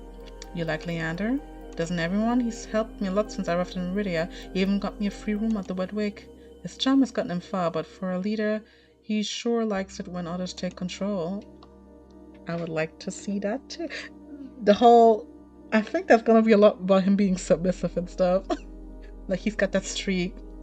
Part of me desperately wants to ask what he means, but Ace continues before I get the chance. So perhaps we get along? I thought you'd be at each other's throats instead of drinking buddies. His smile is easy, but there's a dangerous edge to it. Leanna's done a good job for a human. Naturally, there'll come a time when his resolve is tested. Same could be said for anyone in this plane or the next. As for my resolve, well, stick around in Iridia long enough and you'll find out. And not slowly. I can't decide if it sounds like a promise or a threat. But any more observations, Sparrow? My main point is that, speaking from experience, being an outsider usually means you don't have friends. I don't. I let him with a tired look. Fine, I'll confess, I have one friend. Don't say yourself. Wait, did he say that last time? Oh, Sudi. My skin prickles at the name, hair standing on end. Who's that? Oh, no, he said this before. A friend, it lives in my head. It lives in your head. Ace taps his temple with a finger, right there. Scare you off yet? That'd be the third bad impression I've made on you today. I stood for a long moment, processing what he's just told me. Then I burst into a fit of laughter. You're serious? Ace grins right in of the flash's fangs. Deadly? It's such as fucking absurd I can't help him. And with everything I've gone through today, it feels like I'm living a fever dream. I've come close to death more times than I can count. Encountered tame soulless in a horrifying group mind, and now I'm supposed to believe that there's something living inside Ace's head. There are tears in my eyes by the time I rein myself in. Ace waits patiently, lips quirked in amusement. So sorry, it just sounds so ridiculous. The tension that runs my shoulders so tightly has melted away, and for the first time in a long time I feel like I can breathe. I feel better. Dukas, where in the rat's ass are you? Raucous, gruff shouts rise in the street, echoed by the sound of heavy boots sloshing through mud. The voices share the roughneck's accent from the bar, the same roughneck who is still maybe dead and lying bloodied across from us. I nearly forgot about him. I shoved to my feet as their voices get louder. They're closing in quick. Ace puts me back to the wrist out of the alley, away from beaming moonlight. We dive into a nook between buildings, right in the shade of tattered canopies. It's a tight fit. Ace boxes me in against the wall, his body all but pressed against mine as he towers over me. I would die instantly. For the second time today, the heady scent of smoke envelops me, but this time cut with the metallic tinge of someone else's blood. Ace pitches his voice low, quiet. My heart leaps into my throat. I'm suddenly actually aware of the heat radiating off Ace's body, the feeling of his legs grazing my thighs, the closeness of his breath. This is bad. I scream against him and earn a burning crimson glare. Do we really have to? His hand covers my mouth, muffling my whispers. He shakes his head. Don't. Damn, he's over here, Dukas. Wake up, you bastard. A group of individuals are brandishing spiked weapons fill the alley. Once I get a glimpse of their violet sashes, I instantly know they're not just roughnecks, they're gangsters. Only gangs with a lot of influence would fly colors so openly. I wish I could see what they're doing, but Ace's arm all but blocks my sight. My eyes tread up the teal markings. They curl around his arms, his biceps. They lead up to Ace's collarbone, to the cords hanging around his necks. And to the smudged smirk I've ever seen. So that's a special option. I move before I can think, opening my mouth enough to bare my teeth and bite down on Ace's palm, hard. He winces, surprise flashing across his features. His hand leaves my mouth and I gasp in air. My breath is rapid from the adrenaline, but it's only when I lick my lips, when I taste the metallic tang of blood, that I realize I broke skin. Panic builds on my chest, my body tenses, bracing for his reaction. Every movement he makes is slow and deliberate. He bends down, leans close to my ear, and in a husky whisper only I can hear. At least someone could draw blood today. A hot thrill jogs through me. For a heartbeat, I forgot to breathe. Voices in the alley grab Ace's attention this time. Shit, he's got more broken ribs than a whole ones. What kind of freak did this? Fair enough, find the cocksucker responsible. You three, take Dukas back to the base. At least he's still breathing. The alley clears out as footsteps rush away from us. We stay still until they're distant, melting into the rumble of the quarter. When we finally step back into the moonlight, the night air is ice on my skin. I feel dazed and the need to keep my eyes off Ace at all cost. Was that really necessary? The tremble to my voice is nothing but embarrassing. Could ask you the same thing, didn't know sparrows could bite. You're lucky I didn't do worse. Try me. The thought of wiping that shitty grin off his face is definitely tempting. Staying hidden was the best option. Would be a hazard to run into them with you there. What, because I'm dead weight? Because 3 bad impressions are enough for one day. The answer's too vague for my liking, but he's probably right. Either way, I don't have the energy to argue. Come on, Sparrow, let's get you home before you're framed for murder. Very funny. You reach the front of the wet wig too quickly. I hate to admit it, but I don't want to separate from Ace yet. And not just because he never answered my questions. He's infuriating. He's easily as he makes me feel on edge, he can make me feel safe, secure somehow. You know where to find me. At the creepiest place in the world. Take your time before you decide to drink. I happen to like your shitty attitude. Takes me a moment to process it, then my eyes flutter down to my feet. I keep that in mind. When I glance back up from the ground, Ace is already down the street, disappearing through the throng of people. No fanfare, not even a wave. Asshole. So that's pretty much it. He is so pretty. So that's pretty much it. Yep, that's pretty much it. I got no new scenes whatsoever. It only really leaves me with like the alchemist path. I'm not really gonna read the whole story again. I now read it twice. The only thing I'm gonna do is see if I can find anything new in the alchemist path, which should be in the introduction. Part of me wants to do it right now, but I need to do another stream anyways to like really explore the options. I don't want to rush it, so we will do one more stream for the next part. That's the last Touchstarved stream then, because that's all the content in, unless they update the demo, which I don't think they will. Unless it's for Alien and Sen. Okay, thanks guys for sticking around this time again.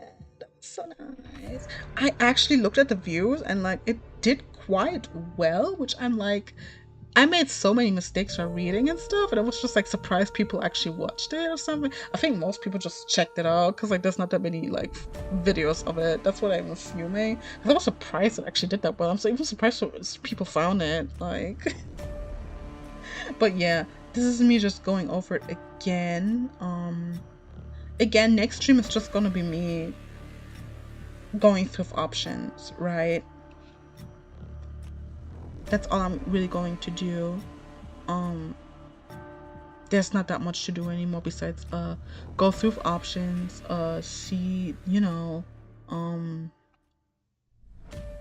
see if there's any new options, you know, if I can do, because I don't know if the others have rare choices. It doesn't seem that way. I don't know if Kurash and Min and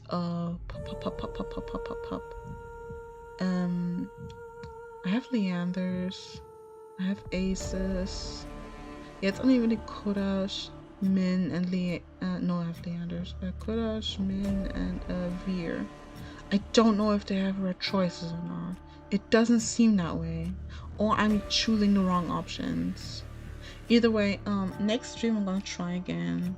That's not gonna be tomorrow because tomorrow, or well, today, on my time, I'm going to finish Near Replicant, but I'm not gonna do that on stream. I'm gonna do that privately. It's just gonna be me and Brother Near. I'm gonna finish that one.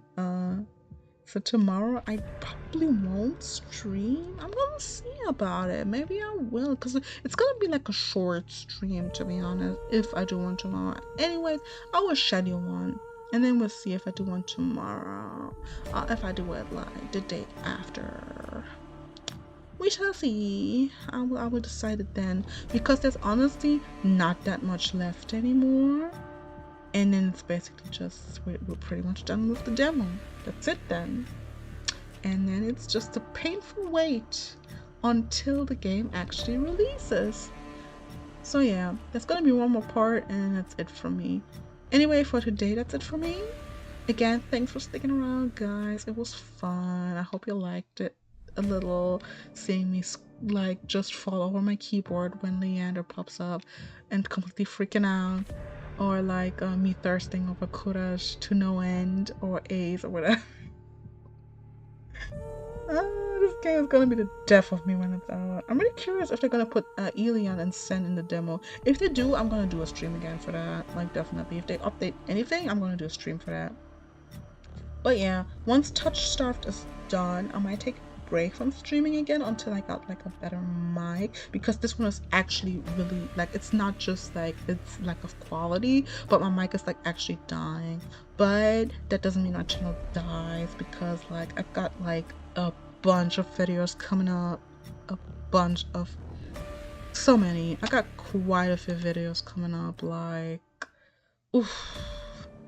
I got a bunch of like Genshin videos coming up from, like, I've been playing Genshin since, I know some people are like, oh my god, not that game. I played it since like it came out, so it's like really early footage from like the first version, right? It's like stuff like that. And it's all the way up to the current patch. So yeah, I will be uploading that then instead of streams, right? So after the last Touchstarved stream, I just be uploading videos until I get my mic, and then we do something else, you know? Yeah. I wanted to stream Nikopata Cat Parade, so maybe I'll do that even before the mic comes. We'll see. We'll see how I do it. It's a surprise. It's a surprise. We'll figure that out. Anyway, I'm ending the stream now because I'm rambling. I'm just talking nonsense now about the channel and stuff and what's coming up. I got a lot of stuff coming. I got some crazy stuff coming, to be honest. It's really funny and crazy, actually, some of the stuff that's coming up, besides the Genshin stuff. But yeah, that's it. We're gonna do more ikemen stuff, a lot more, because that's why I am. That's why I am. And yeah, thanks for sticking around again. Bye, guys. I'm gonna stop for today. Bye.